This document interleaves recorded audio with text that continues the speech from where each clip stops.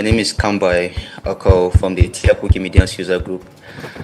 And yes, good morning, everyone. My name is Michael, and I'm the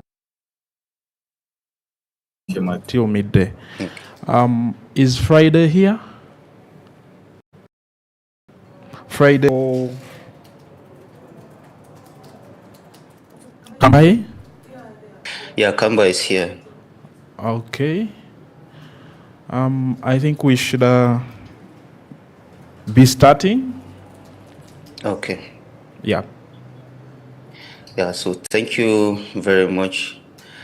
Good morning, everyone, wherever you are in the world. My name is Kambai, and I am from the Wikimania user group.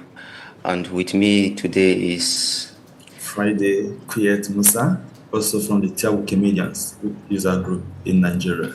Thank you. Yeah, and we are delighted to be in your midst today in Wikimania 2025. So if you don't mind, let me start sharing my screen right away. I think your screen is shared currently. Okay, you can see my screen. Okay, fine. So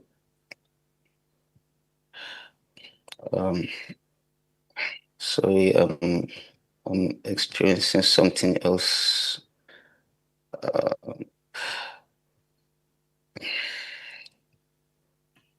Okay. Maybe can you unshare so I could share from my end? Possible. Okay. So you can share it from your end. Let me see. Yeah. Okay, you can reshare now. Okay. You can reshare this. Okay. All right. So you believe? Yes. So thank you very much. So the title of our presentation today is Preserving Linguistic Diversity through the Wiki audio work. Kamali speaks about what we are going to be discussing today.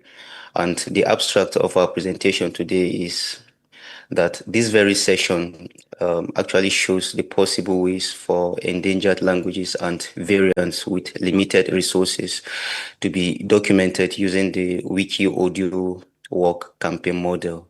And it also highlights the key points of the program, which includes the conception, the planning, the execution, and the results we got.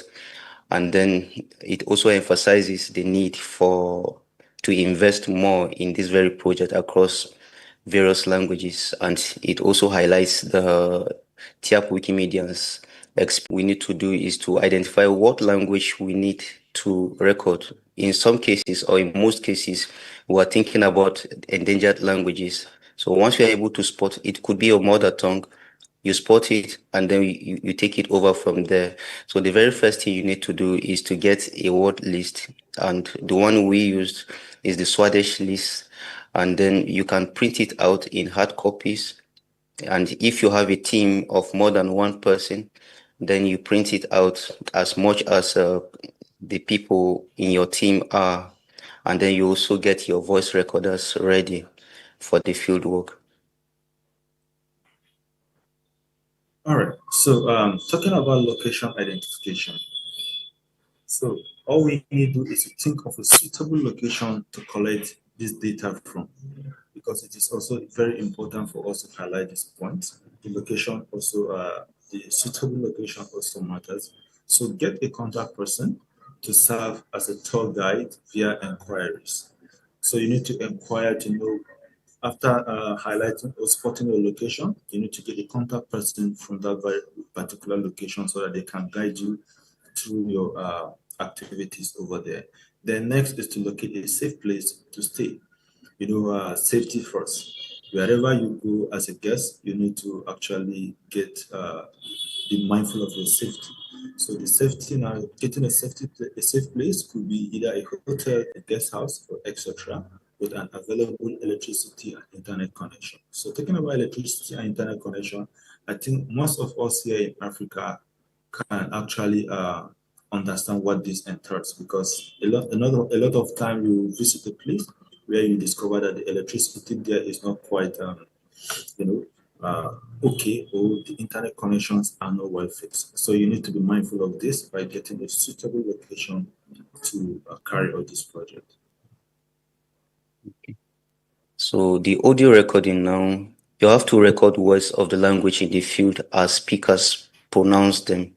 As soon as you are able to get to your location that you have identified, then you get the people who need to speak in your own campaign or in your own field work. And then you take note and capture the authentic pronunciations and cultural nuances, because you know that no matter how small a language is, so long as you have a language that is spoken close to other languages, there's bound to be borrowings from other communities, and the usages and the meanings ascribed to certain words may not be the same thing that all other language or all other areas where the language is spoken. It may not be the same way they speak. And then you also have to make high quality audio recordings that reflect the diversity of variations within each language. And this actually speaks about the dialect. If you are going to a particular language, then you pick certain spots or certain areas that you know that the dialects they speak or the varieties they speak may be different, and you go to do your recording over there. Okay, so you also need how to upload. It's one thing for you to document this work, it's another thing for you to upload. So for you to upload, you will need an open source uploading. So upload the audio recordings on Wikimedia Commons through the Lingua Libre or direct upload to Commons. So with this, you can attribute it under the free license so that anybody anywhere can access them and use them for their own work. So the recommended license is use the 60 by 4.0 license to provide free access to this linguistic data for Wikimedians, language researchers, educators, and language intercessors. So it is very important because we as Wikimedians, we are all local language intercessors. So we provide all these things under this. This is a recommended license that we should upload this project for. So talking about the cultural documentation, we actually need to create a page on Commons with tables to document the data as seen here. By the time you click on this very here, you are going to actually see an example of where we documented this very campaign in the Wikimedia Commons environment. And then you also have to complement audio recordings and text with contextual information such as cultural significance and usage scenarios and traditional stories associated with each language variety, and add any other information of cultural significance. And I'll give you an example with the TIAP recording campaign. We had a certain word, the word for the day, day. We have two words. One of the words is mam and the other word is atuk. But before this very campaign, we never actually took note of the differences, other than one represents 12 hours and the other one represents 24 hours. But because of this campaign, we're able to understand that, okay, use atuk whenever you are talking about past tense, and then you use mam whenever you are talking about present tense and future tense.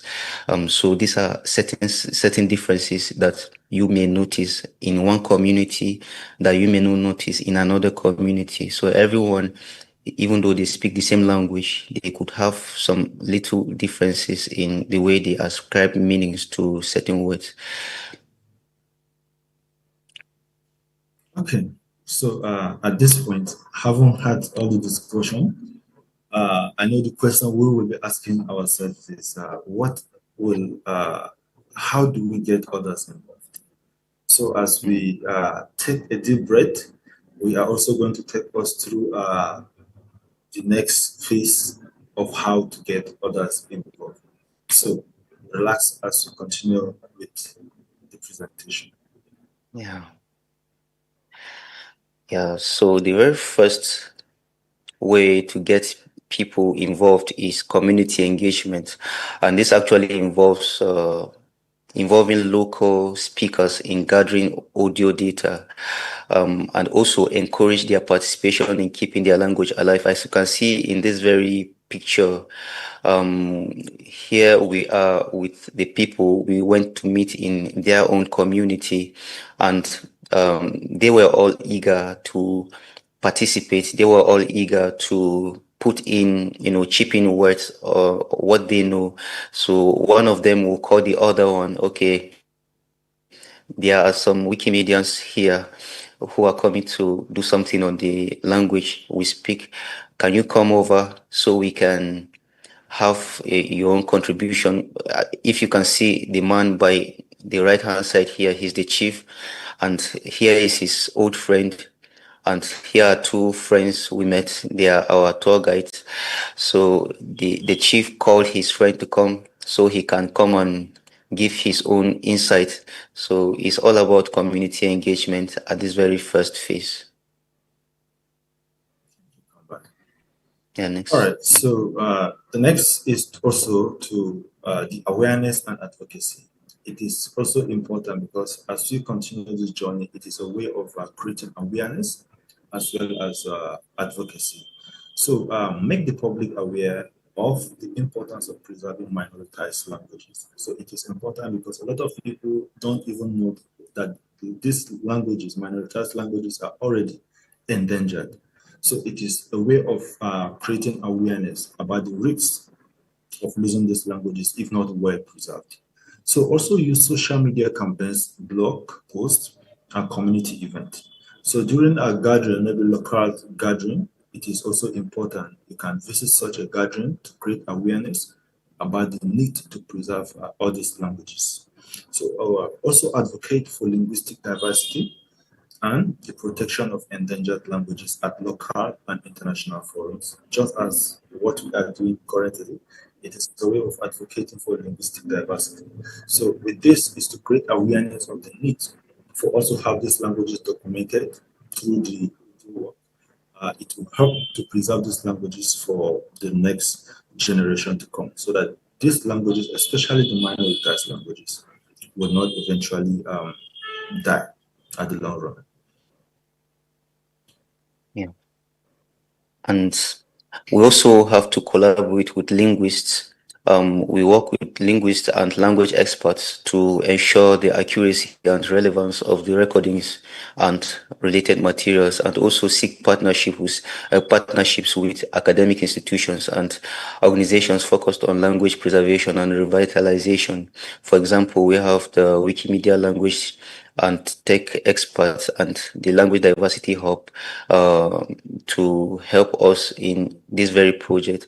And you know that you may not have a knowledge of linguistics, you may not be an expert, but you may have the passion, you may have the vision, you may have the drive to preserve these languages. But then if the linguists don't go out to do this, you can actually go out and then get linguists to put you. For example, when you are collecting the words of these very languages, you need to render them in IPA rendition. So if you are not an expert in it, you are not well versed in it, you can get someone who knows it in this very process. And the reason why we need partners and academic institutions and organizations is that your research, whenever you are done with it, you will need someone to actually use these works you are gathering. So involving them would give it a facelift. Thank you, Kambai. So we go with the now, having had whatsoever we have said, so it is also important for us to get feedbacks and improvements.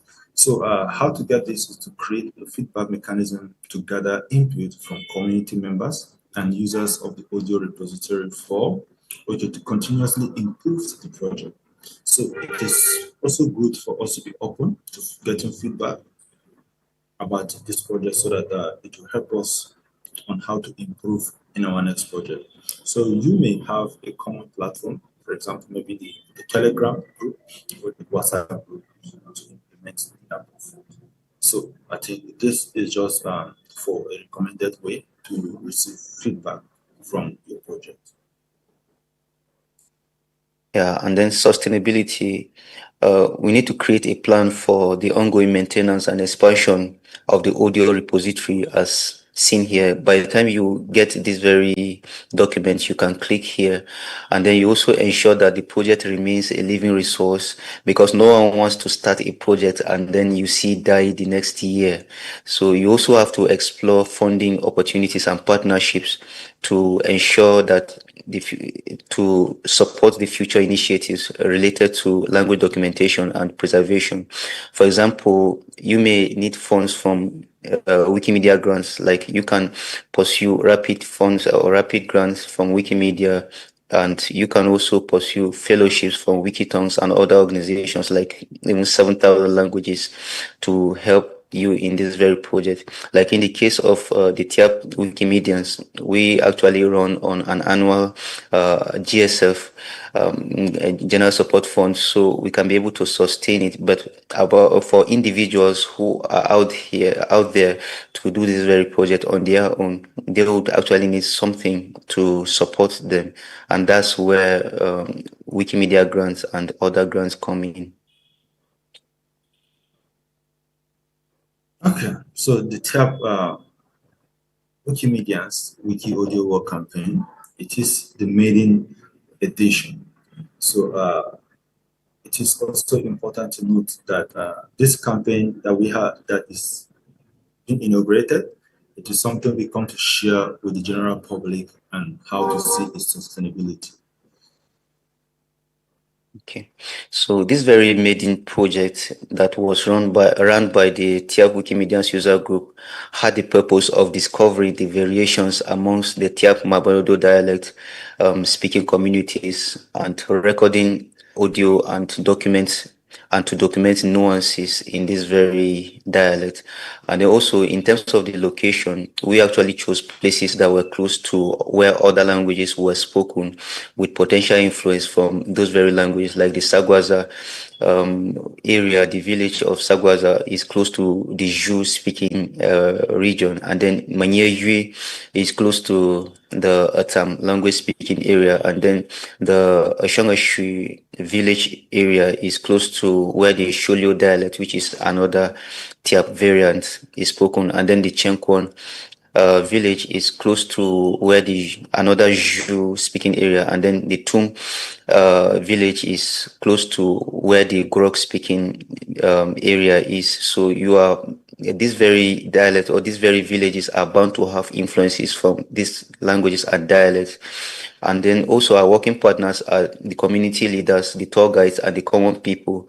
First of all, when we go to a place, we get the community leaders, and those community leaders will then call other people who would respect their their call, and then they come over and then they give their inputs, and then the audience, after everything is done, is the Wikimedia community, the linguists and the researchers.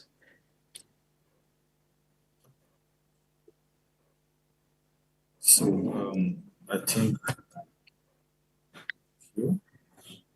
so maybe we can move over to the next slide. So having some difficulty. Okay. So you also need to have a working aid. So this is the working aid and the result as it concerns the project.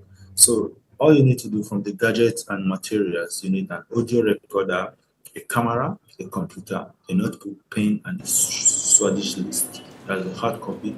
Hi, Friday. Unfortunately, we are out of time. Okay, Michael. Yeah, so I think you can wrap up in about 15 seconds. Okay. So we'll have some questions for you. All right. So thank you.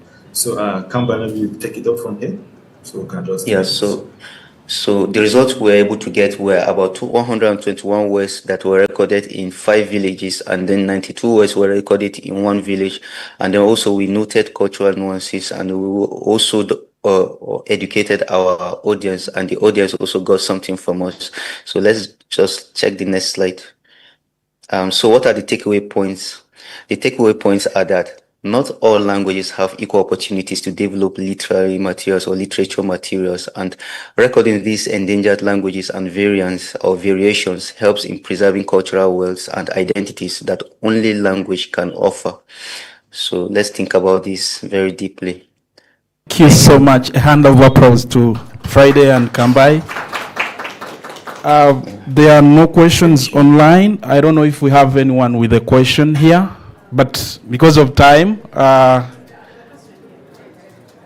is a question. Oh, okay. Yeah, so the next session is starting in the next 3 minutes, and that's the Wiki for Inclusion, Breaking Barriers, Amplifying Voices, and Transforming Communities by Joyak. Thank you so much. So, asante. Bye. Thank you. Bye-bye. Bye-bye.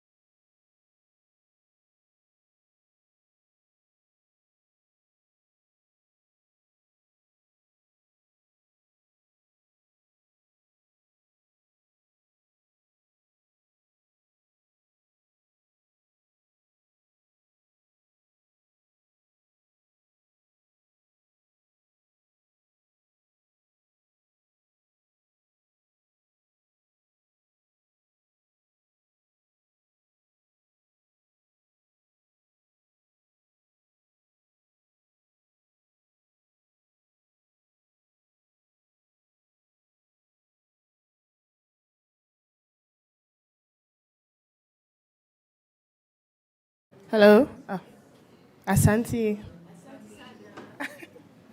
Great. It sounds good to say it, you know. Okay. So, good morning, everyone. You know, the amazing part of this session is the fact that, or this Wikimania is the fact that we are here and we're greeting people in real time. Because usually when you have online, you know, thank you. When you have online meetings and sessions globally, you have to greet in all the languages, so like more like morning, afternoon, evening. Okay, so let me just quickly test this.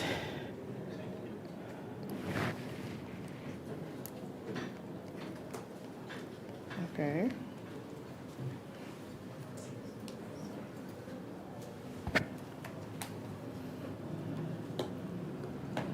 Okay, so before we start clicking, I wanted to just throw a question to you. When we talk about inclusion, what comes to your mind? Anyone? One or two people?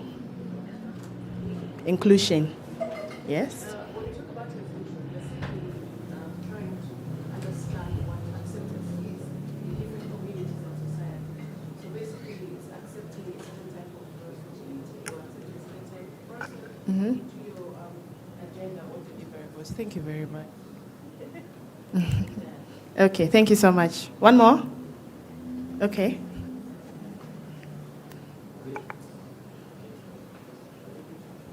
Okay, thank you.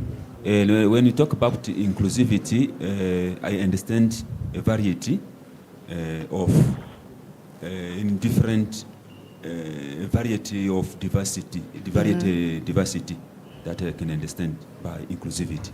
Great. Those are brilliant answers. And as we all know, inclusivity does not have one definition because everyone will have his own perspective of what it means, and at the end of the day, it's right. So another thing would be, yes, we are here. Another question I want to throw is, how many of you have interacted with people with disabilities in your community? Have you had any of them, ask you how they can join the Wikimedia community when you have your trainings? You have? Okay, I see. Yeah.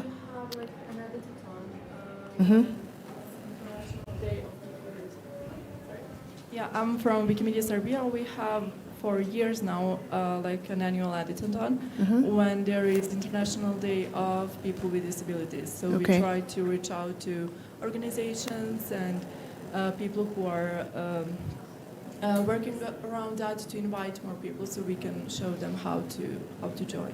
Amazing. That's good to know. One more? Any other? Okay, great. Thank you so much. Oh, okay, Faith, one more. When you say disability, does it also entail people with mental health issues? Well, that's a good question. We haven't really categorized them under people with disabilities in our scope of work, but I think that's a good thing to raise, and we would look at that. But those special people are quite unique, and it will require a lot of psychological, engagements with them, because already one aspect of the inclusion that we are taking on is a huge hurdle. So we would have to work on all the pros and cons, and then see how best we can also extend our, project to those special needs. It could be that we would leave that to the psychologist over there to handle it. That means that we are training the psychologists, and then they would have their own way of engaging the student, because that would be a huge one. But all the same, they are also essential in the project. Okay. Yeah. So for me, I'm a mental health synergist. Nice. So ideally, what I do is I help enable people with mental health issues, with mental health like bipolar, etc., even epilepsy as well. So we help them, encourage them, and make them inclusive in the environment. You understand? Because they are left alone for the dogs, yeah, and they're not treated as human beings. So for me, I encourage a lot of inclusivity, because I have a special person in my life who is has a mental disability. So for me, I turned out to be a mental health synergist. Yeah, thank you. It's nice. Thank you for sharing. Okay, we're moving on. So, why you're here? Because we want to discuss the breaking barriers, amplifying voices, and transforming communities. And I'm happy to share that I'm Joya Japan, and I'm here with an amazing team. One from Tanzania, Alex, Stella, a co-lead, and also Daniel, and few others who are in Ghana watching us virtually. So, why does inclusion matter? That is why I was asking us about what the definition means for us, and what we are also doing in our respective communities, if we are. So just as we know, the Wikimedia's mission is to ensure that there's knowledge equity, and although we are ensuring that there's knowledge equity, we realize that these special groups of people are more of like isolated in a way, because if we want the sum of knowledge to be by all and for all, we believe that they should also have a role to play. And in as much as it's quite tedious, we feel it's necessary so that they can also contribute their quota, because it will surprise you to know that whenever you have sessions or trainings with them, some of them actually tell you certain things that you already know. You are wondering, how did they know about it? They're curious, but then they have few challenges, such as certain barriers that limits them from contributing, and then also the space. That's why we're trying to create that space. We have a signer who can help and, you know, make all the translations that we need for them to also be included. So statistically, we have over 1 billion people globally who live with a disability. That's a lot. Yeah, a lot. And there's also issue of accessibility, that's participation, representation, and power. And then what we also want to share is that inclusion isn't a charity, it's a right. They have a right to be part.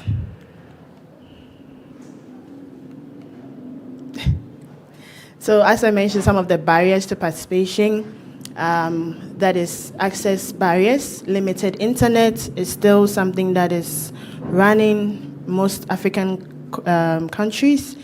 They have this lack of assistive devices or even the software. There are also communication barriers, that is, some communities do not even have a sign language interpreter, or even if they do, it's very expensive to have a sign language interpreter to join you for various activities. And then also there are less captions. So it would be great if in the future we see such captions on Wikipedia when it's a special, you know, page or platform for signers. They just need to watch it and then practice it. Technical barriers such as interfaces, some like not screen readable friendly. And then social barriers like the stigma, isolation, lack of encouragement. That is why we want to run this hurdle and let them know that, hey, you are part of what we are doing. The reason why we are having this whole platform, such as Wikipedia and Wikimedia projects, is because we want the sum of all knowledge to be done by all and for all. And then also knowledge gaps. There's lack of content about persons with disabilities. So, you know, there's a joy within them if they realize that, oh, we're going to write about this special person, a very close friend of mine. I really like her a lot, Farida Bejua. She's a software developer, and she also has a physical disability. But you should see how amazing she's creative with her works and all that. So it should tell you that definitely disability is not inability. Sorry. So how we began, everybody wants to know the genesis of this. It started right also from the theme, because we realized that if Wikipedia is for all and by all, then it should be for all. And we also realized the need to close the digital inclusion gaps, which is why we are having these special people joining us. It started in Ghana in 2020, focusing on persons with hearing impairment. So just as Faith was asking, there are so many aspects of people with disability, but we're not going to jump the gun. We're taking a step at a time. Although we've had interest from people like in the blind society wants to join us, and we're like, hold on, we will try our best. We'll try to run as fast as we can, but we are being strategic about it so that there will be more of quality over quantity. And then it was inspired by lack of training, tools, and community involvement. And then also the aim to make Wikipedia more accessible. Yeah, we spoke about that. And then collaboration with Wikimedians, disability organizations, and community leaders. The joy about this is especially when you interact with disability organizations, they are so excited. And then the signers are also so enthused to join you, even though they don't have so much like benefits or any kind of remuneration, but the passion alone is a feel-good factor, and we are very excited about that. So what we did, We definitely had inclusive strategies and community activities. Just in a summary, I would say that when we started, we were like, oh, let's do this. Let's include them. We spoke to the organization for deaf, and they were also excited. They gave us signers, they gave us the people. Like, everything was nice. Just I realized that when we're training them, it takes triple the hour it will take, or the time it will take for a normal training you will have with anybody who is, speaks English or speaks your local language and is editing. So it was very time consuming. Also, we realized that they have a special keyboard that they use language in translating or writing.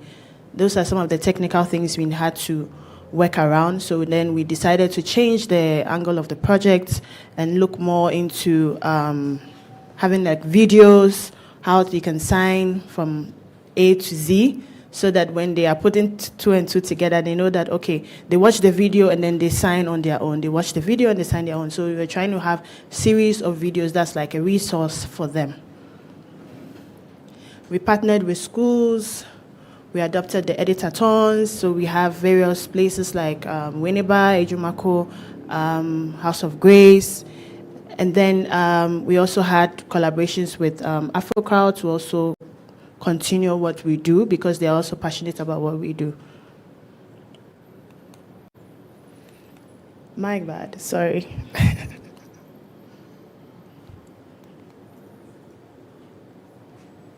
Okay. So Voices Amplified and Stories of Impact. So I just mentioned University of Education, Winneba, trained over 30 students for the first time university editors. And then House of Grace, we had over 15 basic school learners on media literacy, digital skills, and Wikipedia as well. So what we're also trying to do is to feed them with the information, because once they also get the information, they are seeing that they are getting information through the signing, they are consuming the knowledge. So by the time we get to the rigorous editing, then they already have the roots, like the basics of it, and they are able to, integrate well into contributing on Wikipedia. Yes, so I think because of time, I'm not going to talk about this because we want to have people share some experiences.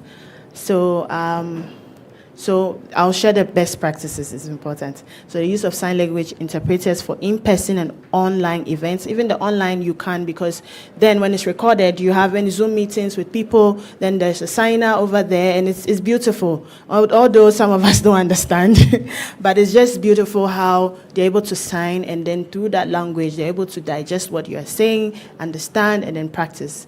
Captured training videos and visual guides. So if you are into projects like this, these are some of the things you can note down and do it.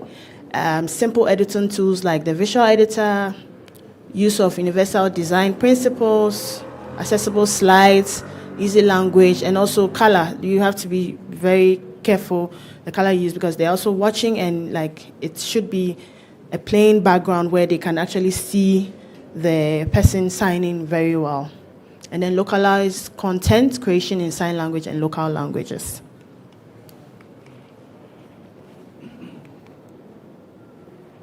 All right, so this is what we have done so far. We've had a total of 80 participants trained in Ghana, and I must say the team on ground has been exceptionally good. Since they are here, I also want to say a big thank you for all the hard efforts. It's not easy, but we'll get there. And 15 disability-related articles created or improved. We have 4 partners, custom training guides for sign language users, where the participants were making videos by themselves. And then participants now training others. That's also a sustainable approach, because when they are able to grasp it, they can easily replicate it or share with their colleagues before we even get there for any training.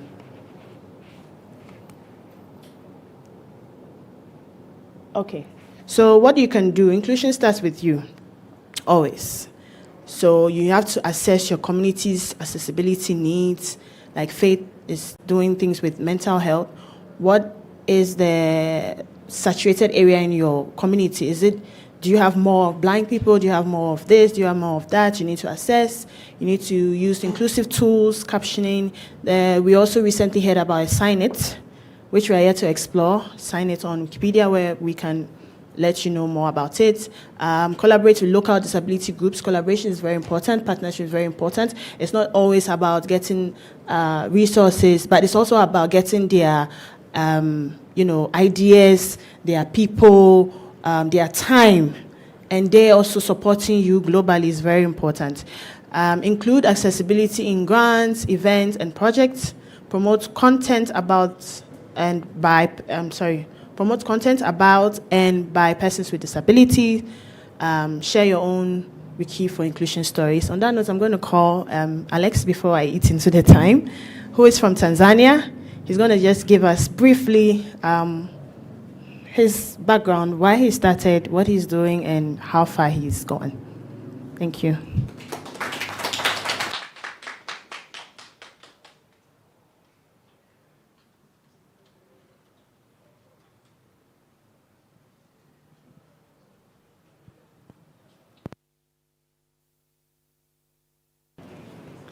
Hi, everyone. Thank you, Madam Joy, for inviting me to speak about Wiki for Inclusion project. My name is Alex Method from Tanzania. The journey started after the Wikindaba 2023, which happened. Okay. Which happened in Morocco, Agadir. That's where I met the Wiki for Inclusion Ghana team in a session like this. So I hope after this session also, we're gonna have other representatives in other countries. Yeah, so I was so much attracted or interested in being part of the team, just replicating the project to our country. Because after hearing what they had done in Ghana, and when I came to compare what is being done in our country regarding the Wikimedia movement in general, I came to find that there is a gap to this group. So I say now, because I'm here, and it is like my assignment now, I have to do something for it. So I spoke to the team, and they clearly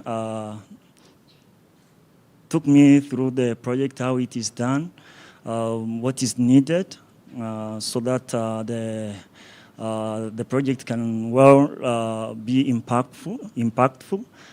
So I said, let me go now to my country and do some research and see how we can just make it happen.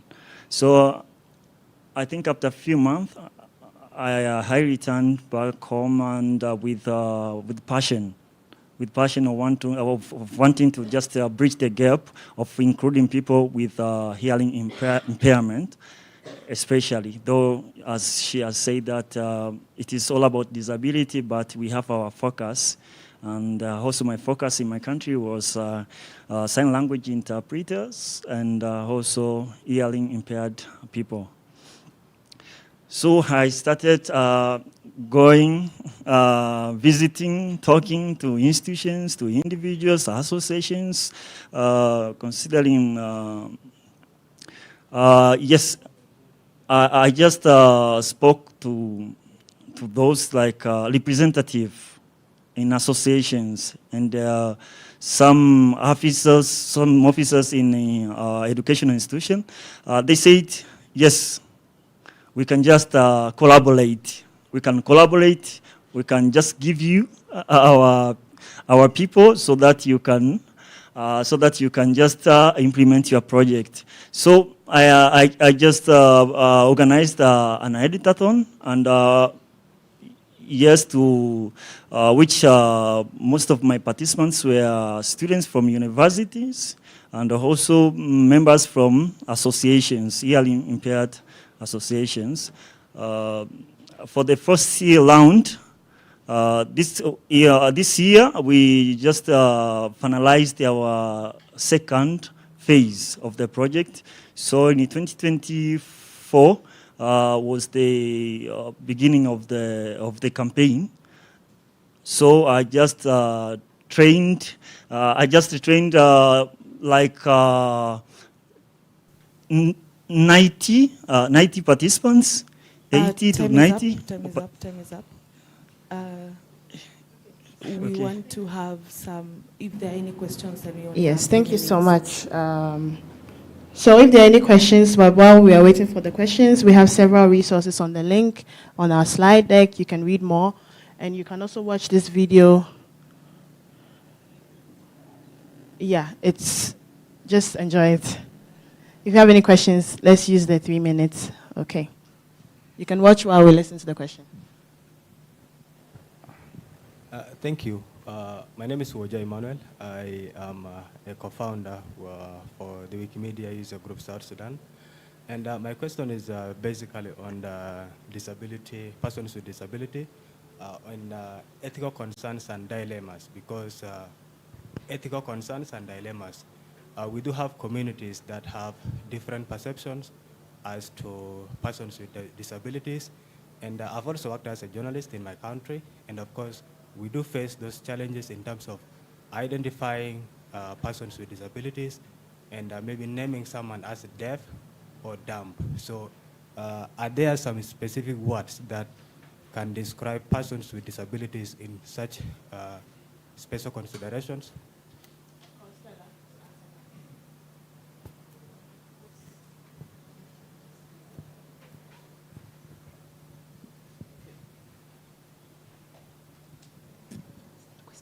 Sorry, can you please repeat the question again? I really want to be able to get it. Sorry. Okay, the question is basically on ethical concerns and dilemmas in terms of identifying persons with disabilities in this scenario. So my question is, are there specific words that can describe persons with such special considerations? Yeah, basically we just call them people with special needs or persons with disability, just to make it simple. Because yes, they get offensive with certain words. So yes, we need to be very careful with with the kind of words you use in describing them. So persons with disability, I think is just okay. I also think it's also regional based or geographical based. So for some context, you need to know which word works best for them. So for instance, in this project, if we use until then, doing this project, we thought, well, deaf and dumb was okay. Till the colleague raised the concern that hearing impairment is fine. So the syllabus keeps changing, like how we don't say illegal migrants, we say undocumented, brilliant. So undocumented migrants. So those are the contexts. The wordings keep changing to find better place them in a certain light that will help encourage. I think even at a point, disability, the word disability itself was even frowned upon on persons with special abilities. So yes, so as the word keeps evolving, we also look within the geographical context. And even with this, when you look at languages as well, we might use English, but then sometimes the way they learn is very different from ours, the way they interact. So maybe the choice of words will also can be coined from them. How do you want to be addressed? I think that best also explains. Time is up. Okay, thank you so much for your time. We can meet outside for a very quick group photo, and then we can interact more. Our slide is online. Feel free to check it and send us messages.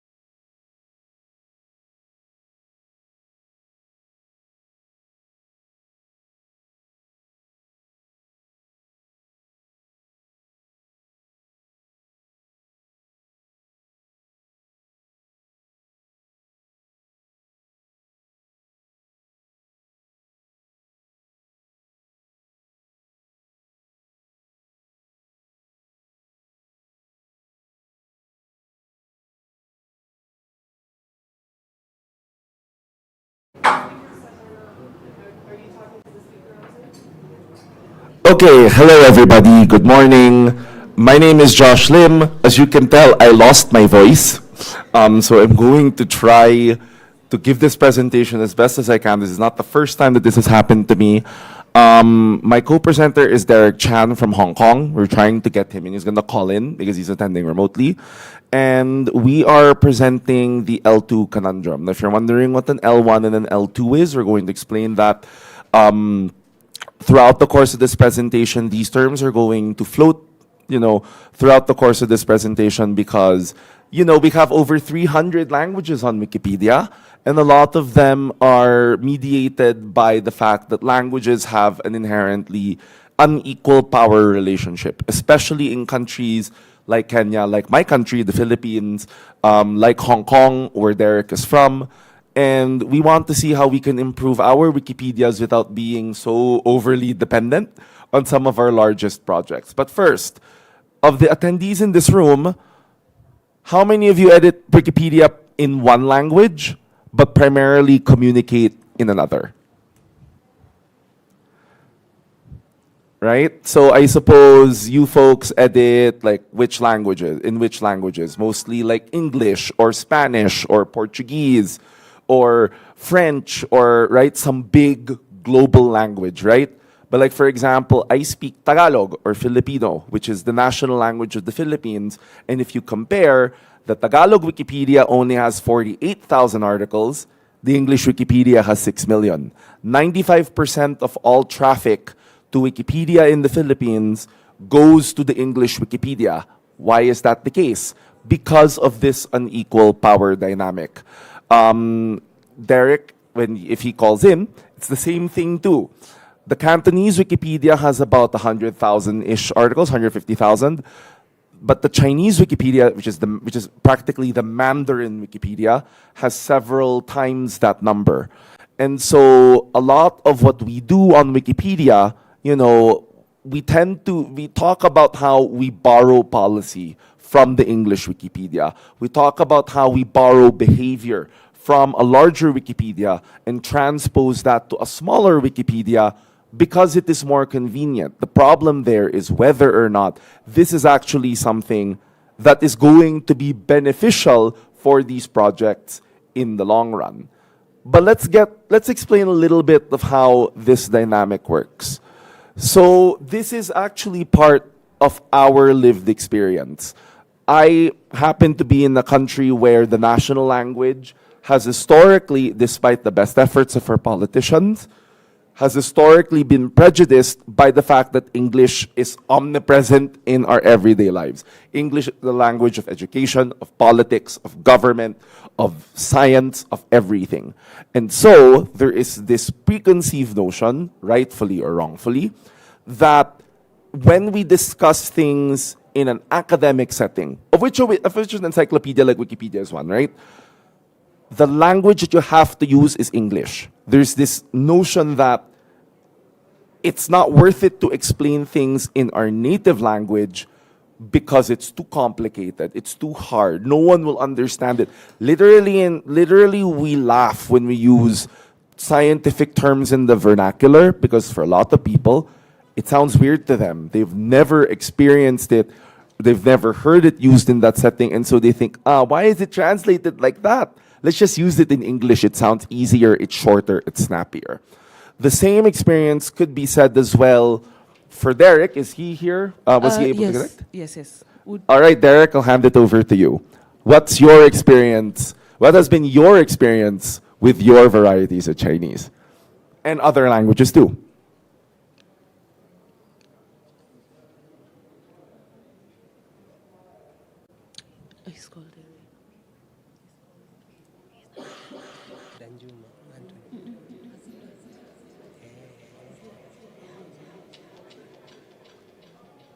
We seem to be there we go.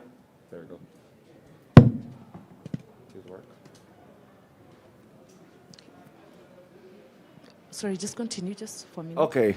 While we're working to resolve that, it's more or less the same experience too. So we were having these discussions. So Derek and I were talking about, throughout the course of when we were planning this presentation, about how, for example, he gave a presentation. If you were at Wikimania in Singapore in 2023, he gave a presentation about how the Cantonese Wikipedia has tried very hard to develop a set of norms that was distinct from the Mandarin Wikipedia. Because historically speaking, look, when we speak academic Cantonese, this is summarizing what he said. If you were to speak, let's say, academic Cantonese, it really is Mandarin, or it really is Chinese written in Mandarin, but pronounced as if it's Cantonese. So it's, even though, let's say, Cantonese has its own unique ways of saying things, this does not appear on in normal academic discourse. If you're writing something formal, the presumption is you're writing something in formal Chinese. It's something that you'll be able to read in the national language, which is Mandarin Chinese, and then the dialect or the language variety in question. Cantonese, Hokkien, whichever variety you speak. And so, there has been this effort throughout the years for the Cantonese Wikipedia to try and cultivate written Cantonese, a distinct standard of the language that is not anchored on the way Chinese is normally written in these settings, to be able to, so that they can show that you're able to express yourselves in an academic setting using the written standard, which is more colloquial. Oh, finally, Derek's here. Yeah, he's here. I'll let you explain. A little further, please. Hi. Good morning, folks in Nairobi. Good morning, folks around in the world. Derek here. I hope you can all hear me. I am an administrator of the Cantonese Wikipedia and has been for nearly 2 decades since Wikipedia Cantonese was founded. And the language situation here in the Cantonese speaking world is that in written Cantonese are also fluent in reading either English or Standard Chinese. And that's a situation that brings us into the L2 conundrum. It's a language that's been spoken by over 70 million people worldwide, but in academic discourse, most of the people using this language prefers to use Standard English or Standard Chinese as their academic written language. And that has posed difficulties in the growth of Cantonese as a language for use in an academic environment like Wikipedia. So back to Josh. Let's see if we can go to the next slide. Yeah. Hold on. How you love technology, right? Sorry, could we switch back to the slideshow, please?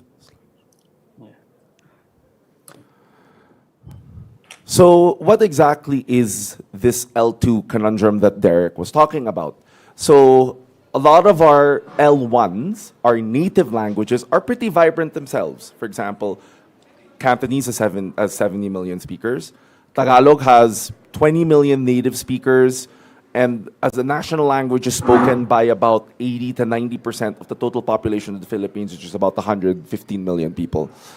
A vibrant language has a living literary tradition with significantly literature published in that language or that continues to be published. There's abundant audio media. It's used in popular culture. We use it in movies. We use it in music. We use it on television, etc., etc., etc. For my friends here in Kenya, I'm sure you have watched many a Filipino telenovela. And, I find it odd that, our famous actresses like Connie Reyes, like Jody Santa Maria, are dubbed in English. I watched TV my first day in Nairobi, and I was surprised that they were dubbed in perfect English. So imagine, granted, for this audience, I get that. But for us in the Philippines, it's a little jarring because for us, formal education emphasizes a more widely spoken international language, the L2, because for many of us, English is not our native language. It's a second language. Spanish for many people is a second language.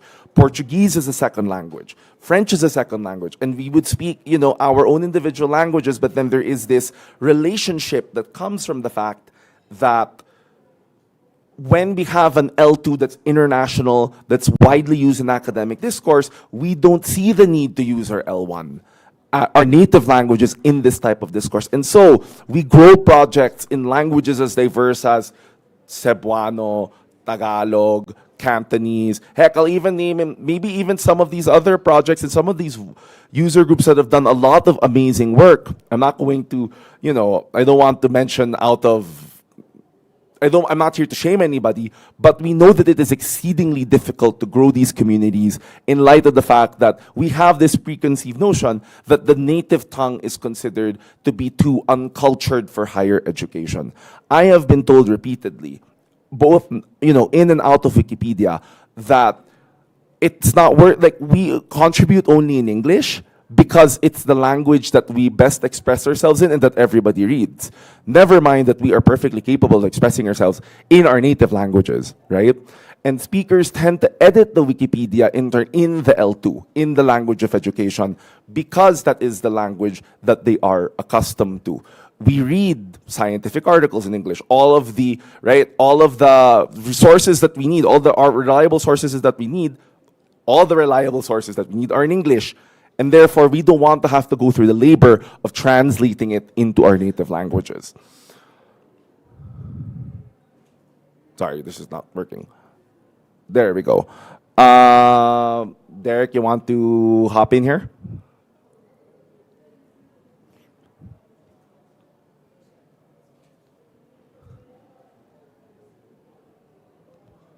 Audio. Hold on, you're muted.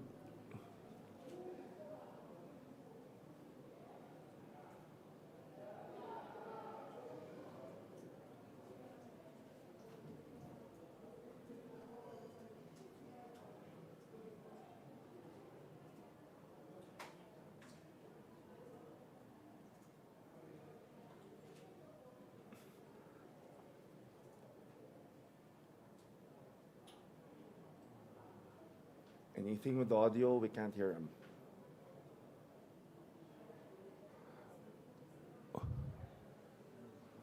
None? Yeah, I know. Hold on, Derek. We're having some audio issues where we're going to try and get you back. Okay. If we can't solve the issue, I can go back to the slides, or let's try. Okay, so let's try while we try. Oh, there. Is he back? No? Okay, so while we try to resolve the audio issue, so if you can compare even just a basic comparison of languages. Chinese has 1.5 billion speakers, 17,000 active users on Wikipedia, and about 1,500,000 articles, right? Same thing, but you compare that with languages like Cantonese, where there are 70 million speakers with only 1,000 active users on Wikipedia and 140,000 articles. There are some languages that are actually better equipped to get out of this conundrum than others. English is the same thing. English, as we know, has over 2 billion speakers, has 100,000 active users on Wikipedia, and we have over 7 million articles, right? Some languages, as I mentioned earlier, some languages like Swahili, for example, are better equipped to handle this idea of, are better equipped to handle the conundrum because they are used and promoted by government in this type of discourse. It actually, I was actually very pleasantly surprised to see, for example, airport signs. Signs at the airport were in Swahili. In the Philippines, you never see signs in Tagalog. It's always in English. And so that in turn reflects on what happens on Wikipedia. Swahili is actually a largely widely spoken language, but they only have 100,000 articles and 500 active users. But compare that to like Tagalog, my language, 50 million speakers, there are only 160 active users, and only 48,000 articles. That's not a lot for a country of that size. And even then, there are still other countries and other languages that are even further down in that, that rabbit hole, and we have to ensure that we find a way for them to get out of that situation, to be able to grow that community in turn. The neighboring Luganda, the language of Uganda, 20 million speakers, but it only has 26 active users and 3,000 articles. I imagine it's because a lot of our friends in Uganda largely edit in other languages, English, Swahili, a language that is more widely used in education and academic discourse. And so what do we want to do here is how does that reflect in turn in the relationship between the language and Wikipedia? In some cases, the smaller language can grow independently of the larger language. Usually these are cases where there is a lot of institutional support for the language in spite of the lack of formal support from a central government. Catalan, for example, has 10 million speakers.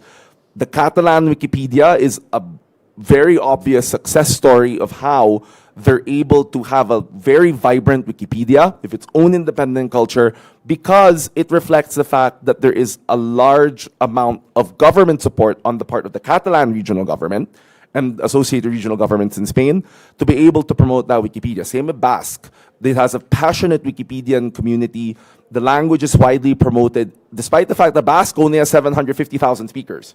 So, imagine having a Wikipedia, your language community is only 750,000 speakers, and you have like a couple 100,000 articles. That's impressive for a Wikipedia of that size, On the other hand, you have a more unequal power relationship where the smaller language is dependent on the larger language for growth. As I said earlier, on the Tagalog Wikipedia, we often tend to borrow policy from the English Wikipedia wholesale. We translate articles from English. We don't write our own articles because we write them in English first and then translate them into Tagalog. Some Indian languages, same thing. Because of that unequal power dynamic between the Indian languages and English. A third, more insidious relationship is they just don't have a relationship at all. The Hawaiian Wikipedia only has like 1,000 articles. Irish has a few thousand articles. Maori, same thing. Because the vast majority of people only edit in English, only edit in some other colonial language, and they don't really speak academically in their L1 because it's something that has never been promoted. It's rooted in a history of colonization, of colonialism, of exploitation, where you never really develop that L1 because the L2 was imposed as the more civilized language. For you to be a good person, to be a civilized person, you have to speak the L2. And finally, the smaller language Wikipedia may be prone to community capture. You have one person who edits this language, and so they end up setting the tone for everything. In some cases, the relationship turns out well. The Ilocano Wikipedia. Ilocano is a regional language in the Philippines, spoken by about 10 million people. The Wikipedia has about 16,000 articles, but it's written by one person, and they do it very well. On the other hand, you have Cebuano, 6 million articles by a bot. We all know the story. Scott, we all know the story. One person who doesn't even speak the language was writing articles and did a lot of damage in the process. We have audio? Okay. So... I hope I'm back. Yes. Okay, let's have you do the next couple of slides, Derek, if you don't mind. Yeah, right. So the conundrum then is that we want to make these L1 Wikimedia communities stronger. We want to empower them to navigate the language dynamics in their native communities and also the international Wikimedia and wider internet community so that we can project their voices into the wider world. So let me start with a bad egg story from the early days of Cantonese Wikipedia. Actually, the L2 conundrum was made worse by the wider Wikimedia community when the Cantonese Wikipedia was founded back in 2006. At the time, even Wikimedia Foundation was a relatively new organization, and there was a strong focus on trying to get knowledge out to as many people as possible in the large languages. And so when Cantonese Wikipedia was first proposed and founded, there were actually attempts to shoot it down on the basis that there are no monolingual literate users of Cantonese. Therefore, starting a Cantonese Wikipedia would not bring knowledge to more people, why won't you be reading and writing Standard Chinese and Standard English? The same will apply for a lot of regional languages, despite a vibrant pop written language tradition. Things have moved on. We're nearly 20 years since then, and now, rightly so, there is a renewed focus around the Wikimedia community on finding content from indigenous languages and projecting their voices into the world. And now our task is to help these communities emerge from the L2 conundrum. 2 slides ago, when we presented statistics, we can see that, for example, Cantonese and Swahili are languages that are emerging from a conundrum, catching up towards the bigger Wikipedias, shadowing them in terms of amount of content per speaker population or amount of editors per speaker population. Now, to help ourselves grow in these languages, we then need to have some wisdom around how to develop these L1 Wikipedias. So, for example, we need to be smart on this slide on how L1 Wikipedia's policies can or cannot defer to the L2. So one thing that Cantonese does is that Chinese and English Wikipedia policies apply by default, except when we have precedent otherwise. For example, local language sources get priority. For example, local culture content may receive better treatment in deletion discussions and so on, so that we can project the voices. And discussions pertinent to the L1 Wikipedia can be done in other places so that we can get synergy between different communities, and we often encourage L1 Wikipedia users and editors to go to wider spheres of Wikimedia movement to influence policy discussions, because global policies are really the ones that smaller Wikipedias will adopt. And the culture of the L1 Wikipedia can often be set by the behavior as they would behave in the L2 Wikipedia. This kind of dialogue helps both Wikipedias grow in terms of maturity. Good habits from the bigger Wikipedia can be brought into a smaller one, with the caveat that we should know that things that work in a big place, large amounts of accountability may not be needed in a smaller community. And the writing style and syntax and vocabulary of the bigger Wikipedia, we can actually let that be influenced by a smaller Wikipedia, and vice versa. It's a good thing to be learning from another language, and we want to move on from building language communities that depend on differentiating L1 from L2 to an authentic L1 identity, as I've often argued for the likes of Cantonese, Tagalog, and other L1s, to have an authentic identity where borrowing words from the L2 should be encouraged, because that is how we grow your own language. And decision making, again, we want to make decisions that are helpful around the wider Wikimedia community, and we want to engage.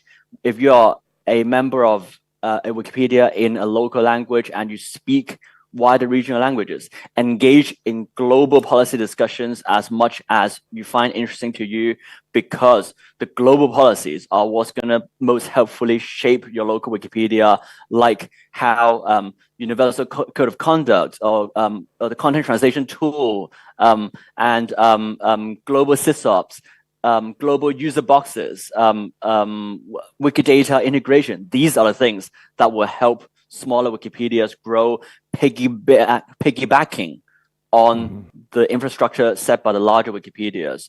And so, many previously, let's go to slide 8. So that's how we'll try to jump towards the end, but for slide 8, so that's the last slide in the presentation. This situation is not untenable. We can actually promote growth. Let's piggyback on the impact of the internet on our culture. It's not a chicken or egg question. Look, we could Wikipedia in our own language can tell other speakers that we are taking this seriously. And we hope that the foundation, affiliates, people in this room, users, let's find a discussion. Let's find a way forward where we can support emerging written language standards beyond Wikimedia projects, because Wikipedia plays an important role in intellectualizing these languages, in ensuring that these languages continue to thrive and that they can be used in academic discourse. Let's actually prove people that our languages are beautiful and are actually worthwhile to use in academic discourse. So thank you very much. Maraming salamat po. Tote. We are open to any questions. I'll make sure this presentation is uploaded to Commons.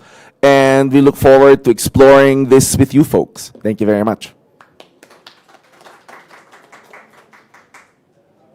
Thank you so much, Derek and Chan. Yes? Josh, yes. Yeah, our next session is going to start at 11:15. That is from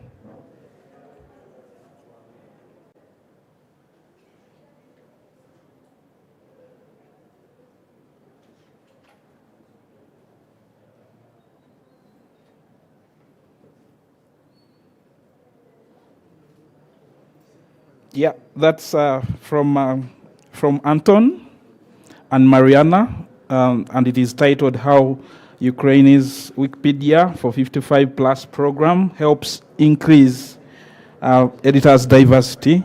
I hope to see you. Thank you. Thank you. Yeah.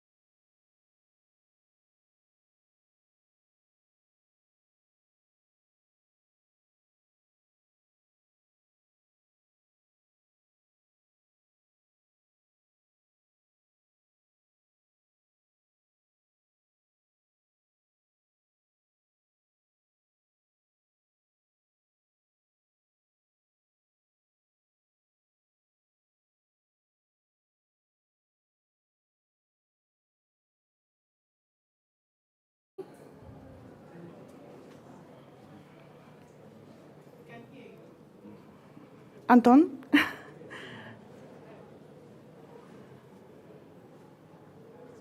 He doesn't? Yeah, he's on. Can you hear me? Sorry, I cannot hear the room. Should I be able to hear you?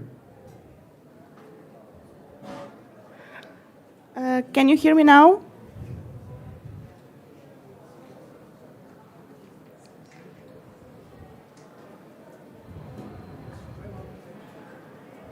No. Anton, can you hear me? Yes, I can hear you now. Okay, thank you. So we can start, yes? Yes. Okay. Hello, everyone. Thank you for joining this session. My name is Mariana. I'm from Ukraine. And now we will briefly introduce the new program of Wikimedia Ukraine, Wikipedia for 55 plus. I will invite now my colleague Anton Protsuk. He will start the presentation. He's actually in Ukraine now, in Kyiv. So Anton, you have the floor now. Thank you so much, Mariana. It's great to see you. It's great to see everyone. Just to confirm, you can hear me and see me well, right? Yes. Great. So let's start with our presentation. I will start with a brief introduction and introduction of this session and of us, the two speakers.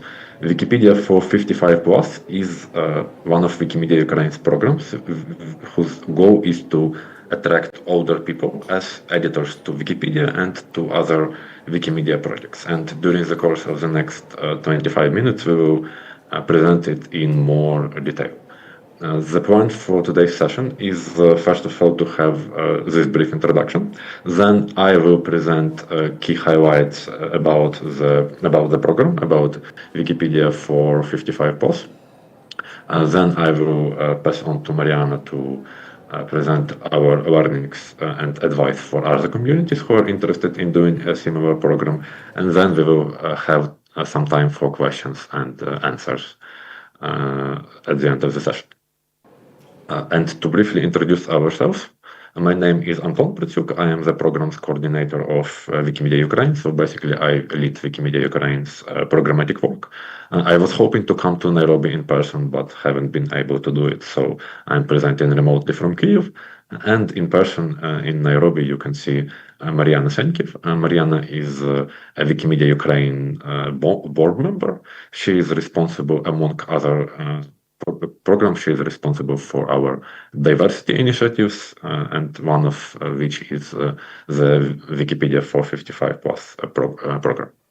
So let's take a quick look at what this program really is and how it works. But let's start first with a look at why we even decided to launch it.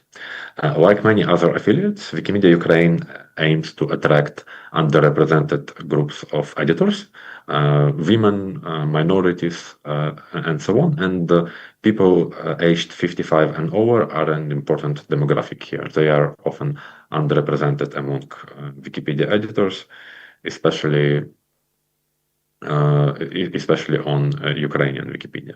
We've been inspired by programs in other countries, in programs being done by other affiliates, most notably by a similar program in the Czech Republic.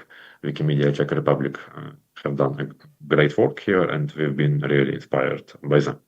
So the main format of how we operate this program, how we engage older people to edit Wikipedia, is doing synchronous offline courses with partners. Let me first of all show you an example of how a group of graduates of such an offline course looked like. But basically, the idea is that the format is doing offline courses. We first did an offline course in Poltava, which is a city in central Ukraine, last year in 2024, in partnership with a local library. Then earlier this year, in 2025, we did a double course in Kyiv, the capital of Ukraine, in partnership with national charity Proton. We've recently done one more course in Poltava and have been doing also, in addition to the main offline courses, we also did some standalone one-off events. And here you can also see an example of how an offline course looks like. But to go in a bit more detail of what an offline course actually entails, it includes up to 10 people per course, up to 10 people pass the course within the framework of 5 to 7 weekly sessions. So people meet up offline every week for 5 to 7 weeks and take different lessons and practical workshops on how to join and start editing Wikipedia. An example program looks like this. We have an introductory lecture at the beginning, which is optional but useful. Then the first practical lesson is about how to sign up on Wikipedia and start editing. The second one is how to start improving articles. The third is about working with images. Then we devote multiple sessions to creating a new article on Wikipedia and checking it and making sure it is up to Wikipedia's policies and standards. And that's it for the initial course. If possible, it is great to conduct a separate graduation ceremony at the end of the course. Offline sessions, offline lessons are the most important part of the course, but it's also important to stay in touch with participants of the course in between sessions. So responding to their questions in group chats, assigning homework and helping them with homework and so on. Here on the slide, you can see a quote from Natalia Guglanko, who is a graduate of one of our courses, one of the most successful graduates. She went on to become an active Wikipedia editor. She went on to become a winner in some of our contests. And here on the slide, you can see her quote on what inspired her to join Wikipedia and start editing. I won't read the full quote now, but you can take a look. And of course, slides will be shared afterwards as well. So now a few reflections on challenges and blessings with doing offline courses and doing the Wikipedia for 55 plus program more broadly. There are multiple challenges that we've needed to overcome. First of all is that the need to organize offline courses, right? Offline trainings. As the Wikimedia community, we are accustomed to doing a lot of online events, but if we want to train a person in depth how to actually become a Wikipedia editor, online doesn't work as well. Online trainings don't work as well overall, but especially for older people who, at least in Ukraine, often have challenges with digital literacy, just because computers and the internet was introduced fairly recently, became widespread maybe 15 to 20 years ago, and some people haven't yet had a chance to become proficient in overall digital literacy. So we need to organize offline logistics. And as you might know, Ukraine is still battling a Russian invasion. Ukraine is still a country that fights a full-scale war against Russian aggression. So the need to organize offline logistics. So organizing offline logistics in a country at war is challenging, but it is feasible. We have managed to do it in large part thanks to support of our partners, which I mentioned before. And what is more, large offline groups don't work. If we want people to acquire practical skills, we cannot expect that we would be able to teach 20 or 30 people at once, right? 10 people is maximum, even fewer is better. So if we have a lot of people interested in taking the course, we need to have multiple groups, multiple cohorts, and have trainers for each of the smaller groups, and having trainers available to work offline is something that doesn't scale that well. We don't have a lot of experienced trainers who are available offline, partly because of the war, because a lot of people have been forced to emigrate, to leave their city, leave their country, but still that's a challenge. That is a challenge that we have been able to overcome. But there are also a lot of blessings, a lot of upsides in doing this program. Personally, from my experience, I've been a trainer in one of the groups in Kyiv, and I also helped coordinate this program more broadly. From my experience as a trainer, participants of this course are some of the most motivated students I've ever seen, I've ever worked with. So I've done a lot of Wikipedia trainings over the past 10 years, and participants of the Wikipedia for 55 plus program are some of the most motivated ones, because they weren't taught to go through this training. They were not made to do it. It's just their intrinsic motivation to develop their skills and to become better at Wikipedia and digital literacy more broadly. And also one more unexpected side of this is that participants have been predominantly women, just for demographic reasons. I think just for demographic reasons, there are more older women than older men. And of course, we would be happy to include more men. We would be happy if more men took the course, more men joined this program. But as a side note, as participants are mostly women, we are also helping attract another represented group, which is women. You might know that women are highly underrepresented among Wikipedia editors, and we are helping with attracting more women to edit Wikipedia as a result of this program. And one note on the plans for the future, as you've seen, we've started doing this program fairly recently. We have done a couple of offline courses, but not such a huge amount, and there is a lot more we can do in the future. So there are multiple plans we are considering.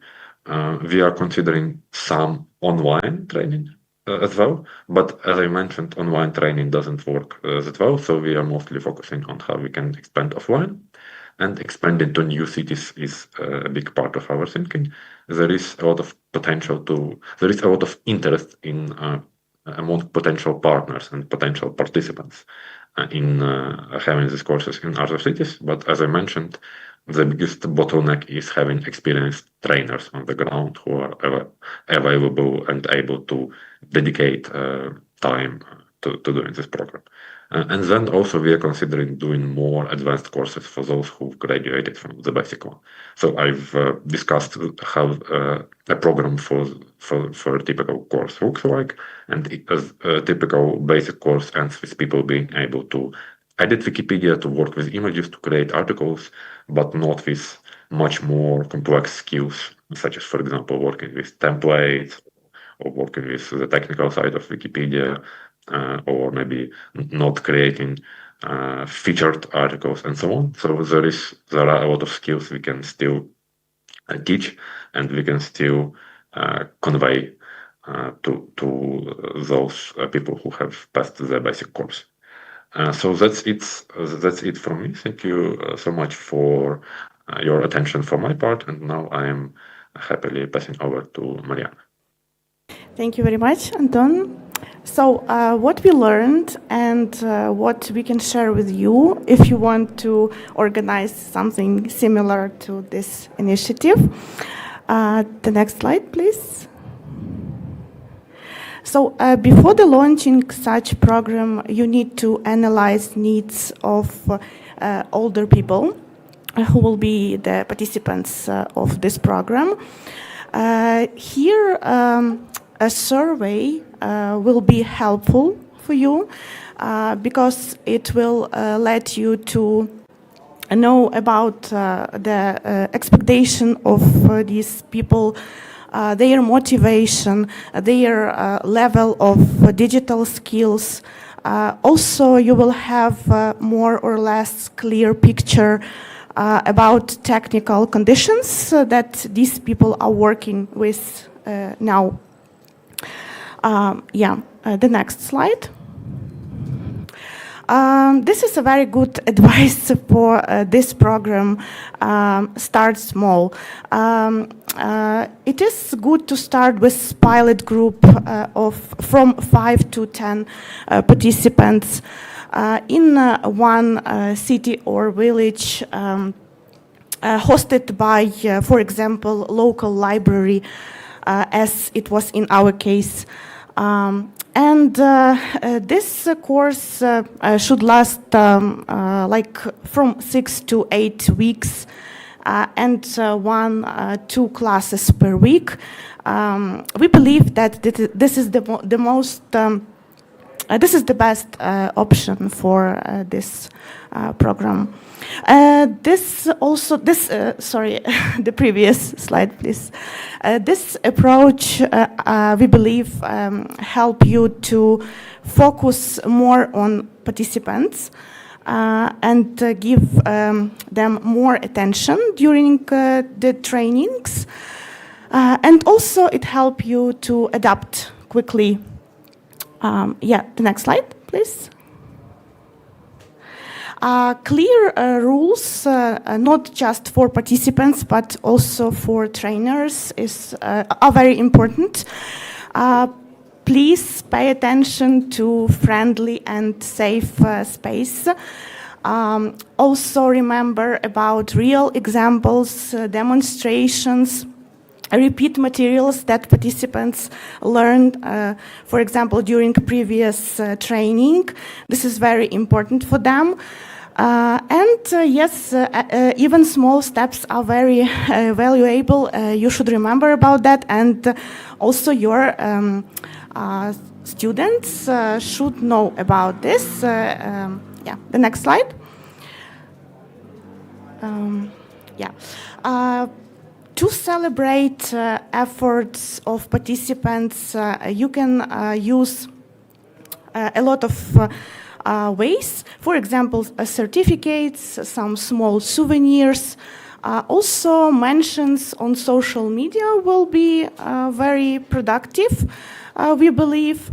Yes, again, remember that every contribution is very important, and your students should know about that. The next slide. If you want to gain long-term impact of this program, you should think about the future communication with these participants of the program. In our opinion, the good way is to create online group for these participants can ask questions, support each other. We, by the way, we have such online group for our students. Also, you can organize some wiki meetings, for example, during contests for participants of your course. This is actually what we did recently in Ukraine. We had a contest about cultural heritage and famous people in Ukraine, and we organized meeting, offline meeting. You can see the picture from this meeting for our participants of the course. About this course, Anton was mentioned. It was in partnership with Proton, University of a Third Age. And it was really nice. It was really nice and productive. Mostly these participants already know how to edit Wikipedia because they participated in our program. But there were also some new students. Also you can organize some informal meetings. We believe it is also very good way to have sustainability in this program. And the next slide. Yes. Before we will have some questions from you and answers from us. We want to invite you to organize such initiative in your community, because it's very great experience for all, not just for participants of this program, but also for you. It gives you a lot of knowledge about how older people can work with Wikipedia, how they read Wikipedia. They have such great experience, life experience. And this is great to hear how they share this experience with you. I think Anton knows more about this because he was directly involved in teaching. But yeah, I heard also something about that. So yeah. Please do this, do something similar, and let's make Wikipedia more inclusive for all generations. Thank you very much.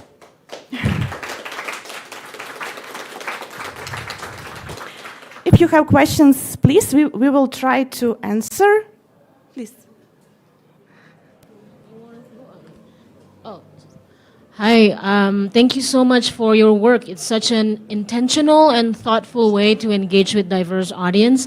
My name is Anbar. I'm from Indonesia. I'm curious with the sustainability aspect of the program. I think it's good that you have online groups, meetings, and informal gatherings.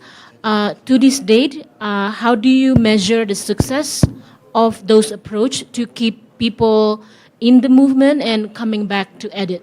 If is there any measurement at all? But if not, that's fine too. Thank you very much. From my side, I would say we were not thinking a lot about the measurement.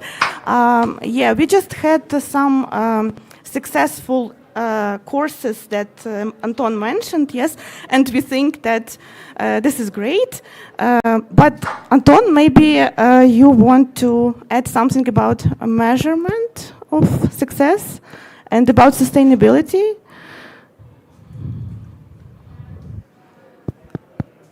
We cannot hear you. We cannot hear you.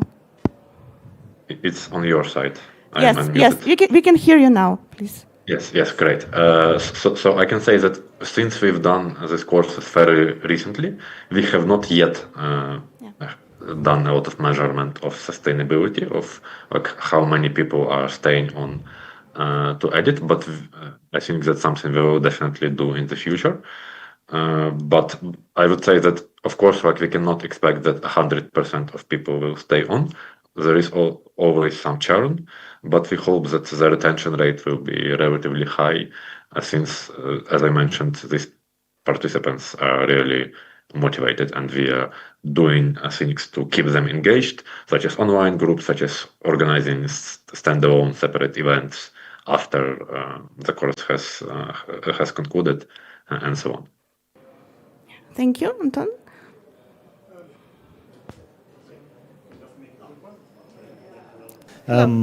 Yes.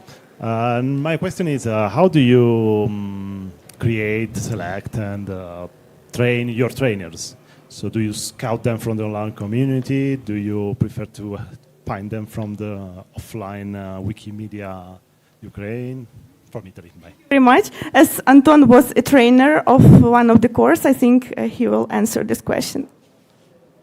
Yes, so training the trainers is a really important thing to do.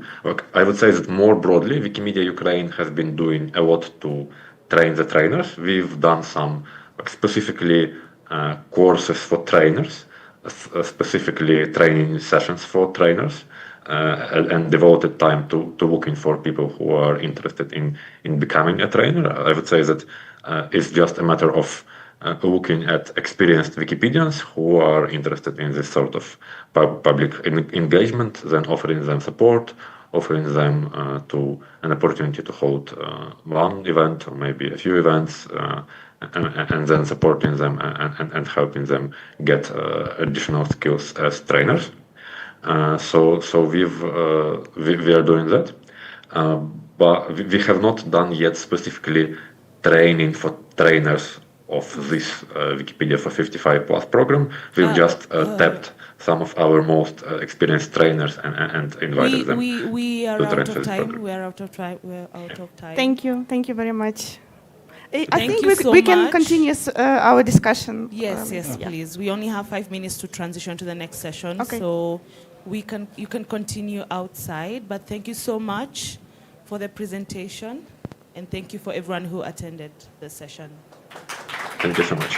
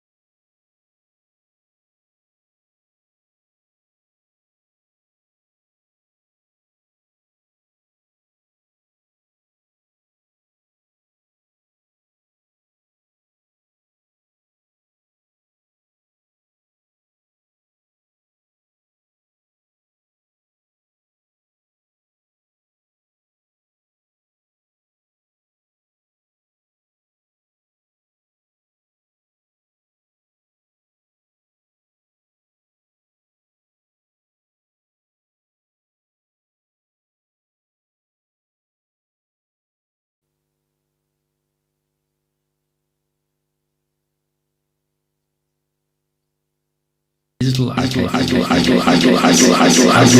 discussing primarily four larger areas: the barriers, language documentation inspirations that inspired this project, learning from practice, and under that I'll be talking.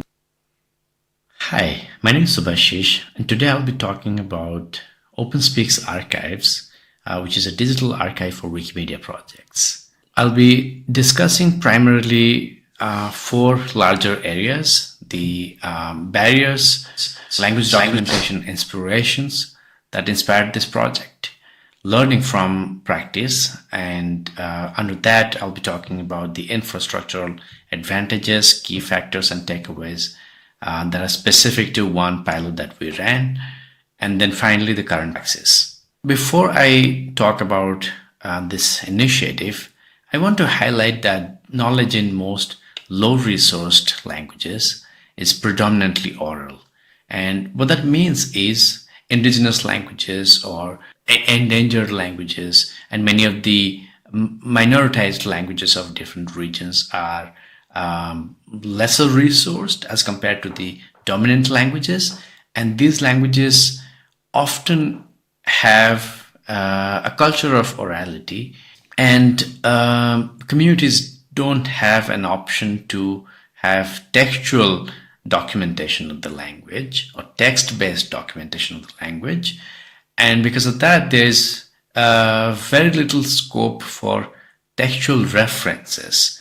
However, citational practices broadly rely on textual references. So if we think of Wikipedia, then we have mostly text-based references. And this practice inherently blocks a lot of communities and their knowledge. This is a quote from Sarah Ahmed. She writes, "The choices we make about who, what, and when to cite contribute to structures that in their current forms tend to privilege certain bodies over others, namely the bodies of white cis-male scholars at elite academic institutions." And this could also expand to the Savarna people of the Indian subcontinent, who have historically higher privilege, socioeconomic privileges. And then this is a practice that is deeply tied to colonialism, but also different forms of socioeconomic dominance and oppression in different regions in the entire world. The Wikimedia movement also doesn't have an option to cite oral knowledge, particularly oral knowledge that is preserved orally and not necessarily recorded or is archived in memory institutions, GLAM institutions. So by excluding oral knowledge by design, the Wikimedia and Wikipedia policies exclude majority of the world's knowledge.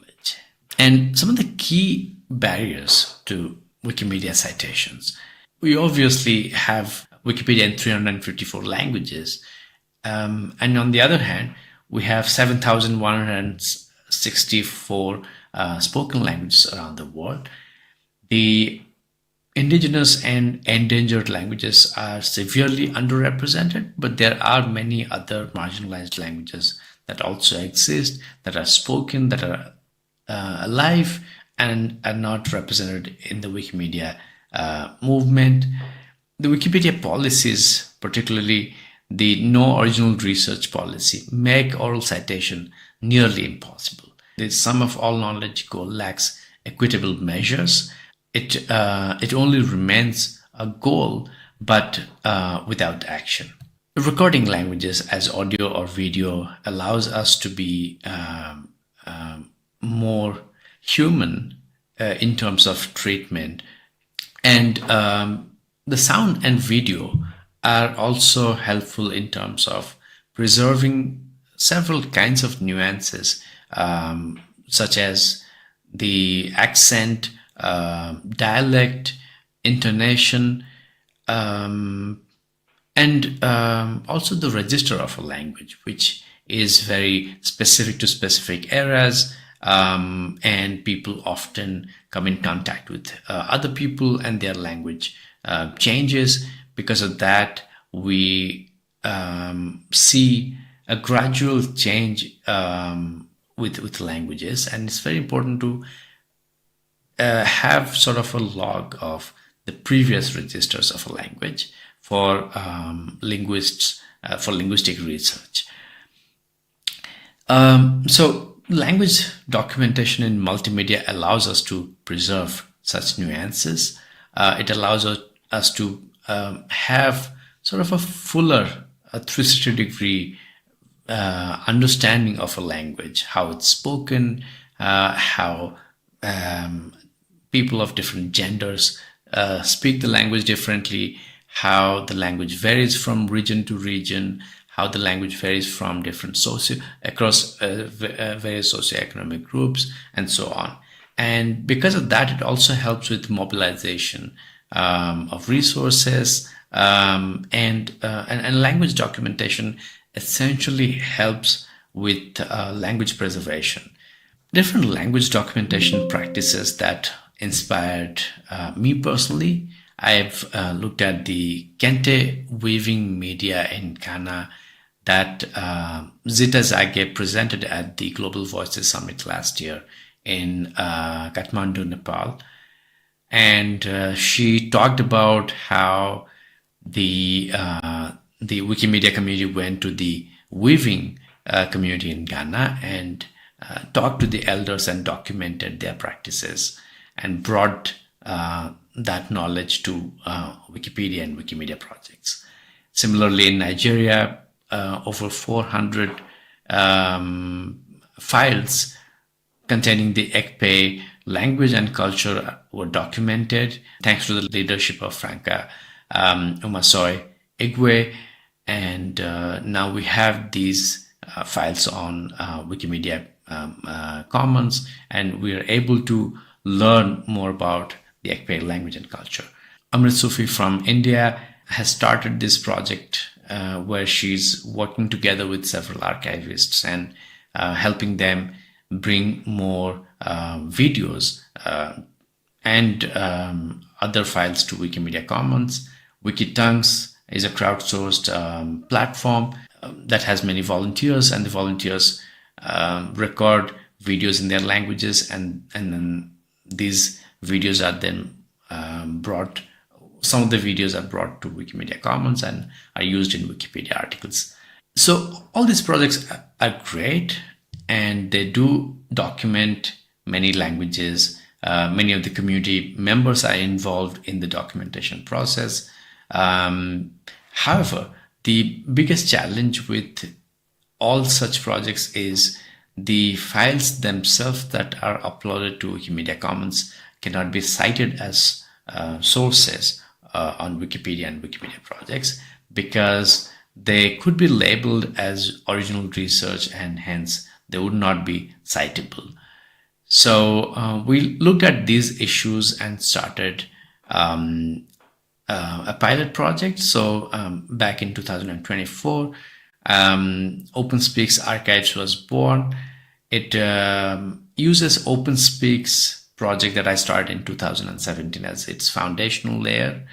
And OpenSpeaks Archives is essentially a digital archive that serves the Wikimedia projects, but it also serves the communities that are participating in the language documentation. In the first pilot, we focused on 5 low resource languages. Balasuri Odia, which is a dialect of the Odia language from India, and my native language, or my native tongue.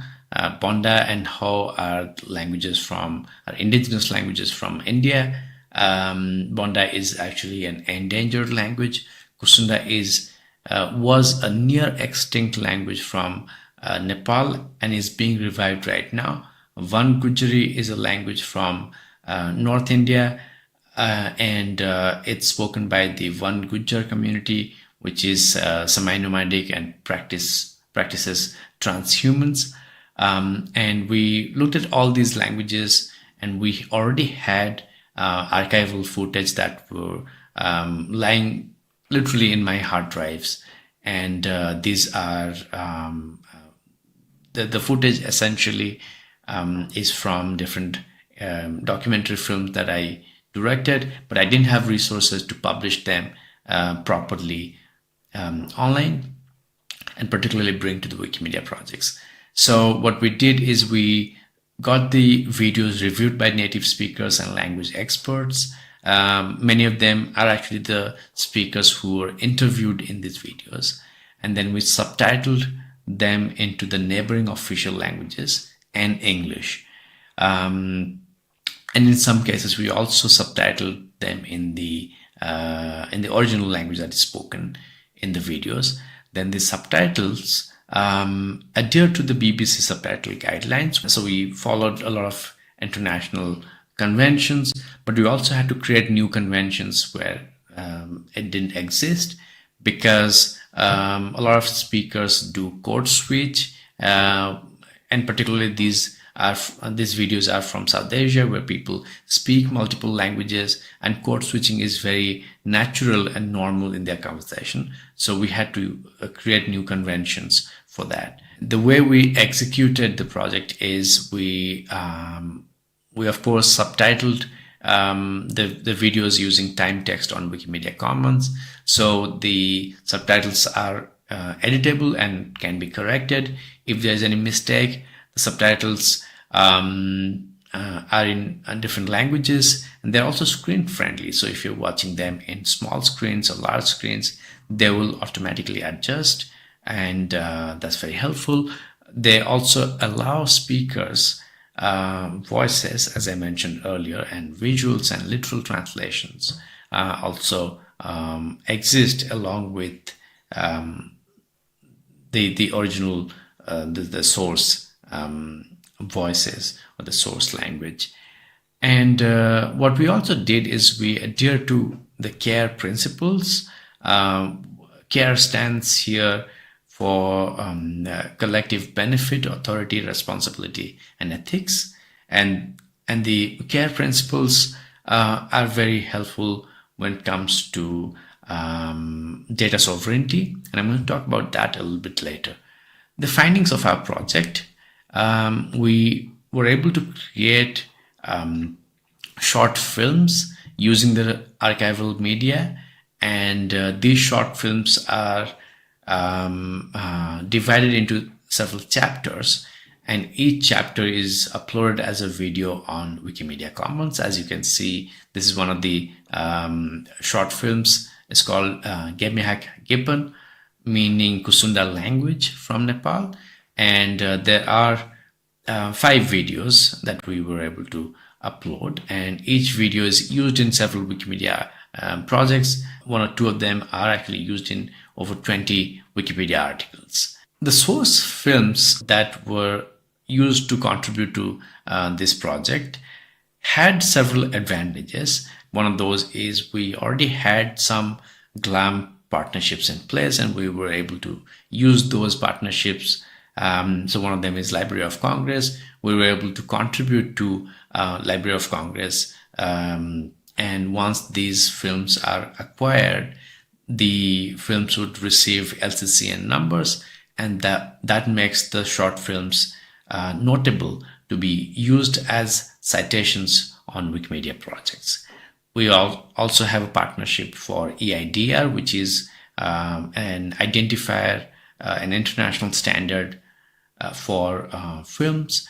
So each film would essentially have 3 to 4 different identifiers, all notable and citable, and that give the films an advantage for being used as source films. The original films were available under open licenses that are allowed within Wikimedia Commons, and because of that, the subset of the films were also licensed under the same licenses, and that was easy.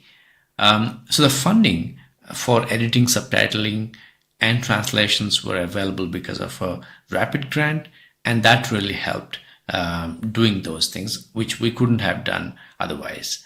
Most communities don't have these privileges. The takeaways for us were Wikipedia's citation policies, as I mentioned, actively restrict oral knowledge. We don't have a system in place to allow oral knowledge to enhance Wikipedia articles and other Wikimedia projects. As I said, most low-resourced language communities lack access to the resources that this pilot had. That obviously impacts how they document knowledge and share and disseminate. And obviously, we had the advantage of having technical knowledge and also institutional support to be able to make the oral knowledge that we were documenting citable. That's very important for in the context of Wikimedia projects. Some of the issues that still exist, the first and foremost, there is no equitable citation policy for community-led oral history at the moment within the Wikimedia movement, and that's very important. Funding is another very critical area. Not many communities have access to funding, and without that, it's very difficult for them to do much contribution. Now, obviously, the cost and the participation prohibitive standards, such as DOI, it's very expensive to have DOI for films or any kind of work. ISO and Unicode obviously are international standards and are used widely, but it's very difficult to participate and impact decision making within those communities. And tools for oral media subtitling and archiving don't always exist the way we want. We were able to create a short list of tools that are required, and we were able to create some of these tools as prototypes or sort of tools running in our own machines. The prior relations, as I mentioned, and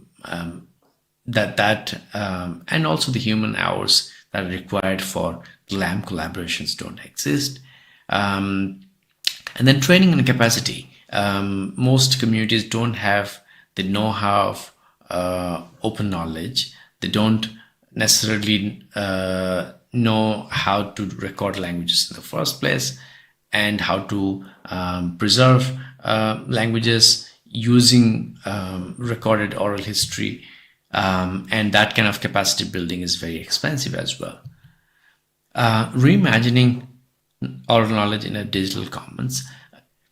So just to quickly talk a little bit about the CARE principles that I mentioned. The International Indigenous Data Sovereignty Interest Group in 2019 came up with the guidelines, the CARE principles that focus on collective benefit, which basically means that everything that is recorded as data has to benefit collectively and has to contribute to the larger community. And the community should have the control to, the community should have the authority to control the data. And there has to be a lot of responsibility and ethics in the process of recording data. And the other inspiration is a project called Oral Citations, or a documentary called People Are Knowledge. This was in 2011. I think really reimagines how oral knowledge can be used within the Wikimedia movement. It also highlights that the sum of human knowledge is greater than the sum of printed knowledge. So just thinking about imagining a world where every single person on the planet is given free access to the sum of all human knowledge, that is incomplete if we don't think about the sum of human knowledge and what it is. And that's not printed. A majority of the world's people still preserve knowledge and disseminate knowledge orally. By embedding this nuanced community knowledge in native languages, we can grow Wikimedia and open knowledge projects, and then those projects could serve lesser resourced language communities. And often that kind of that kind of representation on different open knowledge projects help language communities assert locally, to advocate for language preservation, to advocate for language protection. Communities need public presence, and having presence on Wikimedia platforms, on Wikimedia projects is very helpful in that context. Right now, we're doing sort of the 2.0 of OpenSpeak's archives. So this is going to be a 3-year or so initiative. And what we plan to do within these 3 years is we want to create enough evidence that oral knowledge is important in the context of Wikimedia projects, and how do we advocate for using oral knowledge as a citation. So the roadmap for us is divided into 3 phases. The first phase is for this year, and part of this year and part of next year. And we're going to focus on community building and training.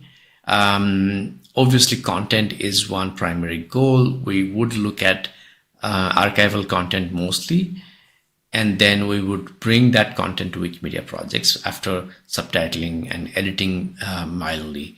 We're going to build technological tools as we see major lacunae, major gaps, and to address those technical issues, we would be building tools.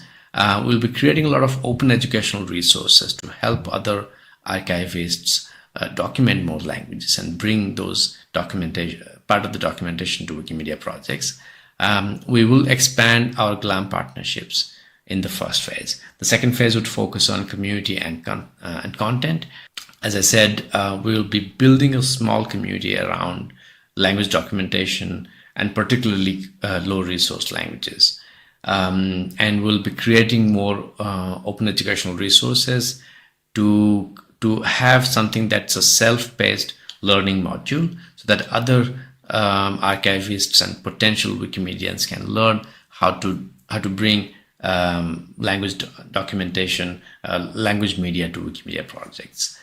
The archivists that would be contributing to Wikimedia projects, so these new Wikimedians or some of the existing Wikimedians would work with local communities, and they will help those communities document their language and culture. Finally, the phase 3, which will be the 3rd year of the initiative, it will focus on presenting the Wikimedia community with tangible evidence of documenting oral culture. So this is where we would be advocating a lot about using oral culture and oral knowledge as citation.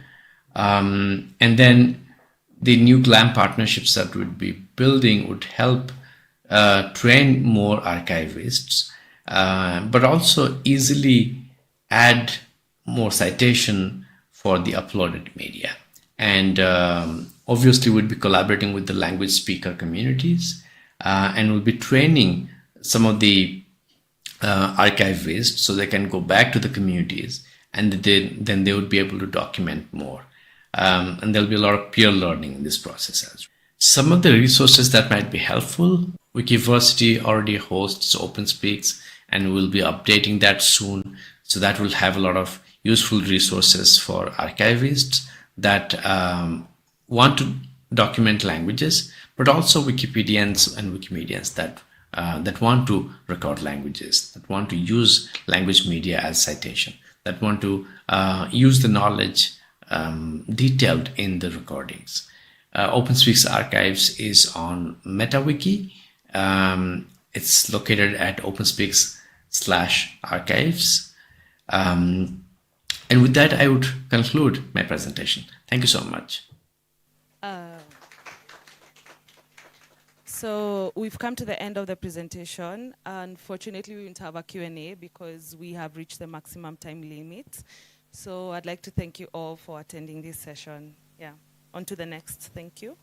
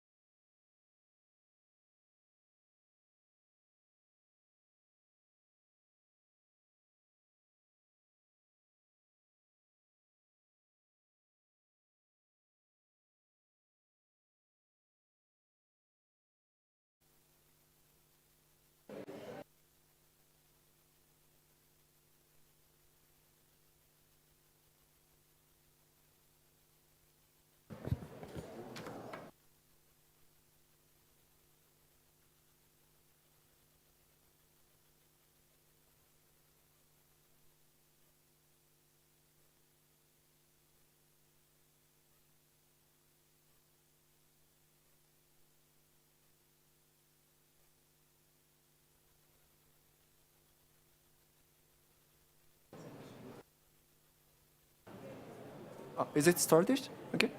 No. Okay.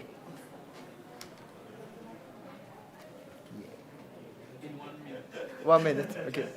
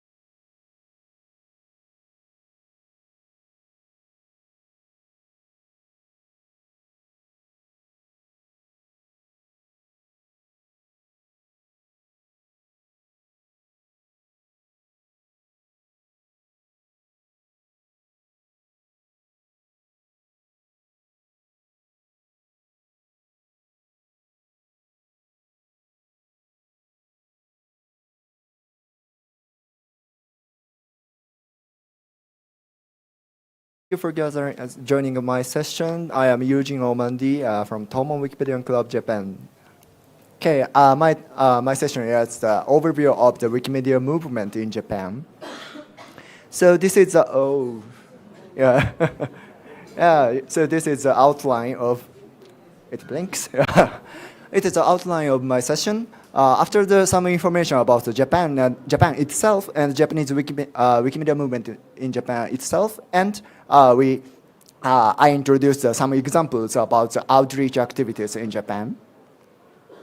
So first, my self-introduction. My username is Eugene Omandi. It is not a real name. Oh. Okay, and I am the founder of the student Wikipedian community in Waseda University, Tokyo. When I was a university student of the Waseda University, I created the club, and other Japanese student Wikimedians gathered on the club. And after the graduation of the Waseda University, I created the Tomon Wikipedian Club in the Japanese, Tomon Wikipedian Kai. It is an alumnus community for the students. And now I am a member of the Tomon Wikipedian Club. And I am also an organizer of some editathons in Japan and sometimes international projects such as Japan-Malaysia Friendship and Wikimedia Japan-Turkey Friendship. And I was selected as a newcomer of the year 2023, one of the Wikimedia of the year 2023, but actually I started editing in 2018. So I am not a sole newcomer. Yeah, so this is my self-introduction. Okay. And now, next I introduced basic information about Japan itself. So maybe the most important thing to know about Japan is most people in Japan use Japanese language. Yeah, of course there are a lot of exceptions. There are some minoritized language such as Ainu or Okinawan and the other name Uchinaguchi, and Korean language, Chinese language, and so on.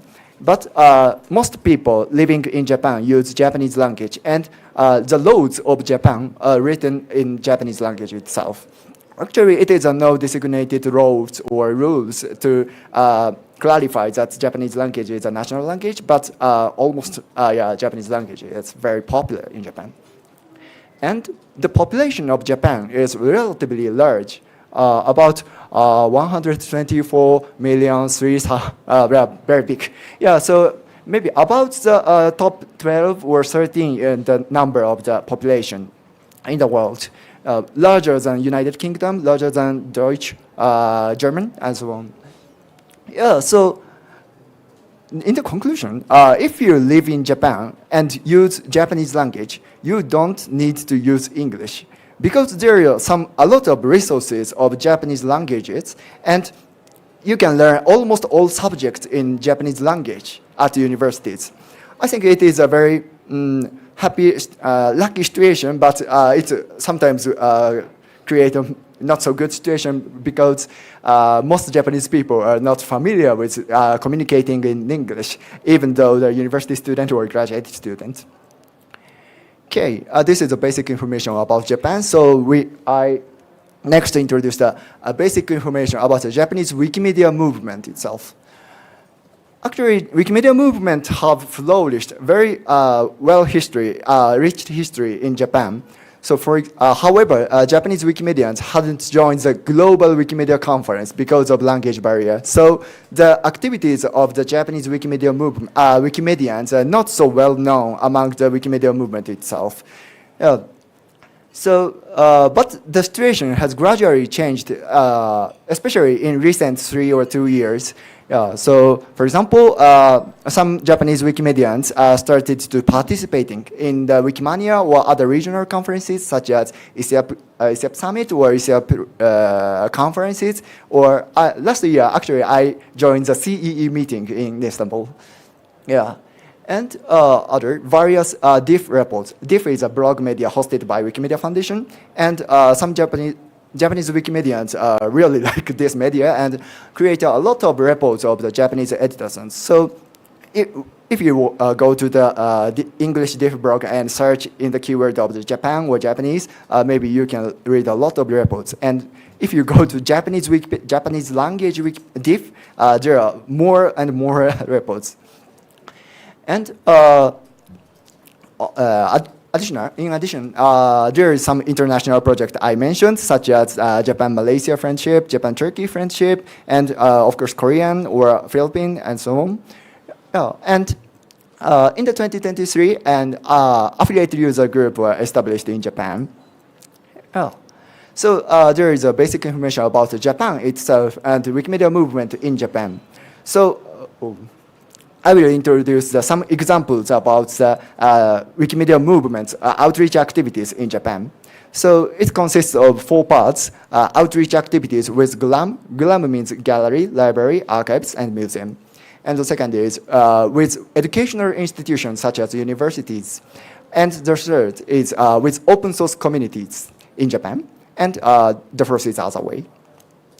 So first example, outreach activities with GLAM. There are a lot of various editathons or editing events with Japanese GLAM. Maybe the most famous one is Wikipedia Town on the upper side, which is an editing event for local topics in the local libraries. It is very active and sometimes mentioned by some Japanese ministries, digital ministries, or other Japanese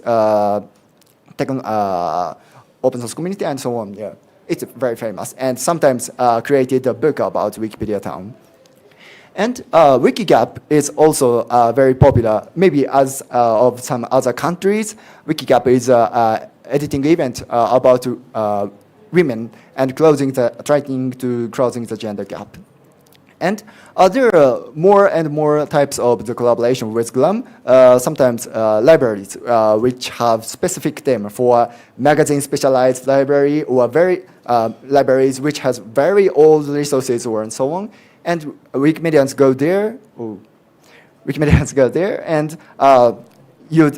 editing the Wikipedia articles using such special resources and clarify the uniqueness of the library itself.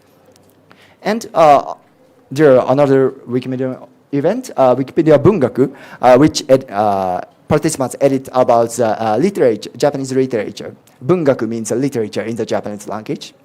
And not only the editing event, Wikimedia lecture for GLAM staff is sometimes implemented in Japan. For example, on this February, I was invited by the National Diet Library to have a Wikimedia lecture for the National Library staffs.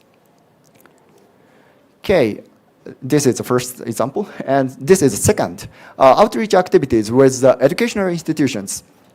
Maybe the most famous one in the such activities is a Wikipedia class at the university, and Dr. Kitamura's over there, Dr. Kitamura's translation class in the Musashi University. In this project, it is an official course of the Musashi University, and in the course, students try to translate the Wikipedia, English Wikipedia to Japanese Wikipedia.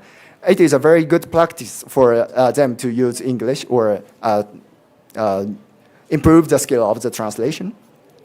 And sometimes volunteer Wikimedians, including me or other Wikimedians, are invited to some universities have a lecture for a kind of academic writing, so how to correct the resources or how to summarize the resources and so on. Sorry for blinking. And not only the university or colleges, junior high school student or high school activities is not so active, but there are some examples. For example, librarians of the high school students, a high school, have a lecture for students to Wikimedia lectures, and sometimes a junior high school or high school. Yeah. And not only the forms of the class or the lectures, there are some student Wikimedians meetings, meetups, or casual meetings. Yeah, so as I mentioned, I created the student Wikipedian community in Waseda University, Tokyo, and it also exists now. And they sometimes gathers online and sharing their knowledges about editing and so on.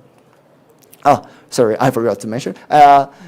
And actually, there are some international collaboration about the student Wikipedians, such as Philippines or Turkey, or and so on. Okay, the third example with the open source community, especially since its establishment of the 2023 Wikimedians of Japan user group, it is an affiliate, have collaborative projects with Japanese open source communities. And the user group introduced not only Wikipedia, but also the Wikidata itself. One of the very effective way to approach the Wikidata is the visualization. Maybe some of the Wikimania sessions mentions that, but sometimes Masaki-san there visualize the Wikidata of the horse or the parent-children relationship of the horse and visualize it. Yeah. Maybe it attracts the various engineers. Okay, last. Not only the ways, there are a lot of more and more ways to outreach or having a Wikimedia events. For example, publishing books about Wikipedia. There are some books about Wikipedia in Japanese language, so I think it is very lucky situation. And Yuriko Kadokura here is one of the authors of the Wikipedia book, and she wrote, this one, that book last year. Yeah. It is titled 70 歳の Wikipedian. It means the 17 years old Wikipedian. Yeah, so it encourages the librarians or senior persons to edit Wikipedia. Okay, and there are various ways appearing on newspaper, radio, TV, YouTube, and so on. Actually, there is a VTuber about the Japanese Wikipedia, Wikita-san, and so on. Yeah, and not only appear in the media, but also directly approaching to the lexicographer who edits the authentic dictionary or genuine dictionary. I don't know how to say it correctly, but there are some of the conferences of the lexicographers in Japan. So some Wikimedians who loves the authentic dictionary joins and try to explain what is the Wikipedia or what is the system of the Wikipedia and so on. And as I mentioned, diff activity, blog media's activities is very flourished in Japan among Japanese Wikimedians. So sometimes they created the interview articles about the Wikipedians and documenting how they start to edit Wikipedia or what is the motivation and so on. Yeah, and there's more and more activities. Yeah, this is sharing part of the examples of outreach activities. And next, I introduce the information behind that organization of Japanese Wikimedians in Japan. And in general, Japanese Wikimedians and some groups have implemented Wikimedia outreach and movement independently and bluntly. So it is sometimes surprised that before the 2023, no Japanese Wikimedians received grants from Wikimedia Foundation and totally voluntarily implemented the Wikimedia activities. But it's truly flourished with the Japanese GRAM or Japanese educational student institutions and so on. And partly it is similar to of the after the establishment of the Wikimedia Japan user group affiliate in 2023, some of them joined the group, but some of them don't join. But they have a really friendly relationship, and at some conferences or events, we have collaborated with the user groups and other groups.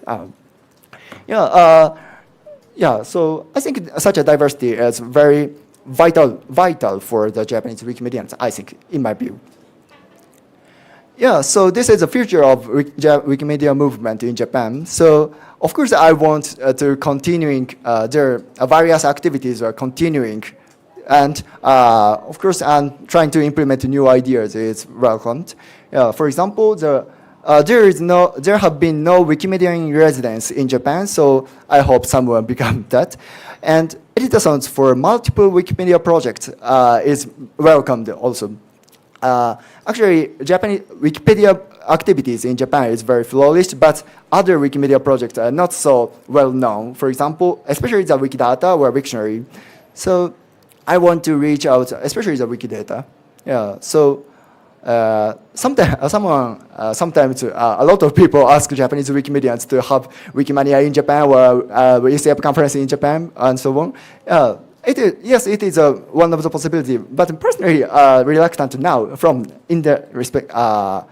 now, yeah, because of the there are few members to for logistic or staff members, yeah, but maybe in the future it will be held, I think, yeah, and another one is inviting more and more experts to Wikimedia movement. So it is true that Wikimedians learn a lot of things to create the Wikipedia articles or improve the Wikipedia articles, but I don't know much about baseball or I don't know much about medicines and so on. So maybe it is very easier for us to invite the doctors or the baseball players or baseball fans to Wikimedia movement. And this is especially one of my main topics, main interests. Matching authority datasets to Wikidata is maybe has a lot of possibilities, and I want to collaborate with such projects. So I want to learn about learn such activities all around the world, and it is not so featured that language preservation function of the Wikimedia project in Japan. So I want to collaborate with the Ainu speaker or the Uchinaguchi speakers to use the Wiktionary or Wikidata, Lexdrum Wikidata, to archive their languages and so on. Yeah, and there is more and more possibilities, and I hope Japanese Wikimedians and Wikimedians in other regions collaborate and create new visions. Yeah, thank you so much. This is all of my session. Okay, this is Q&A session. Mike, please. Hello. Okay. I'm Anbar. I'm from Indonesia. I'm curious, based on your experience in Japan, what are some of the challenges that you face when you try to bring new people to edit or new people to come to your outreach activities, and how do you solve them so far? Yeah, so maybe one of the challenges in Japanese Wikimedia movement outreach activities is few people continue to edit. Maybe it is same to the all around the world. So maybe I think one of the good solution is creating a community, not only the encourage editing. Yeah, so and clarify that small edit is a big contribution. Yeah, when beginners join the Wikimedia editing event or other events, most of them are overwhelmed by the veteran Wikipedians. They quickly create new articles, or they edit a lot of articles and so on. So they think, oh, I cannot do that. So as an organizer of some events, I always clarify that small edit is a big contribution. Okay. Hi, my name is Kathleen. I'm from Kenya. You mentioned that before 2023, the activities in Japan had not received any funding support from Wikimedia. Sorry? Wikimedia Foundation. Wikimedia Foundation. Okay. Sorry. There are some rapid funds examples I heard. Sorry. Yeah, but there is no user group and before 2022. Okay. I'm curious whether the impact of the grants has been positive in your opinion. And I ask because I've seen volunteer efforts which were very vibrant when everybody was a volunteer, but then when certain groups started to receive funding, essentially the volunteer efforts die because everybody would prefer to be part of a project that's funded. Yeah, so receiving grant itself is very good selection, good way, I think, because we can use the grant. Actually, I don't use the grant now, but the user group or some grant receivers can help young students to come to the Wikimedia conferences or Wikimedia editathons.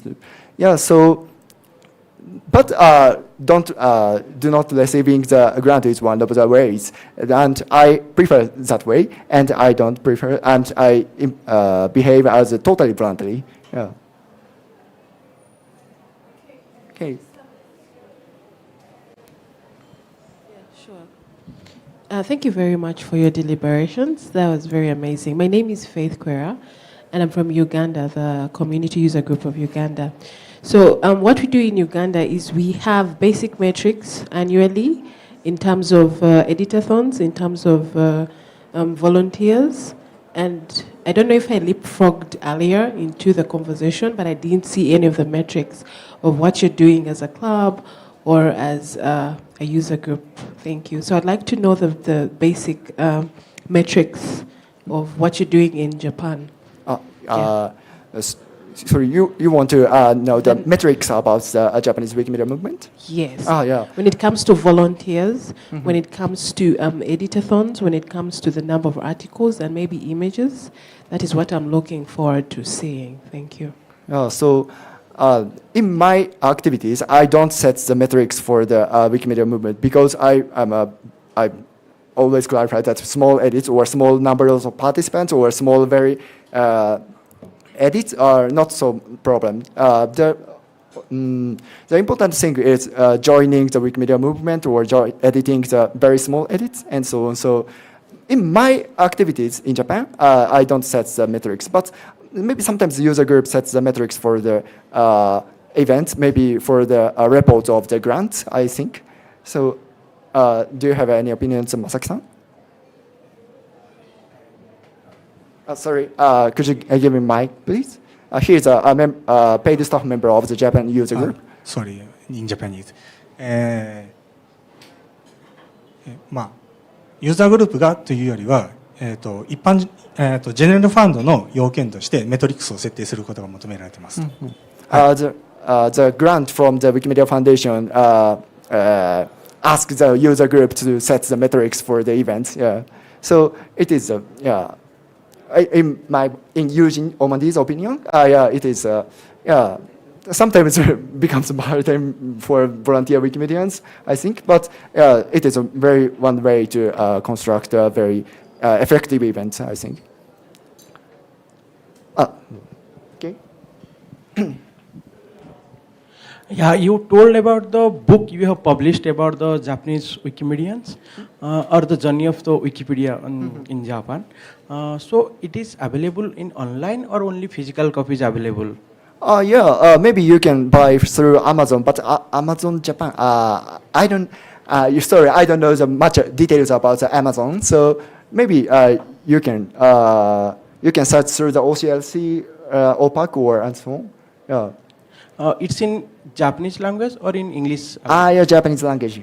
Oh, okay. Yeah, and actually there is Andrew Lee's Wikimedia Revolution book in Japanese, translated in Japanese. Okay. Yeah. Okay.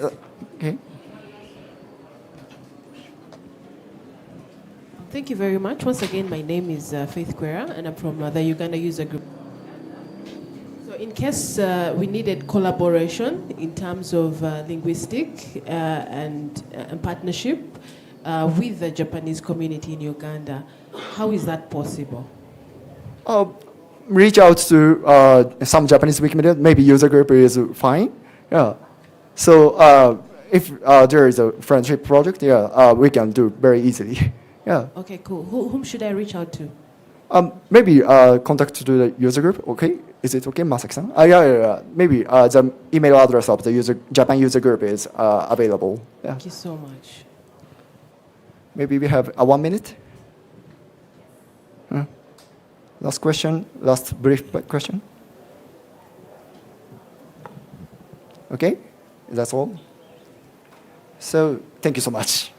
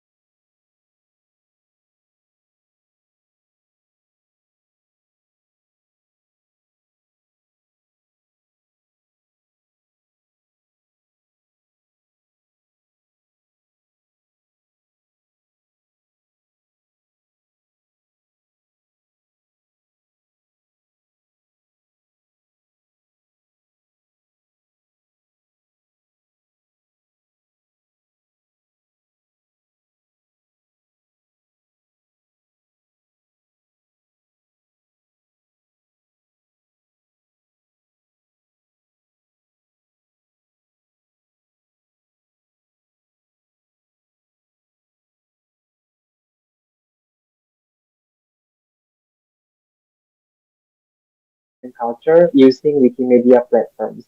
But before we walk you through the design and goals of that initiative, allow us to first lay out the broader context, the structural imbalances and historical neglect that made Wikijama necessary in the first place. To begin, I will now run it to our Taufik, who will introduce this conceptual foundation of Wikijama and explain why this effort is so critical.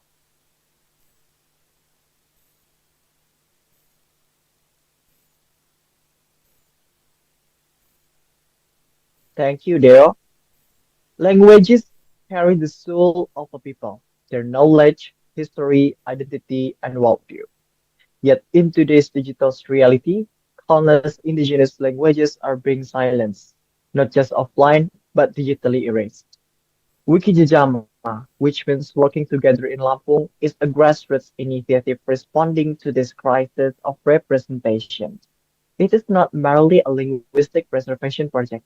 It is a collective reclamation of digital space, a community-driven movement to restore the visibility of the Lampung language and culture across Wikimedia platforms. This project is made possible through the rapid fund from the Wikimedia Foundation, but its urgency is rooted in long-standing structural inequities. Consider this: regional languages like Javanese or Sundanese have thousands of entires and audio files on Wikimedia Commons or Wiktionary. Lampung, in the other hand, remains largely absent. This underrepresentation is not accidental. It reflects systemic gaps in infrastructure, awareness, and access. Our project exists to challenge the erasure by creating space where the Lampung voice is not only present, but participatory, collaborative, and sustainable within the free knowledge movement. But before we explain what Wikijama sets out to do, let us pause to examine the realities on the ground. The statistical challenges we face, from low visibility to negative language attitudes, paint a sobering picture of what's at stake. Back to Deo, who will walk us through those challenges. Thank you, Taufik, for setting the stage on the urgency of revitalizing marginalized languages like Lampung. Now, let's take a closer look at some of the concrete challenges we are up against. These numbers reflect more than just statistics. They reflect systemic neglect, declining use, and generational disconnect. Here are the realities we had to confront before designing Wikijama. The first challenge is visibility. As of today, there are only around 514 pronunciation files for Lampung on Wikimedia Commons. Compare that to over 2,500 files for Japanese or over 2,300 for Sundanese, and the disparity becomes clear. This is not just a digital gap, it is a cultural void. Secondly, attitudes. According to a 2023 local survey, more than half, or about 52.7%, of native speakers in Bandar Lampung exhibit negative perceptions about the Lampung language. This signals internalized stigma and weakening sense of linguistic pride. And third, we are talking about a demographic reality. Only 13.56% of the population in Lampung province identifies as indigenous Lampungese. When you combine low speaker population, negative attitudes, and minimal digital documentation, what you get is the perfect storm for linguistic endangerment. And this is exactly what Wikijama was designed to address. In the next slide, Taufik will walk us through the core objectives of the project and how each one is crafted to intervene at critical points we just explored. Thank you, Dale. These features highlight a subject, but they also gave us clarity on what needs to change. In designing Wikijama, our goals were clear. First, we need to transform static archive into living, participatory knowledge. This means making heritage not just visible, but usable, editable, shareable, alive within the community. Second, we commit to empowering local stakeholders. Young, elders, and educators are not just target audiences. They are co-creators. By equipping them with tools and confidence, we help them reclaim stewardship of their own culture. And finally, everything we do aligns with the Wikimedia movement strategy. We ensure our work in the pillars of knowledge equity, capacity building, and community engagement. These aren't just buzzwords. They are guiding principles that remind us real change starts local and scales through networks of care and collaboration. Now, Joe will walk us through how we translated these objectives into real world action. Thank you, Taufik. So, how did we translate those principles into action? Here is a quick look at the structure of the Wikijama project. This is a rapid fund initiative and it runs from September 1st, 2025 to March 1st, 2026 with a total budget of just under 5,000 US dollars. Small in scale, but laser focused in impact. We divided our implementation into four work streams. First, we will conduct capacity building workshops and edit-a-thons focused on equipping local contributors with the skills they need to navigate Wikimedia platforms confidently. Then, we will document oral histories, proverbs, folklore, the kinds of cultural assets that often go unrecorded but carry deep communal value. Third, we will uploading audiovisual materials under Creative Commons licenses, ensuring they remain freely accessible and remixable. And finally, we aim to integrate that content directly into Wikimedia platforms, especially Wiktionary, Wikimedia Commons, and Wikipedia to ensure discoverability and long-term relevance. These aren't siloed actions. They are interlinked steps that fit into a broader ecosystem of open knowledge. In the next slide, Taufik will walk us through how we ensure local relevance by working side by side with community stakeholders and centering their input at every stage of the project. All right, Dale. While the structure and budget give us a clear roadmap, the real heartbeat of Wikijama lies in how we choose to work with the community. This project wasn't about coming in with solutions, it was about co-creating from within. That means involving cultural actors, local linguists, and school educators, not just as sources, but as collaborators from the very beginning. We also paid special attention to integrate intergenerational dynamics. By pairing elders with young, we created space for reciprocal learning, where traditional knowledge meets digital fluency. And because sustainability matters, we trained a new generation of contributors, particularly high school and university students, to become long-term custodians of local content. Finally, we were always mindful of balance, respecting local knowledge systems while introducing open digital tools like Wikimedia Commons or Wiktionary isn't always easy. But it is exactly in that tension where innovation and resilience emerge. In the next part, Dale will walk us through some of the anticipated outcomes, what we hope will be lasting impacts of these collaborative models. Thanks, Taufik. So, what do we hope will come of all of this? At the very core, we aim to expand the digital corpus of the Lampung language across Wikimedia platforms. That means more entries on Wiktionary, more media on Wikimedia Commons, and more culturally contextualized articles on Wikipedia. But impact isn't just about content. We are also aiming to increase meaningful engagement among local youth and educators, not just as participants, but as long-term contributors to the free knowledge movement. Another key outcome is enhanced awareness of open knowledge principles, especially in communities where access to and trust in digital tools remains uneven. We believe that awareness will open doors to broader participation and local ownership. Beyond Lampung, we hope Wikijama becomes a replicable model, something other communities facing linguistic endangerment can adapt and make their own.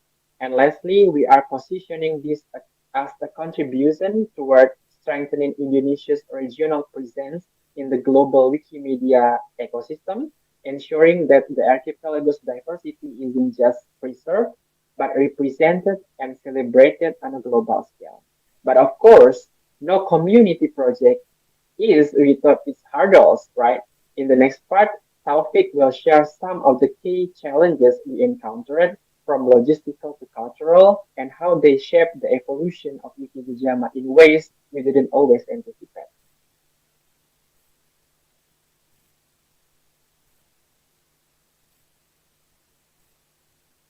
Okay, Dale. Of course, even with clear goals and strong community intent, we run into a few hard truths on the ground. One of the biggest challenges was limited internet access and low digital literacy, especially in rural parts of Lampung.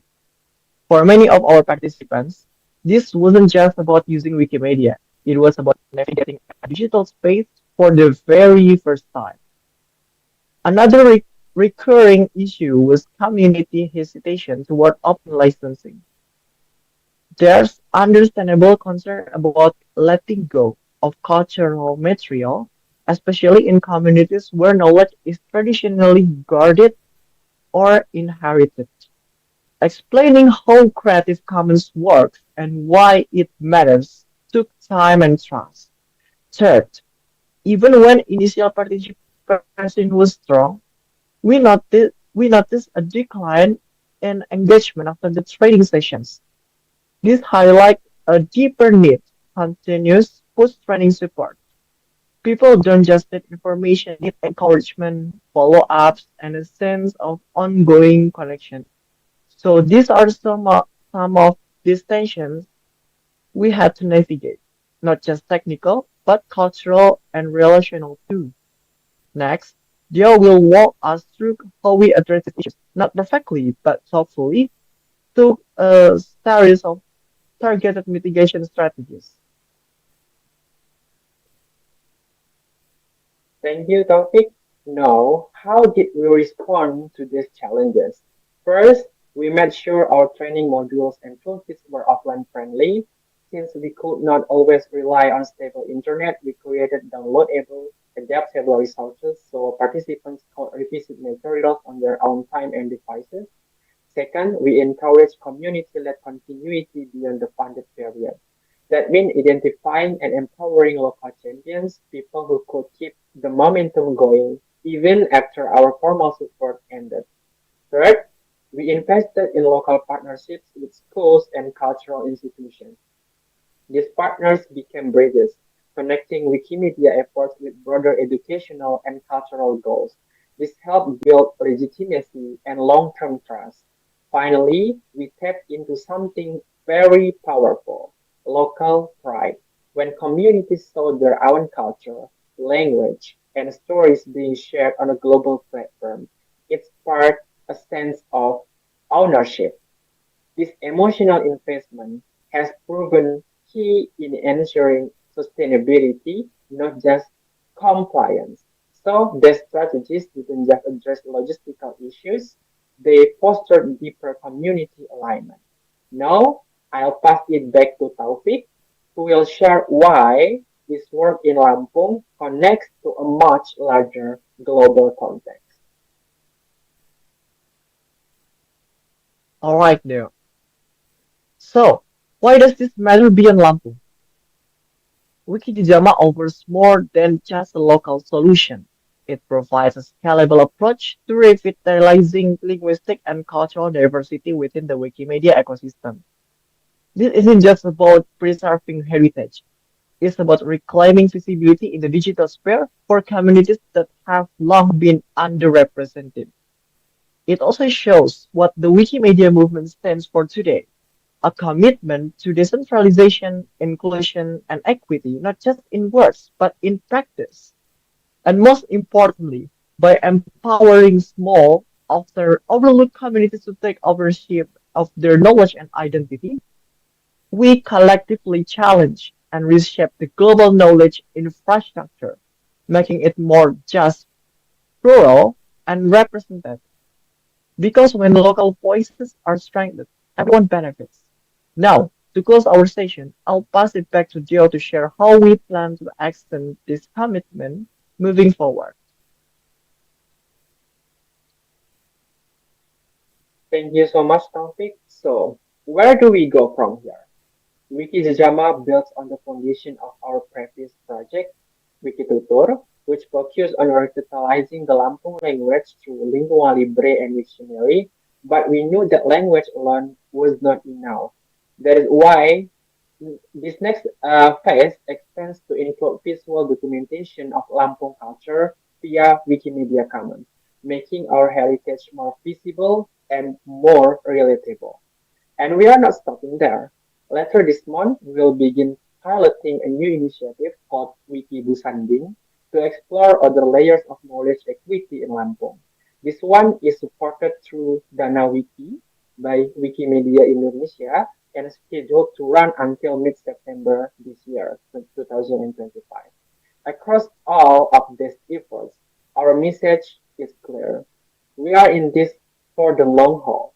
We believe that decentralized, inclusive, and community-led knowledge production isn't just possible, it's necessary. Thank you for joining us. Let's continue shaping a more equitable Wikimedia movement together.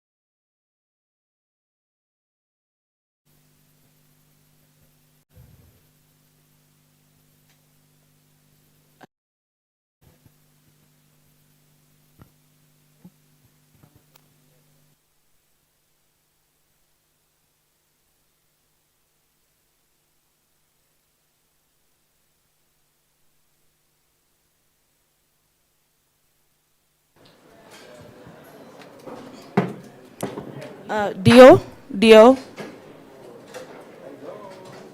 what? This one. Dio, are they live? There? I don't. I can hear what you're saying. Oh, they're typing in the question. They're typing in the answer.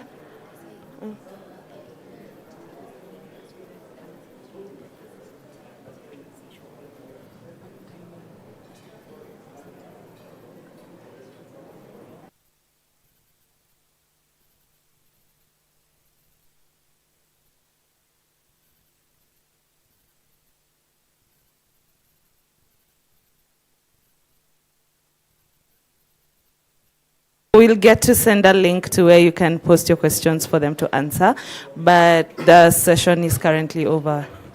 Thank you so much for attending.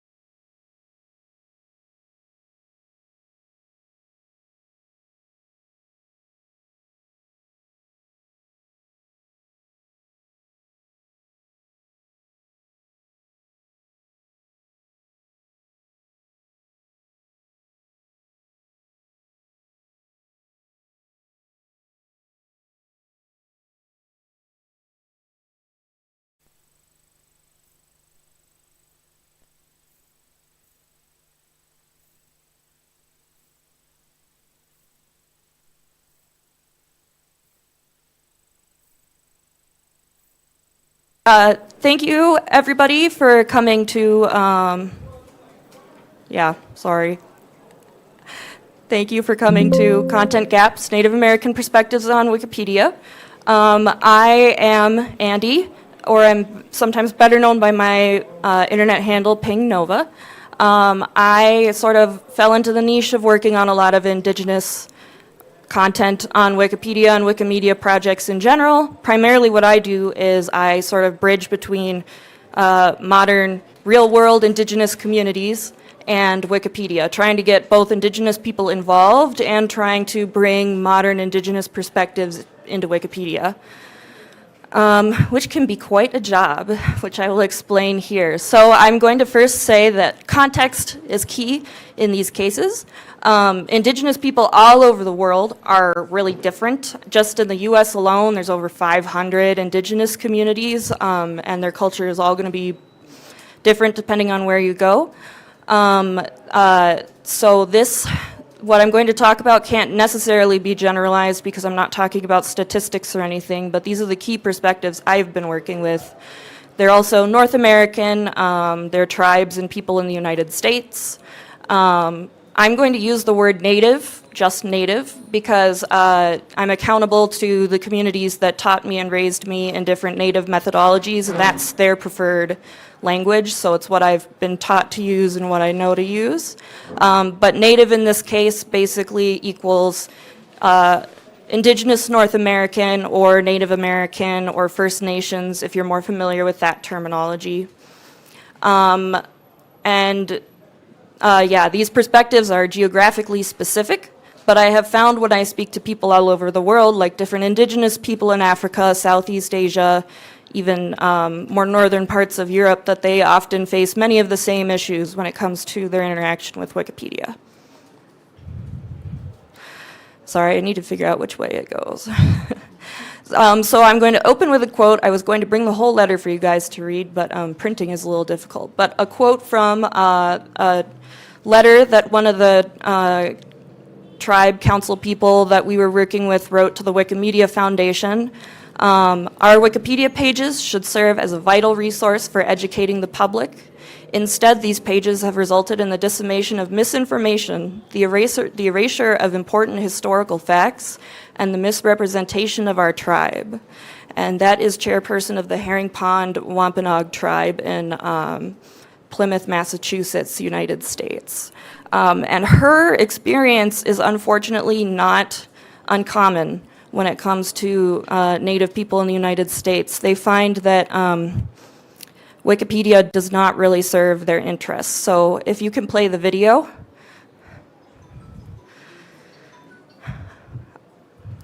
The Lipan Apache, a tribe in Texas, their councilwomen put together a video to address the Wikipedians here especially. So.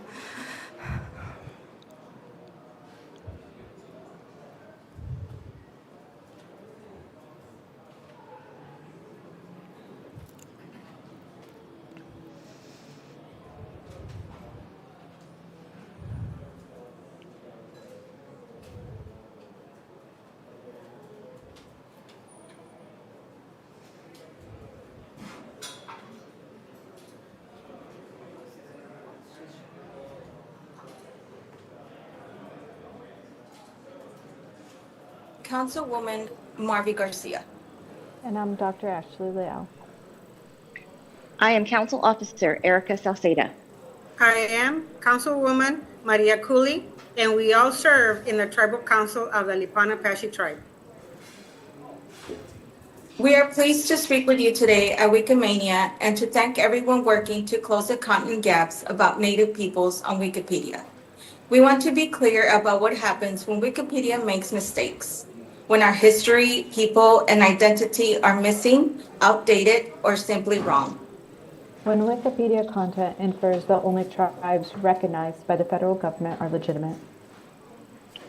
When a few editors group together to misuse Wikipedia to spread misinformation by controlling the content in articles. These aren't just abstract problems. They affect our real lives, our children, our elders, our communities, our livelihoods. Inaccurate content can mislead educators, journalists, policymakers, and the public. And for tribes like ours, who have fought for recognition, visibility, and respect, every misstatement online becomes another obstacle we must correct just to be heard. We've seen Wikipedia articles say that the Lipan Apache tribe is extinct or questioned if we are truly Native American, since we haven't gotten federally recognition yet. This isn't just our issue. Other non-federal tribes are dealing with the same problems, and you can find their cries for help on Wikipedia top pages. Regardless of recognition status, many tribes struggle with how their people are represented on the site. Often these articles tell an incomplete story, reflecting a colonial viewpoint or narrative and using outdated information from early anthropologists or historians. These mistakes don't just hurt feelings, they create confusion in schools, with employers, and among our lawmakers. Imagine being a young Native American student searching for your tribe with an AI-driven search engine using Wikipedia as a primary reliable source, and finding misinformation that claims your people no longer exist and that your tribe isn't real anymore, inferring that they are frauds. That influences how our children view themselves and how the world perceives them. Misinformation on Wikipedia in real time is causing a mental health crisis for many of our people, both young and old. The pain is real, and suicidal thoughts are a serious concern as a result. But we are hopeful that through sessions like this one, more Wikipedians will understand that there is a big problem and will become involved with helping to repair content on Native American topics. We need you. Thank you for listening to our story. And well wishes from our tribe. Au, goodbye.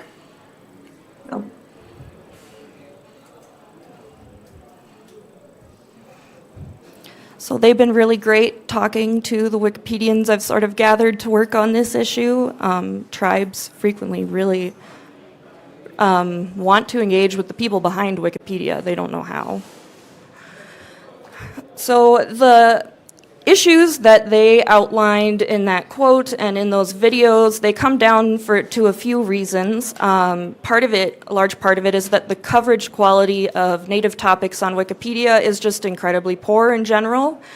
I try to work within my locality, which is, what I call my context. So Minnesota, USA, where I'm from, the native land there was originally Dakota land.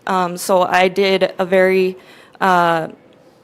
simple just statistic. I went through the biography articles of Dakota people on Wikipedia, and I noted what their assessed grade was and whether or not they had images and things like that. And then just did some really basic statistics. Only 3 articles had a B grade, and nothing was higher than a B. The rest were all stub or start and some Cs. And the one of the B grades, so the top 3 representatives for better articles about Dakota people, was a serial killer. So it makes you question, if the quality of the content is so poor that the best represented person for your entire culture is a serial killer. What's going on that's causing this lack of coverage or this poor coverage?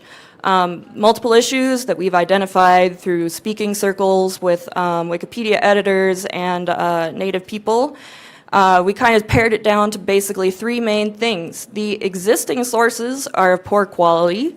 The easiest to access sources tend to be the outdated ones. The better stuff, the ones that actually listen to Native people are a lot harder to access. And so editors who don't mean any harm are going to use the easier to access article or sources that aren't necessarily that accurate. There are also few dedicated topic editors in the Native American topic area. So it's not well covered because it's not a priority for many Wikipedians. Many articles will go years without being edited, and there are maybe 5 editors that I tend to see in Native articles pretty frequently, and the rest people might pop in every once in a while, but there's not really concentrated effort on improving this particular topic on Wikipedia.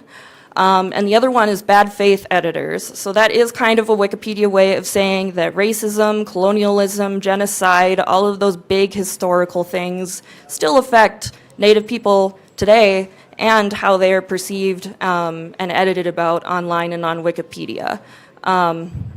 And I'll go even more in depth. I could talk about all this stuff forever. Trying not to get ahead of myself. Okay, so bad faith editors, they kind of have two ways that they really hold their power over Native people and the Native topic on Wikipedia. The first is that core groups of them are very organized. They're long-term editors. They know how to use the rules to keep Native topic articles from changing, from being updated with better sources or resolving issues with things like NPOV or BLPs. There's also systemic marginalization. So Native Americans are actually the demographic that are least involved in Wikipedia. They're under every other racial demographic in the United States. And so they are more likely to be new editors. And a lot of people are familiar that new editors are not always met very kindly. And so statistically, Native editors do tend to get harsher sentences when they make mistakes because they're more likely to also be new editors and a little not quite understanding how to edit. The reliable sources are also poor. Many of them are really dated, and there's been huge advances in Native studies even just in the past 5 years, not to mention in the past decade. Sourcing standards need to be a little more strict for something like marginalized people. There's also limited existing sources. I mean, even the older sources that are easier to access, there are only so many normally, particularly when you get into some of the more niche tribes that did not have as much colonial contact, like the Lipan Apache tribe and such. You're not going to find their name in very many sources. So the few that do exist have an outsized impact. And if 1 out of 5 sources doesn't cover them very fairly, it's going to really skew how they are covered on Wikipedia.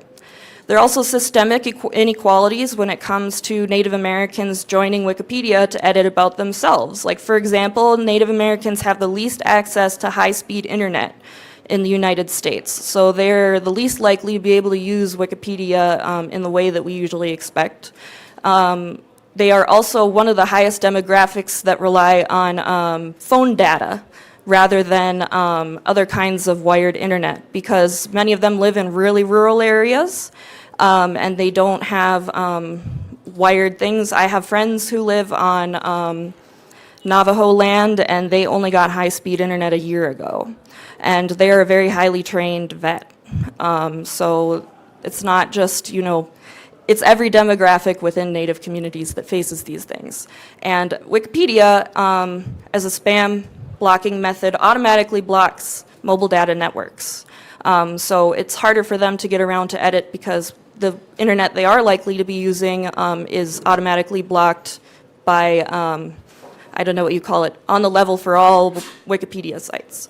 And then there's everything else. I mean, if you're familiar with marginalized people, there's many other real-world reasons that people might not have the time to dedicate to an unpaid hobby. I'm taking up too much time already. So what can we do about this? I'm so happy to see all you guys in this room. You make me really excited because I could talk about this to myself all day, but all that stuff I just listed, that needs more than one person. So there's a number of possible remedies we come up with. Some of them are more or less, you know, easier to start than others. So we need more editors in the topic in general, no matter their ethnicity. That can be increased by, you know, trying to train people in some of these things, talking about it at these events. We need more Native editors because the more Native people you have, the more likely they are to cover things that are relevant to them. We need enforcement of policies around new editors because Native editors are statistically more likely to be new editors. We need investigation into actions by biased administrators, which is unfortunately something that's come up a couple of times in ARBCOM. And then topic banning biased bad faith editors is another thing. And then Native, and this is one that we also came up with because not all Native people can necessarily be involved in Wikipedia directly. Is there a way that we can still get people who are interested to engage with Wikipedia? So some sort of Native-run Wikipedia advisory board or just interest circle. So one thing that happened last year at WCNA, the North American Conference, is 32 representatives of tribes and other Native organizations sent a petition letter to the Wikimedia Board of Trustees to investigate an organized disinformation campaign about Native people on Wikipedia. So when we say an organized disinformation campaign, what we mean is that there's a specific group of editors who are organized, work together to shape the Native topic area in a way that is not NPOV, doesn't rely on reliable sources and things like that. This is the more non-Wikipedia way of saying it. And if you get the QR that I passed around, you can read the letter in full because we only got 10 minutes left. But the basic demands here were they wanted racial equality, so they wanted the Native topic, Native editors to be treated the same as any other editor or topic. They didn't want increased scrutiny, and they didn't want laxer standards. They didn't understand why theirs wasn't held to the same standards and wasn't using the same kind of rules, and it was more down to whatever these organized users were doing to the topic rather than the rest of Wikipedia. They wanted source equality, so they did not want sources to have particular different standards that were sort of made up at the spot. I mean, we all know that while there are rules and guidelines, you also have to just use what seems right in a particular context. And it seemed like it was being applied more unfairly and harshly on Native sources. They wanted equal language, so they specifically did not like one thing that some editors were pushing was calling them self-identifying Native Americans. And the phrase self-identifying does kind of imply that someone is questioning it. I don't really call myself a self-identifying white person. And so they wanted to make sure that they were, believed the same as everyone else. And then equal enforcement. We looked at several different admin decisions when it came to things like this, and they were kind of all over the board. And we're hoping at some point maybe we can do some more admin engagement to find out why this is and perhaps whether there's policy things that need to happen. So I am working with a group of native and non-native Wikimedians, and scholars to do some policy work. We're not making the policy, we're researching what a possible policy would be. And these are the really quick learnings that I want you guys to take away from all that research we've been doing for the past few years. And yes, take out your pen and paper if you're taking notes. These are the important ones. So the study that we have in progress here is we hope to eventually build a base for Native participation in Wikipedia. So we want to find those roadblocks and either eliminate them or find a way around them. We're doing a study, which I said, and it's going to talk about how Native identity is written on Wikipedia.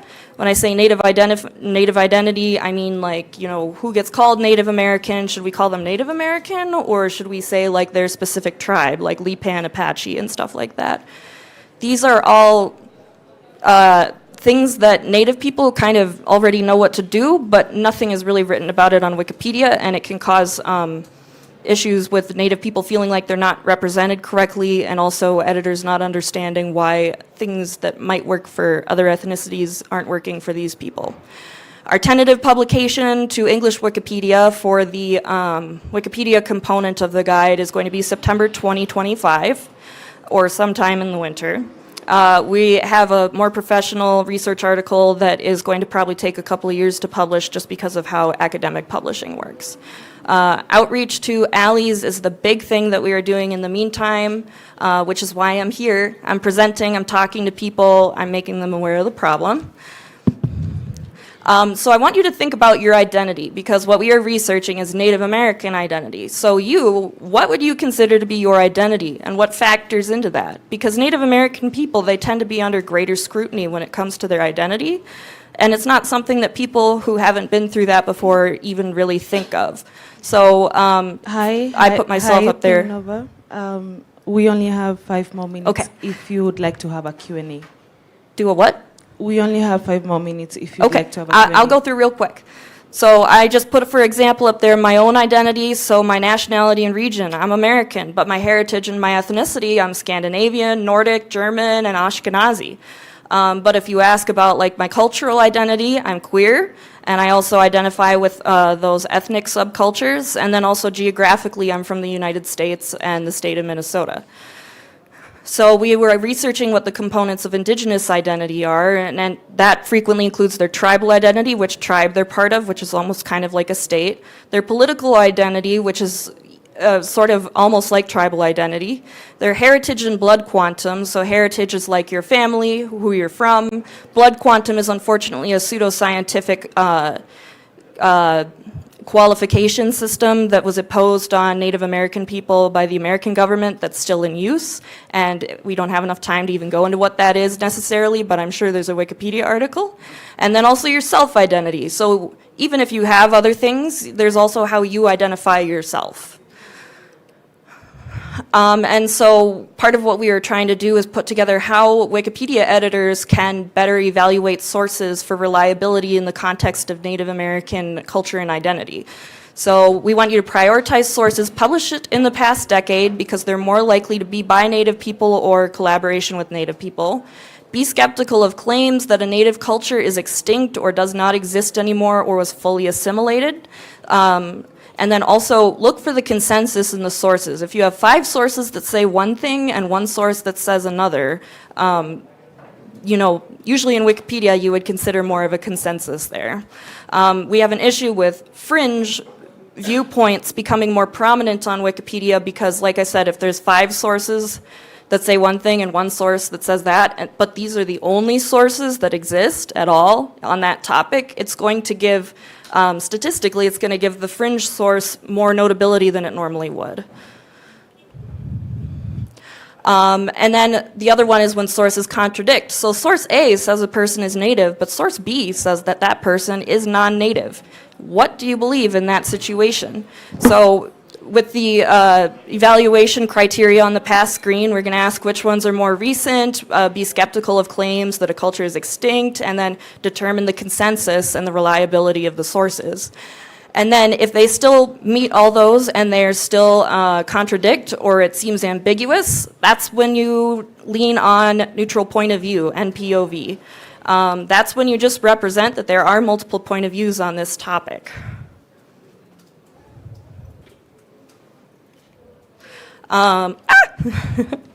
Neutral point of view. You guys probably are familiar, but I just put this up here. So what do all the sources agree on? Is there an equal amount of sources for each point of view? One, again, the 5 versus 1. Include the major points of view, so maybe there's 5 and 5 for 2 points of view. Don't make a decision if the sources don't agree with each other. Simply explain that there is more than one POV. And then also be at peace with ambiguity. Humans can't be neatly sorted into boxes. And so sometimes, you know, despite all the sources in the world, you're not going to find, you know, one answer.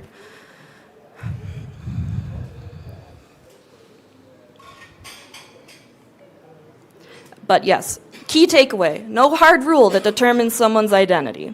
Anyone who's trying to tell you that there's like one definite litmus test for who someone is has some sort of agenda behind it, particularly when it comes to indigenous people who have been legislated that way.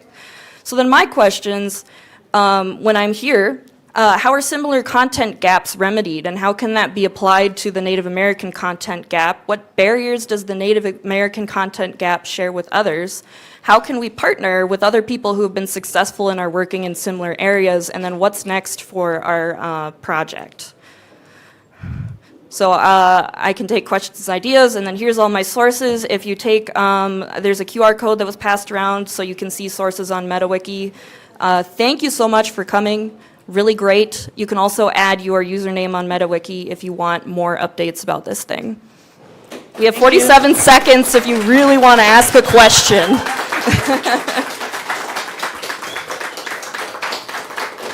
We are actually out of time. We don't have time for any Q&A. So thank you so much. Yeah. Thank you so much for attending.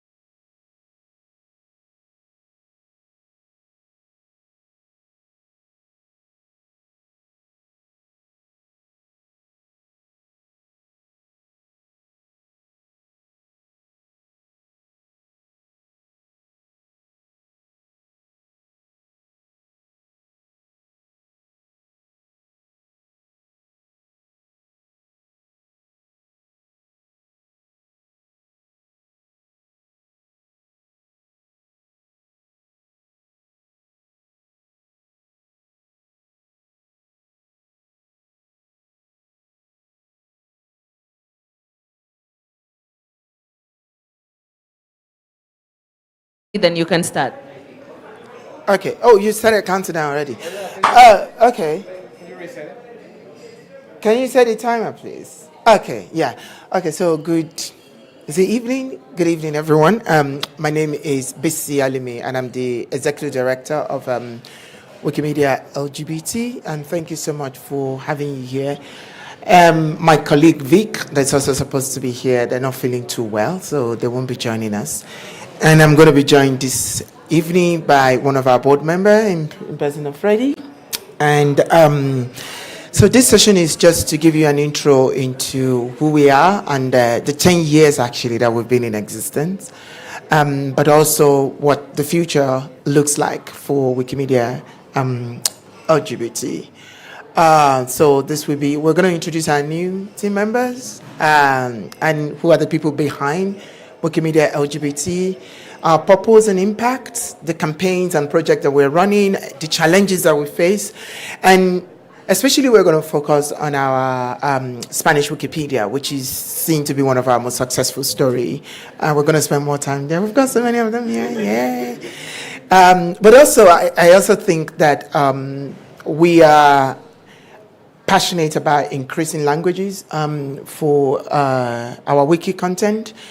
And one of the area that we're focusing on will be Africa, and trying to bring more translation from the African languages into the LGBT spaces is also something that we're going to talk about this afternoon. So in April, we hired four team members, and myself, Bisi Alimi, and the executive director of the organization, and Vic, like I said, they're supposed to be here. They're not here now. They are the head of programs and community engagement. And the two of us are tasked with expanding and deepening the work of Wikimedia LGBT. And expanding, like I said earlier, include training with focus on regions of the world that are not yet represented. Africa, Asia is also not well represented in terms of the work that we do, especially in the area of translation, and that's something that we really want to look at. But we also want to look at non-LGBT people who are actually interested in curating LGBT content on Wiki, and how they don't see themselves as an outsider, how we can bring them into the movement, but respectfully so, that they respect our space and they honor who we are. So Wikimedia LGBT is a global multilingual community of editors. We've been existing now for about 10 years, and we became an affiliate in 2014. Wikipedia and Wikicommons are where you will see a lot of us, and that's where you see a lot of our contributions. And we're not just focused on gender diversity. Language, like I've been saying, is also something that is very important to us, because we can keep it in, all the information we have in the Western language, which means that we are alienating billions of people around the world who might not be able to speak that language, and then might not be able to find themselves in the stories that we are telling. So diversifying the languages that we tell our story is something that we're keen on, and that is why our educational program comes into play. And we work closely with Wikimedia allies and partners, from chapters to other affiliates, to other user group, even to hubs, and we're trying to expand on that. Now I click, but it's not clicking. Okay, yeah. Our purpose is to tackle the gaps and misrepresentation of LGBTQI+ history and communities across all Wikimedia projects and languages. But it's not just within the Wikimedia projects and languages, but outside of it. We've learned about what goes on outside of the ecosystem, because that's also very important. There are a lot of people that are not in this ecosystem, but are consuming the things that we produce from this ecosystem. So how do we engage with them so that they can not just consume, but contribute? Kenya, if somebody doesn't want to know about Wiki, but they understand the core history of Kenya. How can we tap into their knowledge to tell the stories that they are not interested in telling on our platform? So that's some of the things that we're looking at. We also support editors and promote Wikimedia as a resource for LGBT communities. A lot of the people that are in our community are contributors, they're editors, they're admin. Our work is the stuff that they do. Outside of the Wikimedia, we are trying and working hard to encourage LGBT organizations to embrace wiki and open access and free knowledge. And one of the things that we're trying to do into spaces of organizations like ILGA World, Pan-Africa, IGA Europe. There's Wuhai here. Is it Wuhai here in Kenya? It's a very big organization that covers the West Africa. We have ISDAO that cover East Africa. We have ISDAO in West Africa. How do we tap into this? We have in Asia as well, different organizations. How do we work with them and engage and get them to engage with us? So these are the projects that we do every Pride Month. Which is still very European Pride Month, because I've just been told it's not Latin American Pride Month. So every Pride Month in June, we have our Wiki Loves Pride, which is one of our biggest campaign projects that we do. This year, we had more people joining us, and we're expecting that we'll have more organizations, individual joining Wiki Loves Pride. It's what we do in the Pride Month in June, where we encourage people to edit, contribute, and even in Commons, in data, in Pedia, to LGBT content on the platform. We also have our annual conference. It's been virtual for as long as I've been told, but from next year, we're going to be hybrid. I've reached out to all of you. If you are interested in hosting us in your city, please come to me and we'll be very happy to have a conversation and pack all the queers in the world down to your city and turn it pink.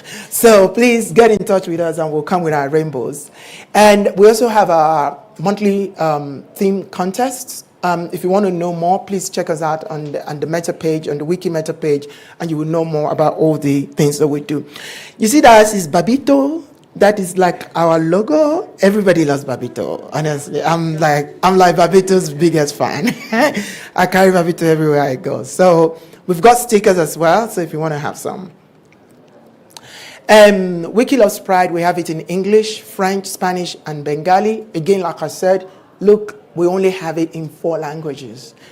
I mean, this is something that we need to correct. When we come back, when we meet up in Paris next year, we want to add at least 10 languages to that, and it's possible. This year, we have 12 notes in Europe, Africa, Latin America, North America, and Asia. We had over 700 Wikipedia articles that were either new articles or edited articles. And we have over 1,100 uploads to Commons this year, including Pride in Lagos, which is the first time that Pride in Lagos will be on Wikipedia. So if you are hosting a Pride in any African countries, please let us know. We want to put it there. Article created or improved per language. We have 287 in English, 352 in Spanish, 150 in French, and more. And we're still collecting metrics. We're hoping that before the end of this year, we will actually release the metric for our Wiki Loves Pride. And we're addressing LGBT history, culture, biography, and concept. If you feel that there's somebody missing on Wiki, let us know. Let us edit together and let us put them there. What are the challenges that we face? Many people who are very into the Wiki ecosystem will understand the level of vandalism that happens to trans profile on that platform. I would say it's close to an epidemic. Dead naming, changing people's pronoun, saying some very challenging, discriminating things about trans profile is very common, and this is something that we'll guide against, is something that we'll monitor. We also want to build an inclusive environment for all the wiki events, including editing, including Wikimania. We want a situation where queer people can come to a conference just the way that they are, and they don't have to think twice about it. We have limited availability of sources. And this is even a bigger problem, especially in Africa and Asia, where LGBT people are intentionally erased from mainstream media. Now, the problem is, before you can put anything on Wiki, you have to have your source. If you don't have your source, that thing, even though it's existing, cannot be on Wiki. And we have to find a way of training journalists to tell our story so that we can use that source to put us in a digital footprint. So that's part of the things that we're doing. Notability and reliable sources, like I said, these are issues that are affecting us. I don't think we should change it and say that they should dumb it down because of us, because it will come back to bite us, right? But we should find a way to right that wrong by being intentional about some of the programs that we create within the user group. And success story. And I'll now pass to Freddie to talk about the Spanish Wikipedia. Hi everyone. So for the people that went to the meetup yesterday, I already mentioned a few things about the success that we had in the Spanish side of the group. I'm gonna go a bit deeper into that. But so to give a bit of history, the queer community of editors in Spanish actually started in 2007 and was created by Spanish user Maria Sefidari. And that group itself had a lot of success. I mean, at that point, there was no user group, so that group basically worked independently, and they had like a lot of success in Spanish. However, due to harassment by other Wikipedia editors, that group slowly decreased in size until it almost got inactive around 2012.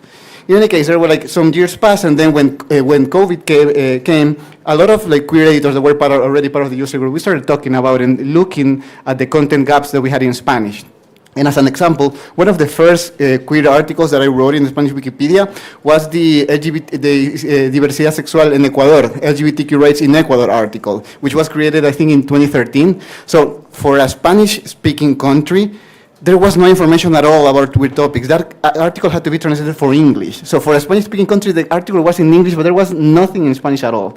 And then we started looking a bit further, like doing some more research, looking at the start of activism in many Latin American countries, and we found out that many of them were very violent. Like LGBT rights were persecuted, they were incarcerated by the police. In many countries, it was a crime to be LGBT. There were a lot of police raids, and there was basically no information at all in Wikipedia.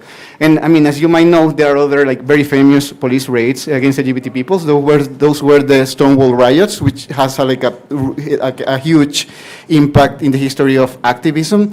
But what we started questioning was why in every Wikipedia there was an article about the Stonewall riots, but there was no information at all about our like Stonewall riot moments.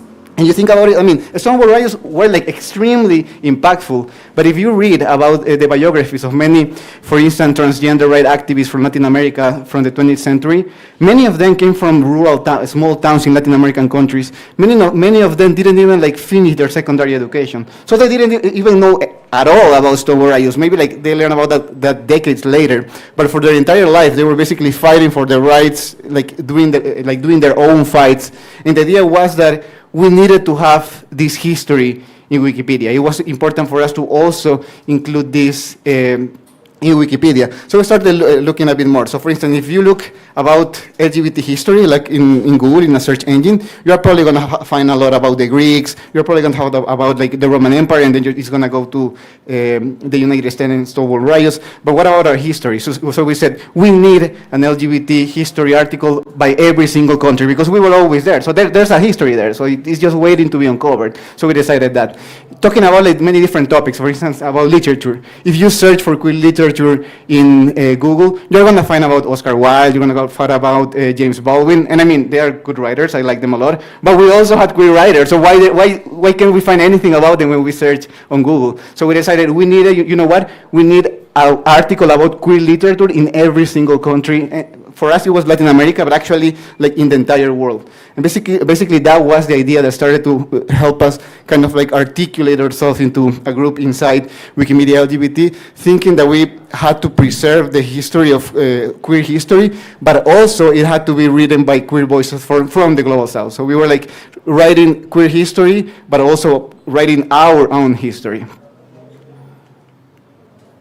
So that was kind of like the original idea that started like the group in Spanish, and like starting from that, we had like huge successes. So this is some of the results that we have over the years. Here you can see a graph of the number of articles that the user group in Spanish created over the years. As you can see, we went in 2016, there were only 7 articles created by members of the user group. Last year, we have 1,101 articles. It's crazy. Like every single year, we think, okay, there's no way we're gonna pass that next year. Like this is the limit. This is as far as we go. And then the following year, we again like create even more articles. It's completely insane. I don't know if we're gonna pass that this year, but this year we're planning to have at least 1,000 newly created queer articles in the Spanish side. If we're talking about good and feature articles, I mean, because this is also important, we want to create new queer articles, but we also want them to be on the front page of Wikipedia. So by 2018, there were 0 newly approved good or feature articles related to queer topics. Last year, we had 20, and this year, we're probably going to have even more. And talking about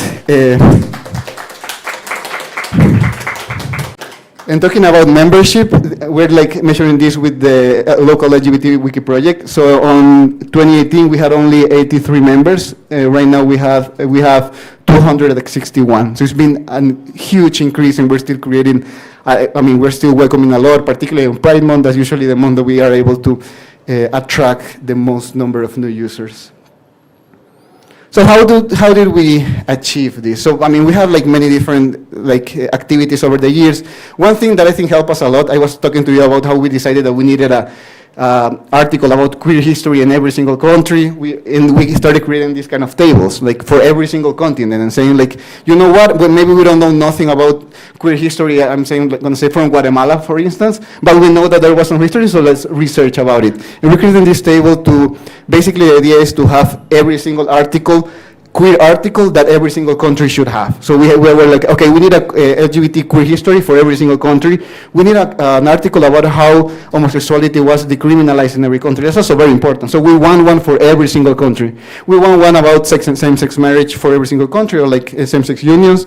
We want an article about queer culture. The queer culture is like so rich in many different countries. We want one for every single country, and also literature, and also pride parades. There are like so many pride parades in many countries. If there are pride celebrations in a country, we believe that there should be at least one article talking about that, which also would enrich a lot the encyclopedia. So basically, we started that, and we have basically completed every single article that we detected for Latin America already. So we are already jumping to other continents.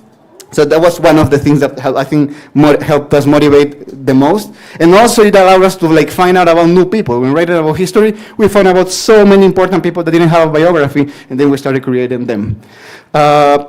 We also have been building an active community. So we have exclusive Telegram chat for the members of the Spanish side of Wikimedia LGBT. We also have monthly meetings. So we've been meeting for, I don't know, like 4 or 5 years at this point. I would say that we're, of course, we're editors, we're colleagues, but we're also friends at this point. We've been meeting for so long. And it's a space to talk about how we have achieved this month, what we want to do next month, but also it's kind of like a space to rant about, because we still face a lot of roadblocks in Wikipedia. There are like a lot of editors that are constantly reverting our edits, so it's also a place to kind of like talk together and see if we can find solution to the problems that we have. So that's been like super, super helpful in kind of like building this community together.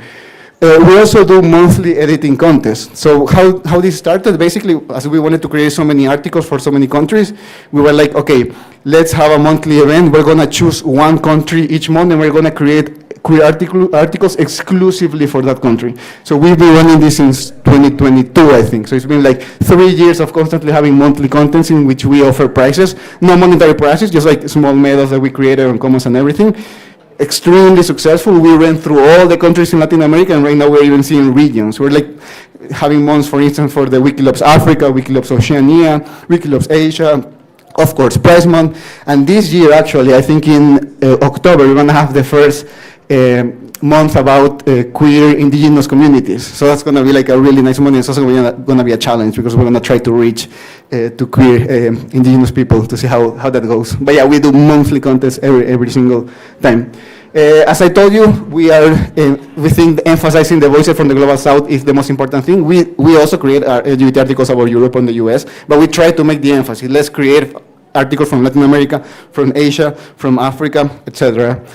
And I mean, we get in touch with our communities. We work with a lot of the other affiliates from Latin America. For instance, this month, the country is Bolivia, because Bolivia is actually celebrating, I think it's 200 of years of independence. So we've actually decided to also select Bolivia so we can kind of work together with them. But we've worked together with many different affiliates from Latin America to try to increase awareness, and that has also helped a lot.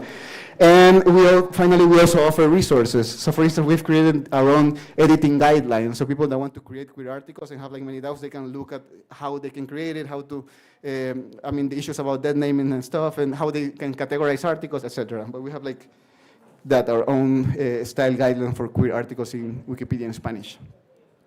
Wikilaw Press in Spanish, I think BC already mentioned a bit of that, but I also wanted to mention, we had amazing results in every single language that we work with, but in the Spanish Wikipedia, we had 60 registered participants, which was kind of about a fifth of the number of participants in the English Wikipedia. But even though that was the case, we were the language with the most articles created, 352, like 100 more than the English Wikipedia that had 5 times more registered participants. So we were extremely proud of our community and the engagement that we gained with the contest. And finally, I want to put a challenge on you. As we are here in Nairobi right now celebrating Wikipedia, my challenge to you is, why don't you try to create an article related to queer topics from Kenya? Kenya has such a rich LGBT history, and this was a coincidence, but during the last Wikilops Africa event, I wrote an article about LGBT history in Kenya in Spanish, and that article got the good article badge a couple of days ago. So that was a complete coincidence. So, if you want to translate it, I think there's a version in English, but it's very incomplete. So, you can translate that, but the challenge is just create one queer article about Kenya, in your language. I know we can do it. And also, in the next year, remember, we have a Wikilops Africa event each year. Try to do queer events during that month. That would also be help, but let's get more content, queer content about Africa. And yeah, that was it. Anyone has any question for me or for BC?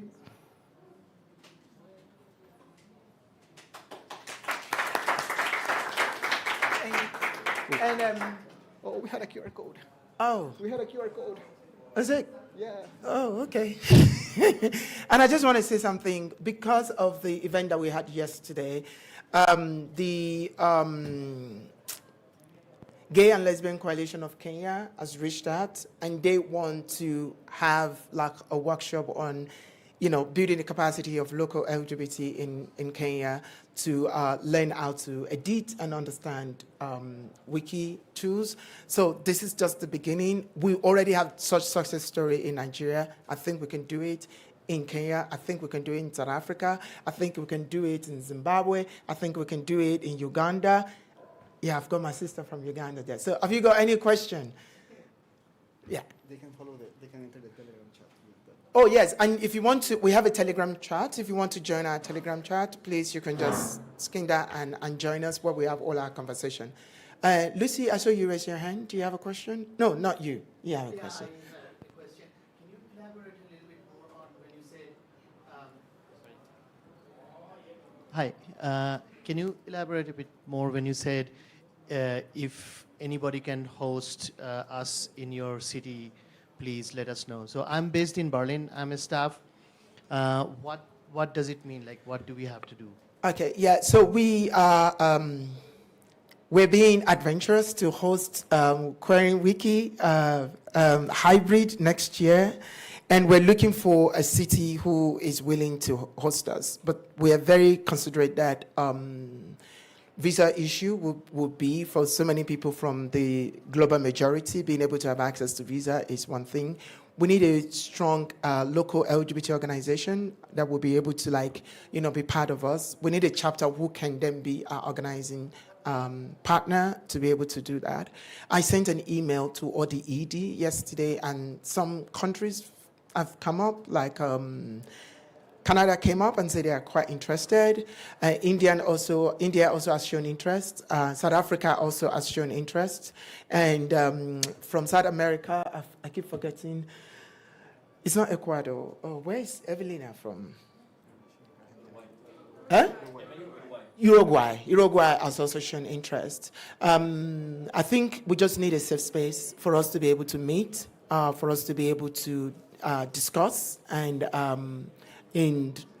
network basically. But we understand it will be very difficult because not every country will give us. The unfortunate thing is the countries that we might be able to get visa free from are very homophobic, and the ones that are not homophobic will not give us visa. Sorry, you have just 2 minutes left, please. Yeah, it's fine. So we just need to if you're interested, 40 please seconds. you can reach out to us and we can talk about that. Yeah. Thank you. Do you have a question? No. You can meet us outside and you can ask us questions because those people with microphone will not stop. Thank you everyone for coming. We really appreciate it. Thank you. Thank you.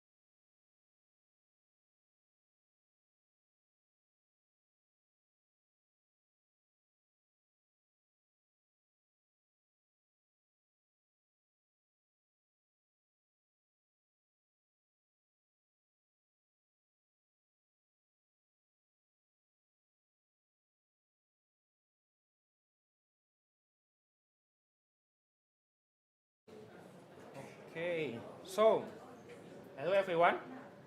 Yeah, I'm Raymond. Oh, okay. Hello everyone. Hello. Yeah, I'm Raymond. Today I'm with my friends Jeremy. We are from Wikimedia Jakarta community, and today we want to tell you about our last project, that is preserving memories of the dead, lessons from the Wikipatriot project. Okay, then let me introduce you a brief about Wikimedia Jakarta community. Yeah, actually Wikimedia Jakarta is a local community under Wikimedia Indonesia and is supported by Wikimedia Indonesia. The community is established around 2019, and the Wikipatriot project is our project in Wikimedia Jakarta in 2023. So, Wikipatriot, what is it? Yeah.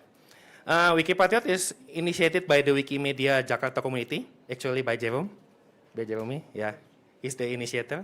And then the Wikipatriot, we document the graves of Indonesian prominent figures that buried in the Kalibata National Hero Cemetery. Yeah, this is the largest hero cemetery in Indonesia. Yeah, that can until now it can accommodate about 10,000 graves.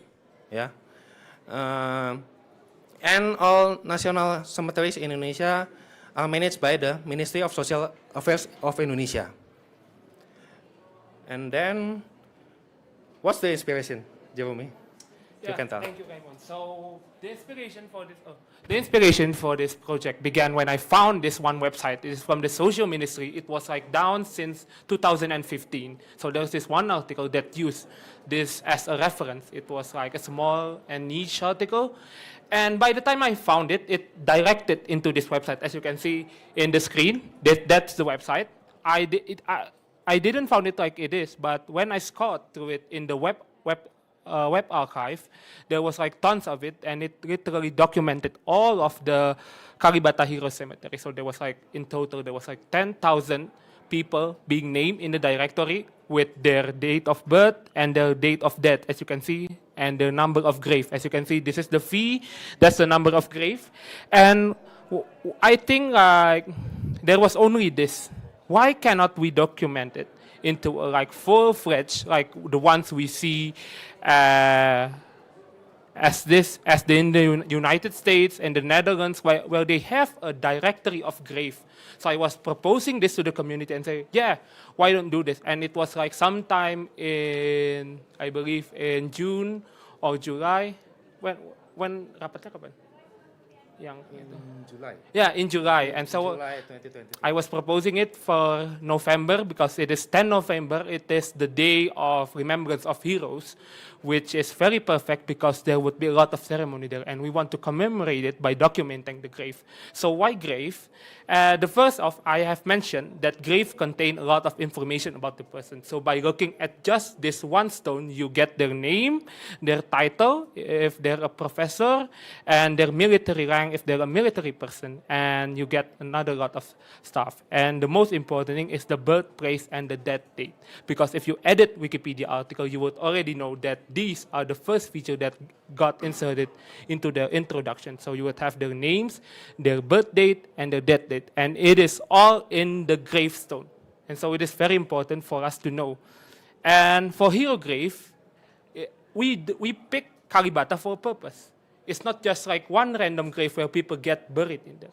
It is a grave where like the most notable, they have like this long list of criteria for people to get buried on it. For example, one of the criteria is that you have to be named a national hero, which is like a tiresome and burdening process involving from the smallest level of government, the regional government, up to the highest one. The president himself has to approve it.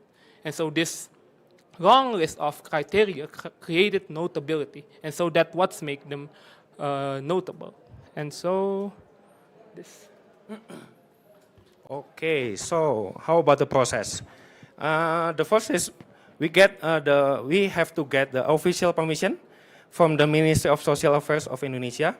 So we send a letter of recommendation from yeah, we asked Wikimedia Indonesia actually to make us a letter to the Ministry of Social Affairs, and then yeah, it was a slow response actually until 7 days. Yeah, and yeah, the ministry approved, and after that, not long. Yeah, it's only 4 days. Yeah, 4 days after the ministry approved, and then we documented in on the cemetery.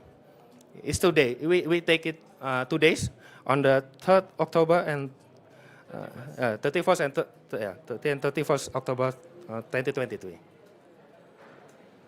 And then yeah, with the assistance from the cemetery staff, yeah, we can document it about 250 notable figures, yeah, from the National Cemetery, yeah, and we collected about 1,500 photos, yeah, is exceeding our initial target about only 100 graves. So I would like Yeah, tell this more. is our documentation. Yeah, this is some of the documentation. I would like to explain how this happened. So after we collate the list, we definitely cannot get like 10,000 of them portraited at the same time because we only have 2 days. It is impossible. We have to work 24 hours a day for it to ensure it gets documented. So we only like pick like, as you say, like 100. But as soon as I scoured the grave, I noticed that there are some notable people who definitely deserve an article. So I was like, when we document this grave, but then we should have, but then I see it's notable too, and so I walk for a while. I see that it's notable to document, and then I see another grave beside it that is notable to document. So I also move it, and the result was I moved like 100 meters, and we should have moved forward. And so that's what caused this to grow into 1,500 graves. That's the reason. And yeah, and this is the buggy car. So the social ministry was kind enough to provide us with the buggy car. So it is a very big grave. It's a 10-hectare area. Yeah, it's a 10-hectare area, and they provided us for free. And we made some for ourselves, a hat. I think you still have it, right? A hat and a jacket to complement our work. And this is like the sum of the grave that we've taken. Wait, is it not? Next. It's not working? We press next. Yes. Yes, we pressed the button. What happened? Yeah, we've click.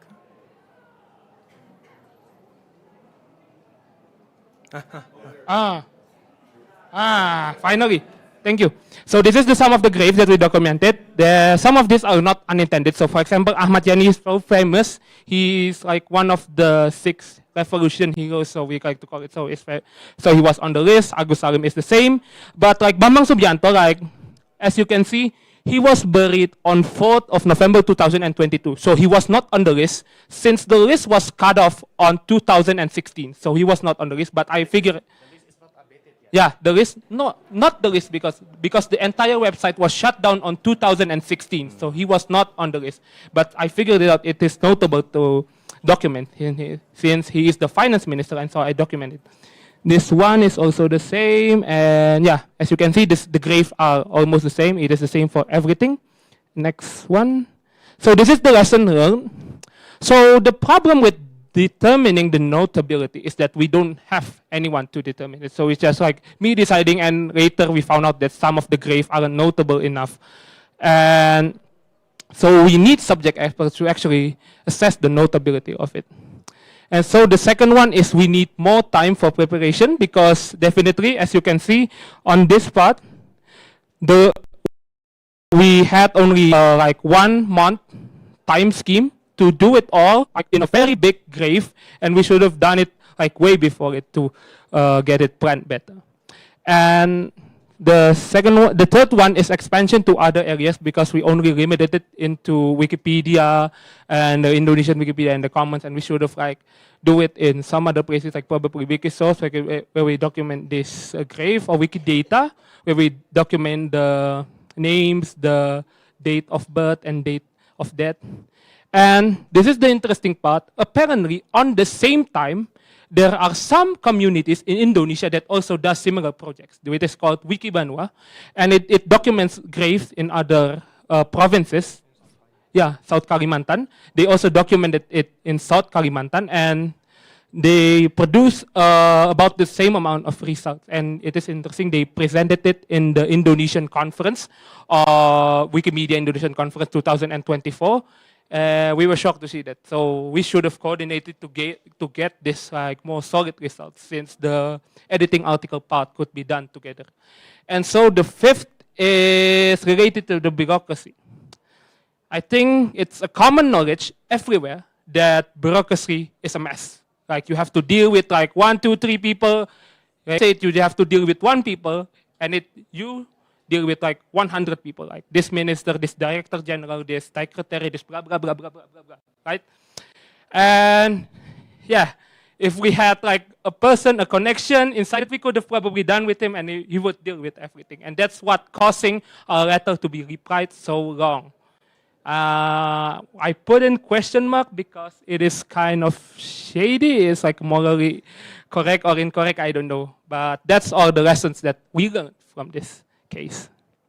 And okay, so what's the result? Yeah, after we take the documentation from the cemetery, and then we gather the photos, and then we rename it.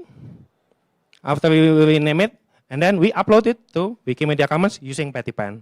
So which Petipen very significantly streamline our process. Yeah, because there 1,500 photos, and then after the photos was uploaded to Wikimedia Commons, and we made some editathons and internal meetings to improve the articles on Indonesian Wikipedia and Wikidata.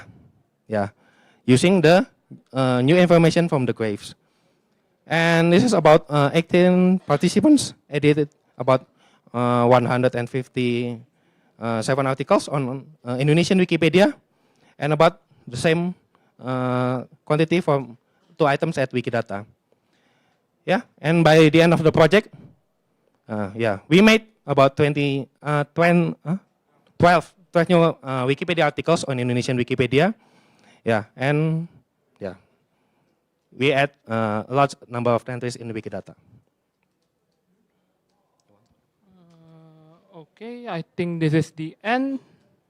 If anyone has similar experience or would like to ask us, feel free to do it. Thank you all.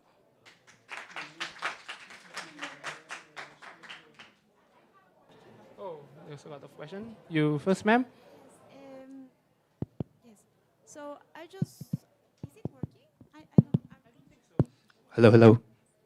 Thank you. So I want to ask if you use these images in the info boxes, or where in the article did you use these images? Because it happens a lot in Bolivia. I'm from Bolivia, that we don't have a lot of photos about people. So sometimes we ended up using these kind of gray photos in the info boxes. So I just want to know, where did you use these photos? Oh, yeah. So it depends. Like some of these are old enough that the photos are public domain. If it isn't, we will use the gravestones in the info box part. So that's like that. But is it common that you don't have like a picture, a portrait of a person, and you only use like the gravestone in the info box? So we have an advantage. As you can see here, most of them are Indonesian government officials.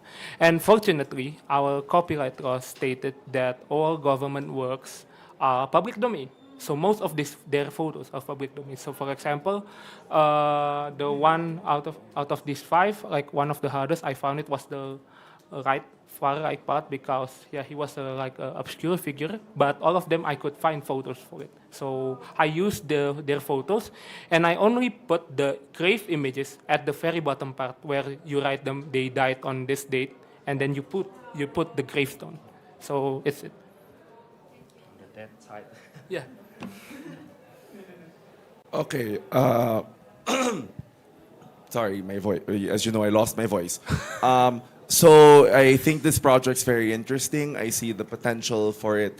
I know that you folks are currently working in Indonesian, but are there plans to, do you have any plans of possibly collaborating with other communities so that this can be expanded into other languages, for example?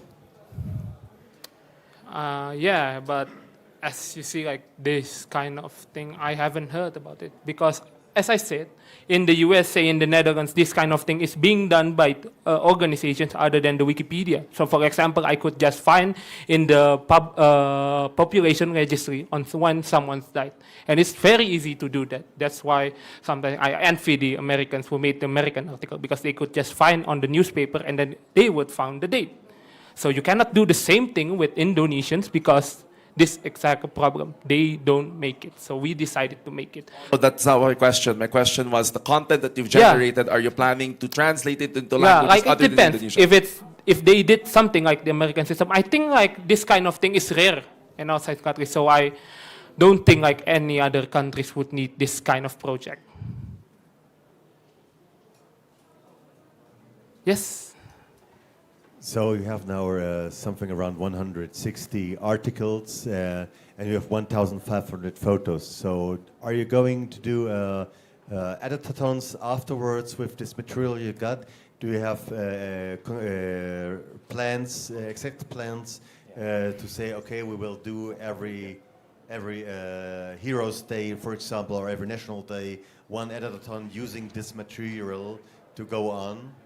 I think we already did an editathon on that, but we haven't planned any long term. But if we have the chance, so the good thing is that recently I just discovered that the grave agency, like the government agency in Jakarta that manage grave, has decided to make a database of people buried in all of Jakarta's graves, so everything. So the Jakarta has a new governor and he decided to make this new program. So we could probably expand it to like not just Heroes Cemetery, but like definitely, other cemetery where notable people are buried. So it would be helpful to find people other than the usual politicians, military people, and like the people structurally notable, and more like people that are notable for their own work, such as singers, artists, musicians that are buried in normal graveyards. So I think it's possible that we could expand this project and do another editathon. Yes. Yes. Any other question? Yes. We still have 7 minutes left. I don't have a question. I just want to add a fact. As you know, the European Union has 27 member states, and it's very costly to have 27 graveyard information systems. So the Hungarians got the idea to develop a graveyard information system, including satellite imagery, etc., as open source software. And the project was very successful, funded by the European Union, so everybody knows where a deceased person is situated. I think that is an idea, a plan which can be expanded to Asian countries too. Okay. Thanks. Yeah, I see. But I think we're not planning to do any new software. I think we just limited ourselves to Wikimedia Commons and Wikipedia first. Yeah. Any other questions?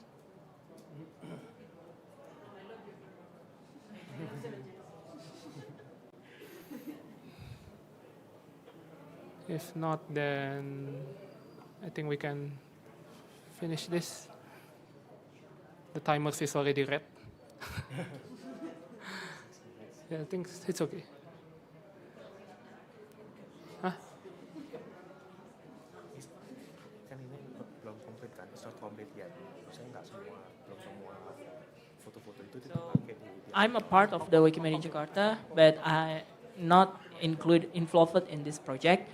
So can you elaborate what you mean of the insider itself? So because I still blah blah blah. Okay. Thank you. Okay. So insider. I think you were in Indonesia, you would have known that our bureaucracy, our country's bureaucracy is a mess up. It is a surprise that this entire project, you don't need to bribe the social ministry. It's a surprise. Do we need to do that? We don't. Oh, we did. Huh? We did. Yeah. Oh, yeah. As Raymond said, we did. We need to bribe the social ministry for a project that doesn't even do like a profit. It doesn't even generate a profit for us. Like we need to bribe them. So yeah, I think if we have an insider probably working on the Wikimedia project, is a civil servant in the social ministry, we could probably have them understand the actual meaning of this project. And we won't need any bribes. That's the main problem that we're facing. You need bribes for a social project in Indonesia. That's what I mean by insiders. Yeah, we have to meet the chairperson, the representative from the Ministry of Social Affairs several times. Yeah, several times until they approve our proposal. So it's just not once. Yeah. So yeah, we have to manage it. So like, I would share like a small story. It is unrelated to this, but it still is. So this entire thing, like the process, from approval, from like discussion until until it is done, in the middle of it, like in the September of, I forgot, 23. September 23. 23 is the date. My father died, and I immediately thought of resigning from the project, but it is already done, so I just say, go on. Like my mom said still in a morning fashion, he said, just go on. This is your project, you propose it. Why did you have to resign? And I was thinking about it for like a few months until like, yeah, they've already sent the letter and all of that. And so I actually visited the grave several. I actually still did the project.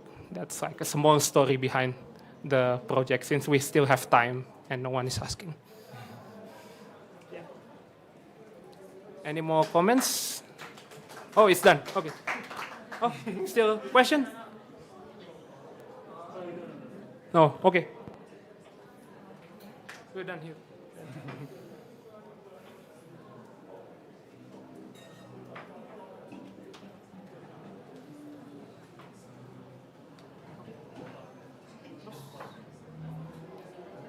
Itu manajernya mana? Ini kan harus ada manajernya.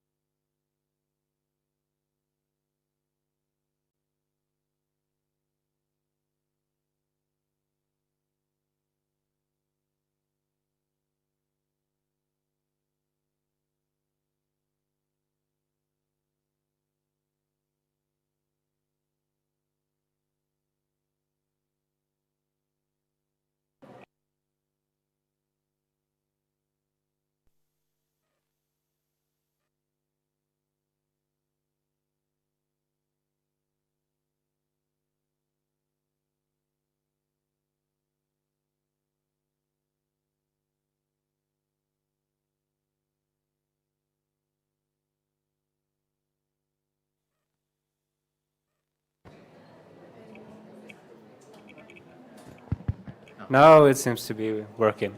Yes.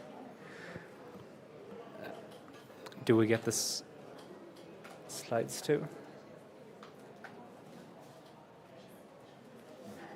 Okay, now you see the slides. Can we also change the slides with this? Okay, so let's say I will change the slide. Okay, splendid. Thanks everyone for joining this session where we'll be talking about how Wikimedia can support digital preservation of heritage at risk. I mean, pretty much to summarize, we will present about a project that was conducted by a network that we created and hopefully will be continued within the same network. This network is something that we call the Heritage Guard Network and was founded by Wikimedia Sweden, which I'm working for, Wikimedia Georgia, which Mehman here with me works for, Olesia Lukaniok joins us from Wikimedia Ukraine via link, and we also involve Wikimedia Poland in this work. So maybe just to start to share a few words about what the Heritage Guard Network is. It's a seed project that was started in December 2023. We got the grant from the Swedish Institute, which is a bit like Alliance Française or the Goethe Institute or similar like cultural institutes that exist in many countries across the world. The Swedish Institute in different ways supports cultural work and cultural projects in different ways. And we got a seed project to explore how we can, as Wikimedians and with our Wikimedia platforms, become, how can I say, more efficient in supporting the preservation of cultural and natural heritage at risk. So as I mentioned in the very quick introductions, the network was founded by Wikimedia Sweden, Georgia, Poland, and Ukraine, but it's also very much supported by two hub initiatives. The Content Partnerships Hub, that is an initiative where the goal is to make it easier for Wikimedians across the world in different ways to work with content partnerships, like partnerships with cultural heritage institutions, GLAM institutions, museums, and whatever it could be, and the CEE Hub. Do you want to say a few words about the CEE Hub? Mehman. That was the regional hub of Central and Eastern Europe. It works in our region to support local affiliates and chapters, like generally affiliates, and it's created for communication and networking our regional affiliates. Plus, not just the C-Hub and Content Partnership Hub, but also we have in the partnership locally in different countries, like in Sweden, in Georgia, in Ukraine, in Poland, our supporters and affiliates. For example, Wikimedia Georgia is working with the National Library. Wikimedia Sweden is working with the National Archives and National Library.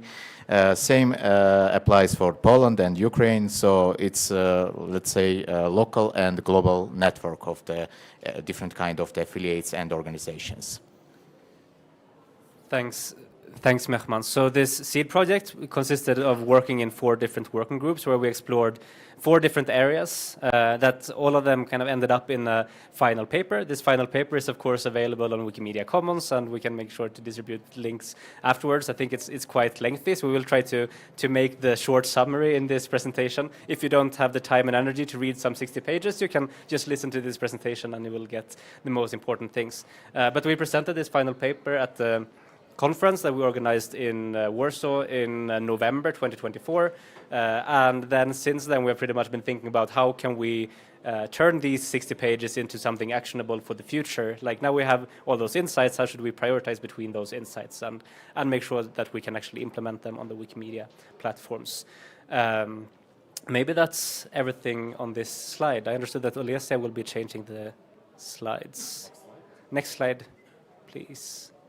Yeah, so to just go through and share maybe the general or the highlight insights of the project. As I mentioned, we divided the project into 4 different working groups. The one led by Wikimedia Sweden focused on technology and content. How can we optimize the use of technology to support crowdsourcing of cultural and natural heritage at risk? Wikimedia Georgia led a working group focusing on legal aspects, like what legislation would we need to actually be able to use the Wikimedia platforms in the best way possible. Olesia will talk about a bit later about risks relating to heritage preservation, which was the third working group, and Wikimedia Poland led a working group focusing on engagement, like how can we engage volunteers in a better way for heritage preservation through the Wikimedia platforms, but of course also how can we engage external partners, such as the ones that Mehman just mentioned. So we'll go through a few of those insights, and with that I think we can go to the next slide. Yes, and the first one is risks, as I mentioned, and then we'll see if we also have sound from Olesia.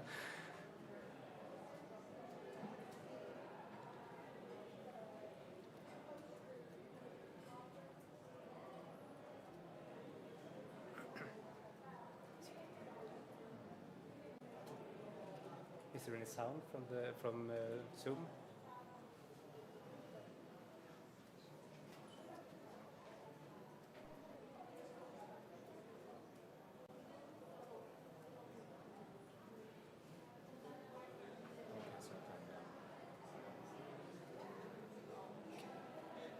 So apparently 1 minute before we can hear Olesia talking. Do we have anything fun to share in the meanwhile, Mehman? We had a lovely meetup in Tbilisi. Yeah. What it was a really Exciting or food? food. Mehman is like, if you ever come to Tbilisi under the hosting of Mehman, you will get to taste all the really good Georgian dishes that you can find. And it's not just we have vegetarian and vegan options too. Exactly. I don't start to naming the food because it will be fun. So let's see, maybe that was a minute. See if we have any sound from Olesia now.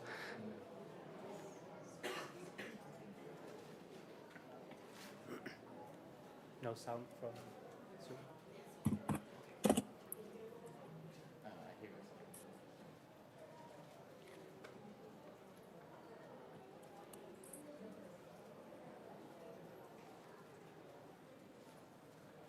Hi, Yes, we hear can you hear me?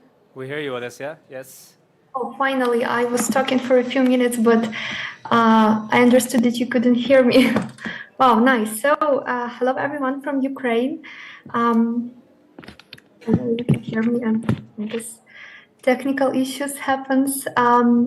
So the first working group that we are going to present is working group called Risks. It was led by Ukraine, and the main aim of this working group was to explore potential difficulties and challenges that cultural or natural heritage may face. Also explore security concerns for volunteers, and how to ensure that more information is not used to destroy rather than safeguard. Also, we aim to identify and compile information about existing cultural and natural heritage institutions.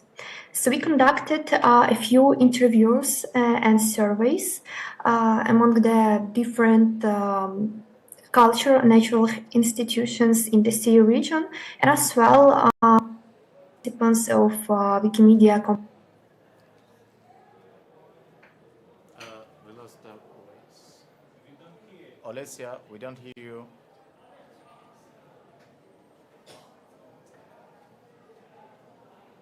Still no sound.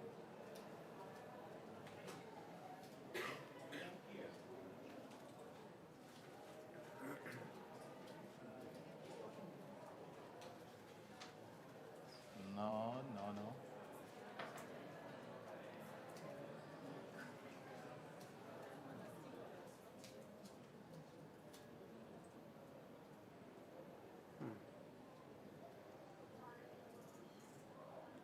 Now we hear it from the computers at the back.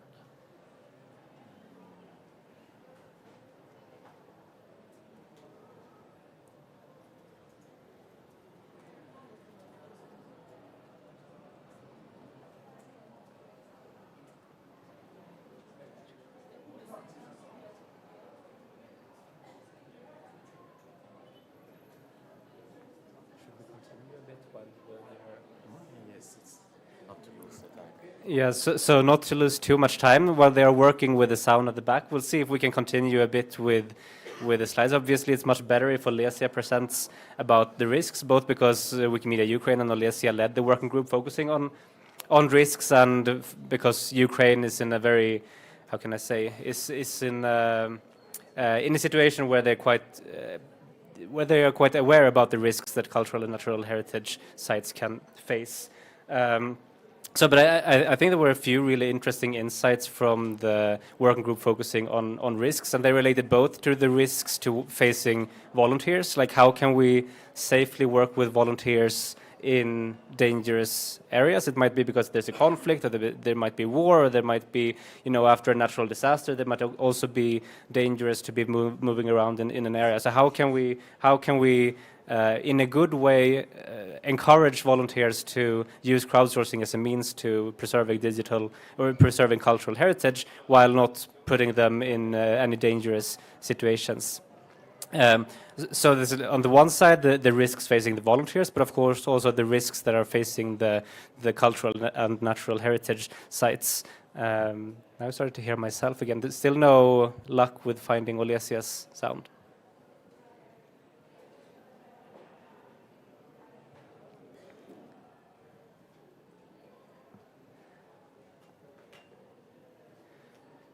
Yeah, so I'll go ahead a bit and hope we hear Olesia soon. But so it's really important that we use volunteers, so that volunteers are engaged in the crowdsourcing of heritage sites when risks occur. But at the same time, we must make sure that security is a priority.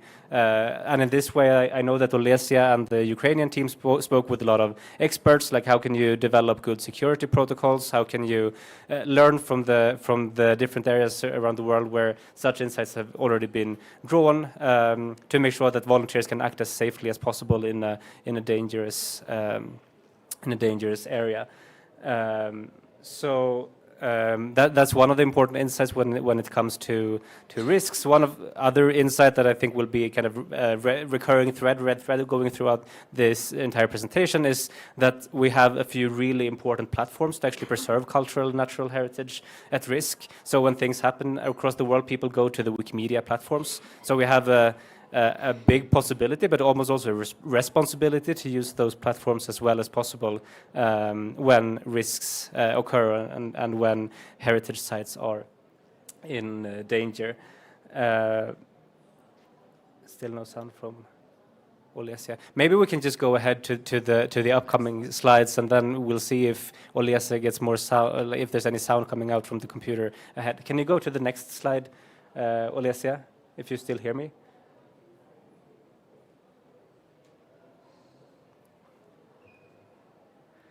So the other working group that was led, as I mentioned, by Wikimedia Sweden was focusing on technology and content. And as I mentioned on the previous slide that Olesia should have said, is that we have realized how important the campaigns that Wikimedia movement is running, how important those campaigns are for the preservation of cultural and natural heritage. Wiki Loves Monuments and Wiki Loves Earth might be two of the most important cases. And we know, as governments spend less money on cultural activities across the world, which is something that we might see that they might spend even less money on taking photographs or documenting or making sure that monuments and different sites are preserved in a digital format.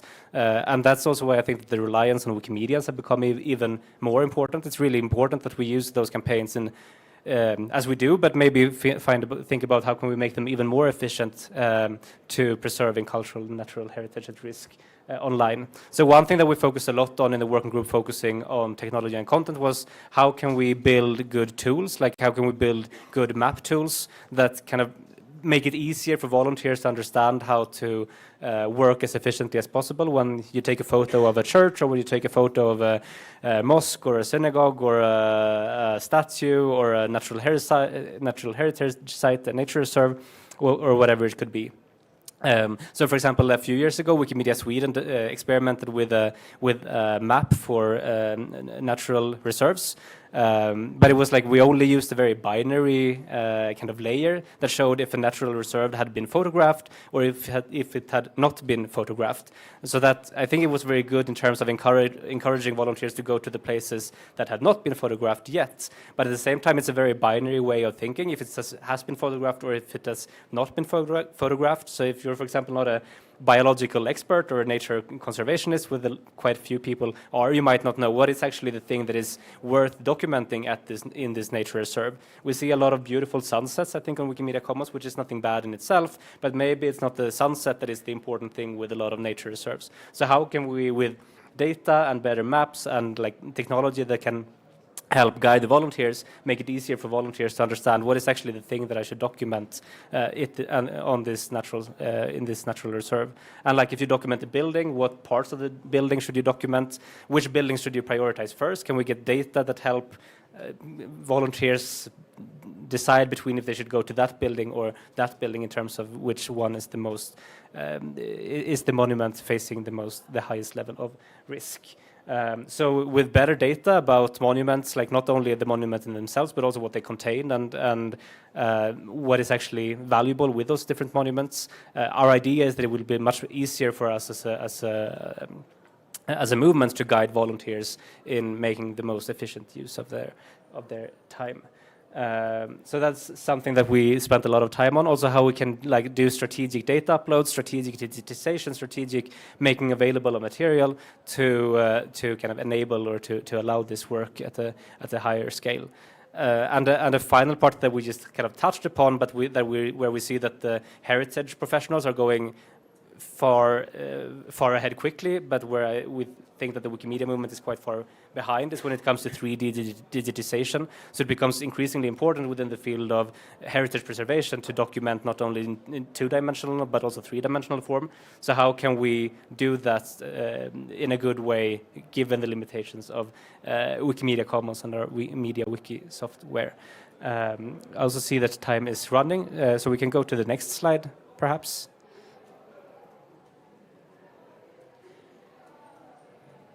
Which is engagement. Do you feel like saying a few words about engagement, Mehman, or should I? I feel like I'm talking all the time. So this working group was led by Wikimedia Poland, and the people responsible for this working group is unfortunately not here at Wikimania this year. But this kind of also built a lot on the work that we focused on in the technology working group, thinking about how can we engage volunteers and partners in crowdsourcing activities. Like what is it actually that drives volunteers to spend time going to a monument or going to a nature reserve to document for Wikimedia Commons. And one thing that they found out, and they collaborated a lot with a scholar at the University in London, that's called Paki Kumar, that has actually written her PhD on exactly this topic, but the importance of emotional engagement. So if we in different ways can inspire, emotional engagement and work with volunteers that find attachment to different sites or different monuments, that might make it much easier to actually to see results, to see more things digitized by volunteers. So one thing is like how can we foster engagement in the community? How can we build upon the attachment to many sites that a lot of people feel around the world already? We also have a way to user-unfriendly tools, and I think that this is maybe not a surprise for a lot of Wikimedians, but if we want to encourage new people to come into the movement and like they might be very enthusiastic about preserving nature or preserving culture, but it's a blocker because they don't understand how the tools work. So this is an area where we saw a lot of synergies between technology and engagement. Like if we can build tools, like for example, map visualization tools that are easier for everyone to use, it's also much easier to get new people to join the work with digitizing cultural and natural heritage at risk. Interesting with some horns going on at the same. Sound has been like a recurring problem or like interesting theme of this session, I think. And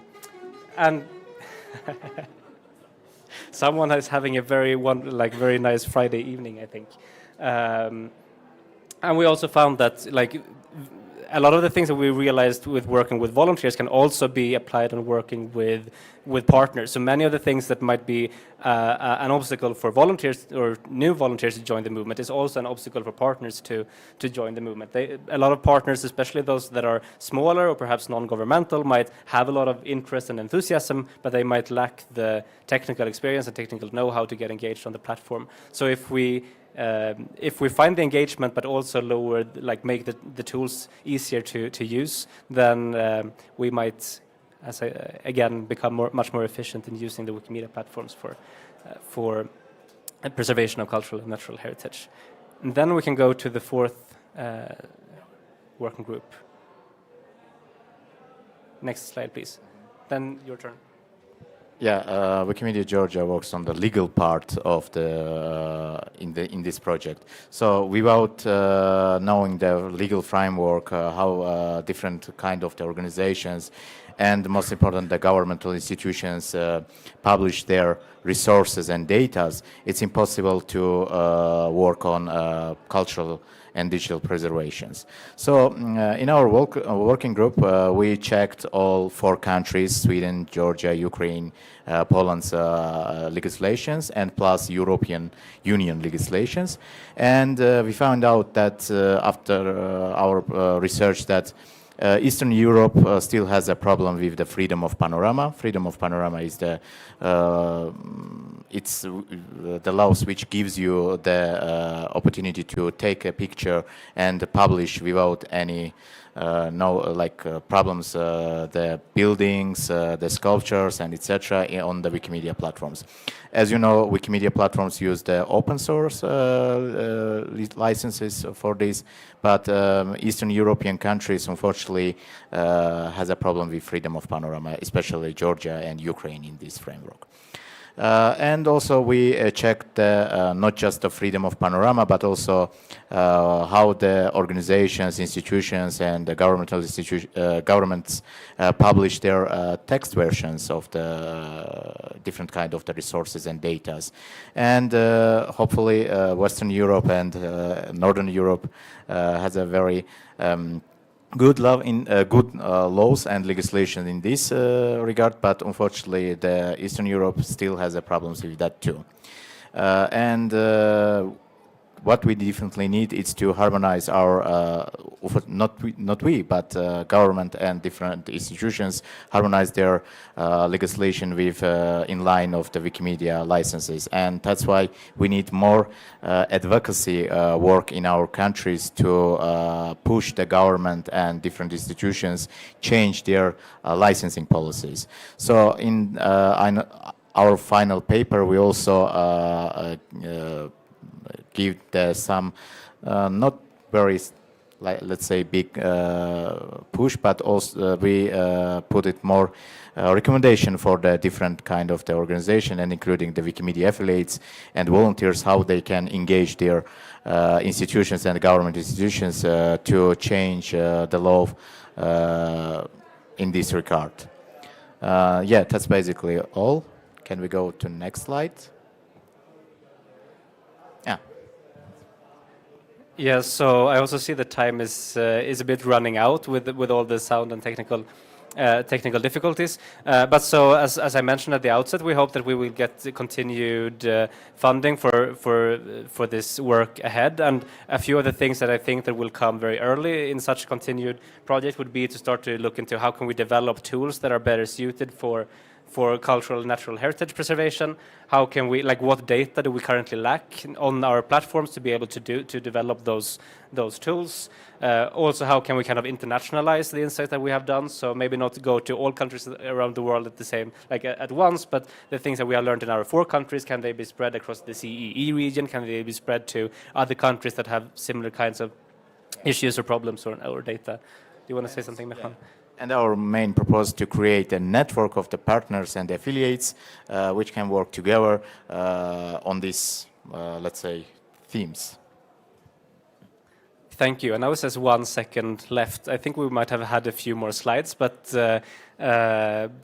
yeah, maybe we can stop there. I hope that it was a bit improvised with all the technical difficulties, but I hope it was understandable enough anyway. And if you have any questions, you can write to HGN, like Heritage Guard Network for short, at wikimedia.ge.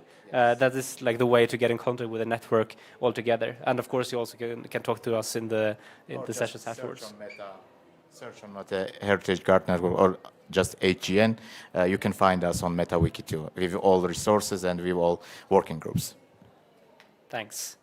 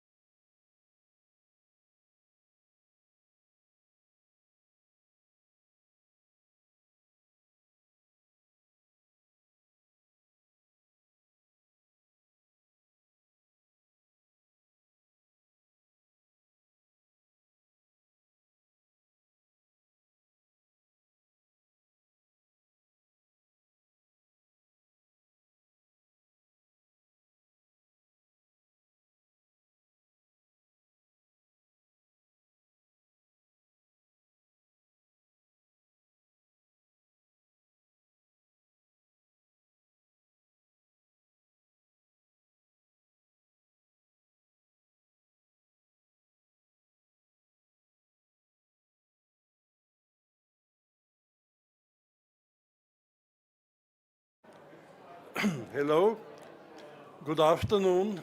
Let me introduce myself. My first name is Herbert. My username is Blodan. I am from Austria and live near Vienna, the capital of the country. Over the past decades, I have attended international conferences in several African countries, including Botswana, Namibia, Malawi, Mali, Mozambique, and South Africa. I also participated in the 2018 Wikimania in Cape Town. The phonogram archive of the Austrian Academy of Sciences was founded in 1899. It is the oldest institution of its kind in the world and preserves sound recordings. Sound recordings started with the great American inventor Thomas Alva Edison. He lived from 1847 to 1931. He invented the phonograph in 1877. The device was completed by December 6, 1877. The phonograph enabled the arbitrary repeatability of a preserved acoustic event. Thomas Alva Edison was the first person in the world to hear his own voice on a recording. The historical collections of the Vienna Phonograph Archive, which is the oldest in the world, covers the period 1899 to 1950. And they were used for scientific purposes, for writing treatises. Okay. So.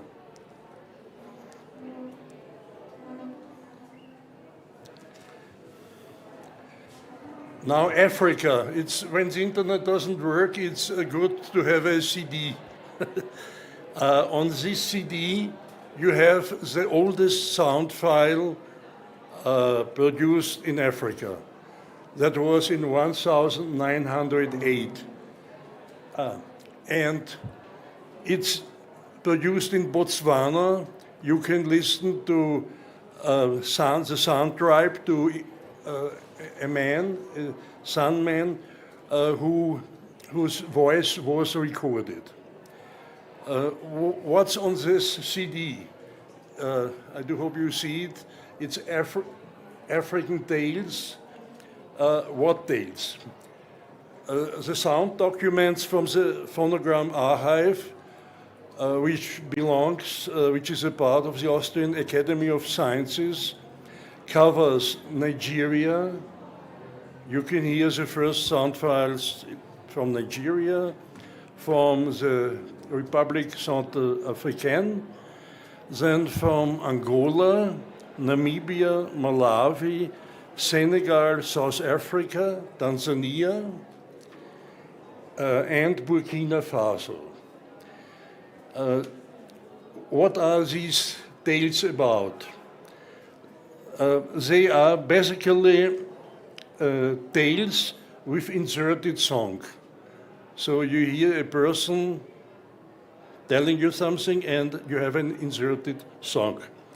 And most interesting is the sound file from Burkina Faso, the tale of the girl who married a snake.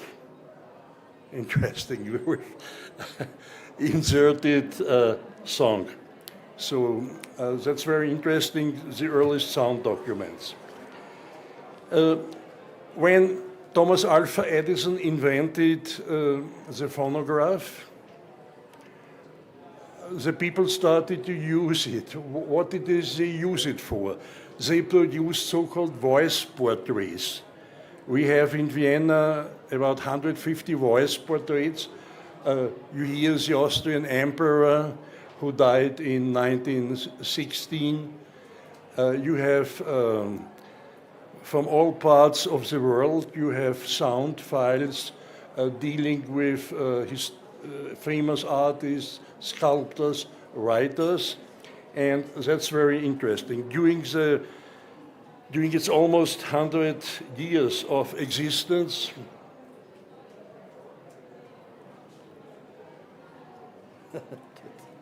doesn't work.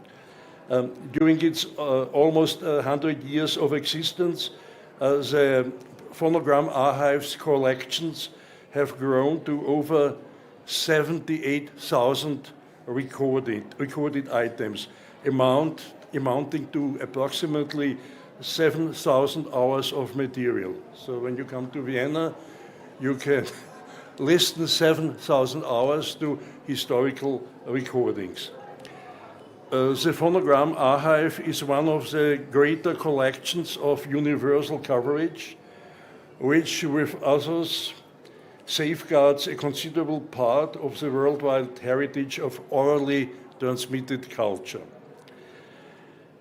This highlights the historical archive of the Vienna Phonogram Archives, 1899, founded 1950. At that time, sound recording in anthropological field work was complicated and technically demanding, and therefore not as routine as it became after the introduction of portable magnetic recorders in the mid-50s. The Viennese historical holdings contain over 4,000 recordings of a mainly ethno-linguistic and ethno-musicological material. Together with the historical collections of the Berlin Phonograph Archive in Germany, that's the second one, they constitute one of the few early collections of phonographic field recordings of worldwide coverage, reflecting stages of orally transmitted cultures before the impact of Western civilization, some of which have become extinct. So you can hear extinct languages from the African continent, and that's very important. Yeah. Let's go to the next one, to the next slide. Yeah, we have a journal, Africa Spectrum. This journal began publishing in open access in 2009. All articles are digitally archived. There is also an African music archive in existence, which was founded in 1991.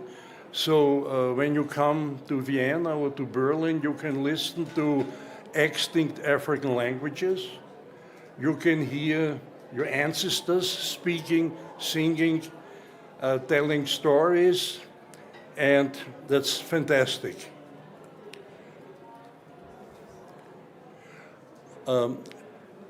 As you know, Europe, the European Union has 27 member states. So the Europeans created the Wikimania Sounds Project, and you can enjoy the treasures of Europe's sound heritage at the website. You can key in some words and you get music from the European Union.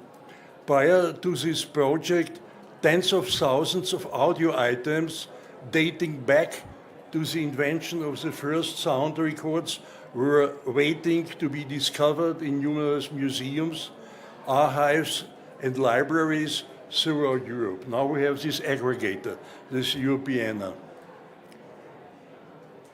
The phonograph, as I told you, was invented in 1877 by Thomas Alva Edison, has played a crucial part in ethnomusicological research in the 19th century. The researchers from the Austro-Hungarian monarchy, they came to various African countries and they made sound recordings. And these sound recordings are available in digital formats nowadays. So that's very interesting for Africans when they come to Vienna. They can listen to their ancestors, what they told, and about their life. It's very interesting. And we have a society for the protection of historic sound carriers founded in Vienna in 2002.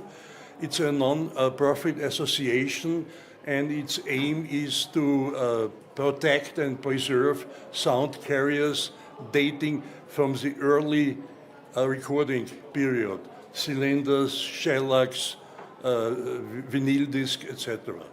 And the association organizes regularly workshops where you can have the unique opportunity to see a phonograph recording session in action. So you can see how Thomas Alva Edison recorded his own voice. Okay, I have everything I said is pre-recorded, available on the web. You can see the slides. We have a phono museum, so if you're interested in music and sound, you can experience samples and listen to this. Can we have the next set of slides?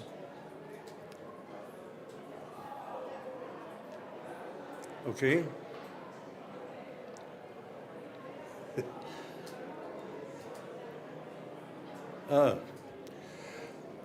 Let's see, giraffes. We have in Vienna an acoustics research institute of the Austrian Academy of Sciences. An Austrian researcher, Dr. Anton Bautic, he studied at the University of Vienna. He got a master's degree in 2011 for his thesis entitled Vocal Communication in Infant Giant Pandas. And at the University of Vienna, founded 1365. It's, by the way, one of the largest universities in Europe, 90,000 students. I hold a doctorate from that university. It's the largest in the German-speaking world. And he analyzes bioacoustics, animal behavior, and animal cognition that are his core areas of expertise. And this Acoustics Research Institute conducts application-oriented fundamental research in the field of acoustics. Giraffes. You have plenty of giraffes in Kenya. In social animal species, vocal communication is a crucial aspect of information exchange. Giraffes live in such dynamic societies. And giraffes produce a variety of audible sounds, such as growls, snorts, bursts, and hisses, and they hum at night. They really hum at night, and Giraffe Out Loud is an ambitious pioneer research project that combines zoo and field research. The scientific findings can potentially help zoos to better meet the needs of their giraffes, as well as provide knowledge-based increased conservation for this iconic and threatened species. Okay, I added lots of links here. You can hear on SoundCloud a giraffe nocturnal humming. You can hear all sorts of sounds about giraffes. By the way, the zoo in Vienna is the oldest in the world. Elephants can produce infrasonic calls. Infrasonic calls are important, particularly for long-distance communication in both African and Asian elephants. And using machine learning, it was postulated last year that elephants use personal names like humans. Research published in Nature, Ecology and Evolution demonstrated that elephants call each other by name and respond when they hear others call their name. Researchers from Austria analyzed hundreds of elephant calls recorded over more than a year here in Kenya, utilizing machine learning to identify specific sounds made by elephants when calling each other. And so, yeah, it's very loud outside. I will finish now my presentation.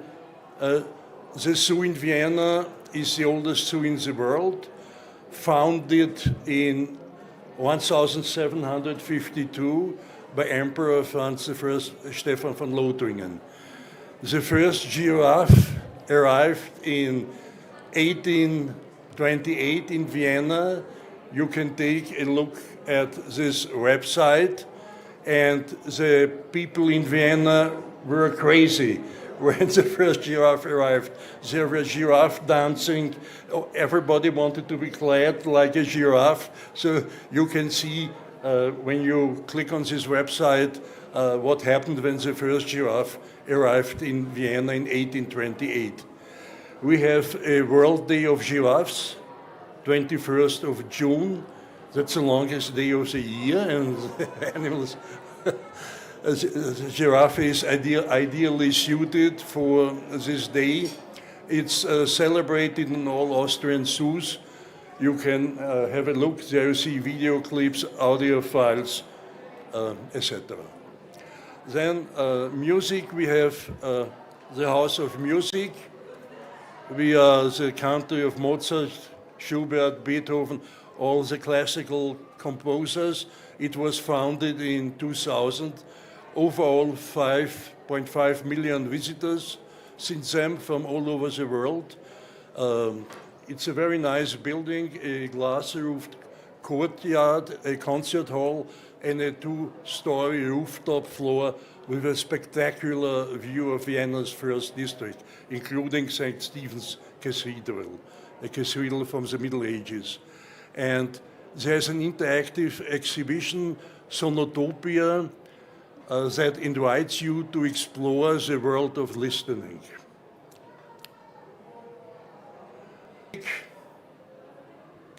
Congolese rumba, Kinshasa and Brazzaville. Congolese rumba has gained global recognition and remains an integral part of African music heritage. In December 2021, it was added to the UNESCO list of intangible cultural heritage, and Kinshasa, Democratic Republic of the Congo, hosted the first ever World Music and Tourism Festival last month from 16th to 18th July 2025. Yeah. Research papers, millions of research papers are published every year, therefore standing out of the crowd has become most important. Many researchers experience permanent publication pressure, publish or perish, and to publish in highly ranked journals or with prestigious publishing houses is usually very expensive. And open access publications are freely accessible to the public and generally much easier to find. The Austrian Academy of Sciences, which was founded in 1847, sent all the sound files to the universities of origin, where these sound files were made. I was in Botswana because Botswana, that's a country where in 1908 the first African sound file was recorded, and so the African universities have the possibility to work with Austrian research institutions. The Austrian Academy of Sciences is housed in a very beautiful Baroque building in the first district in the heart of Vienna. We have a fantastic library. We have museums which hold over 1 million books, and the Austrian National Library is arguably the most beautiful library in the world. You have 200,000 books which were owned by the famous Prince Eugen of Savoy in the 18th century. And there are lots and lots of books related to Africa. And you can freely explore it. And if you have the desire to get into contact, don't hesitate to talk to me today. Thank you very much. Let's enjoy now the poster session and see what we can see there. Thank you.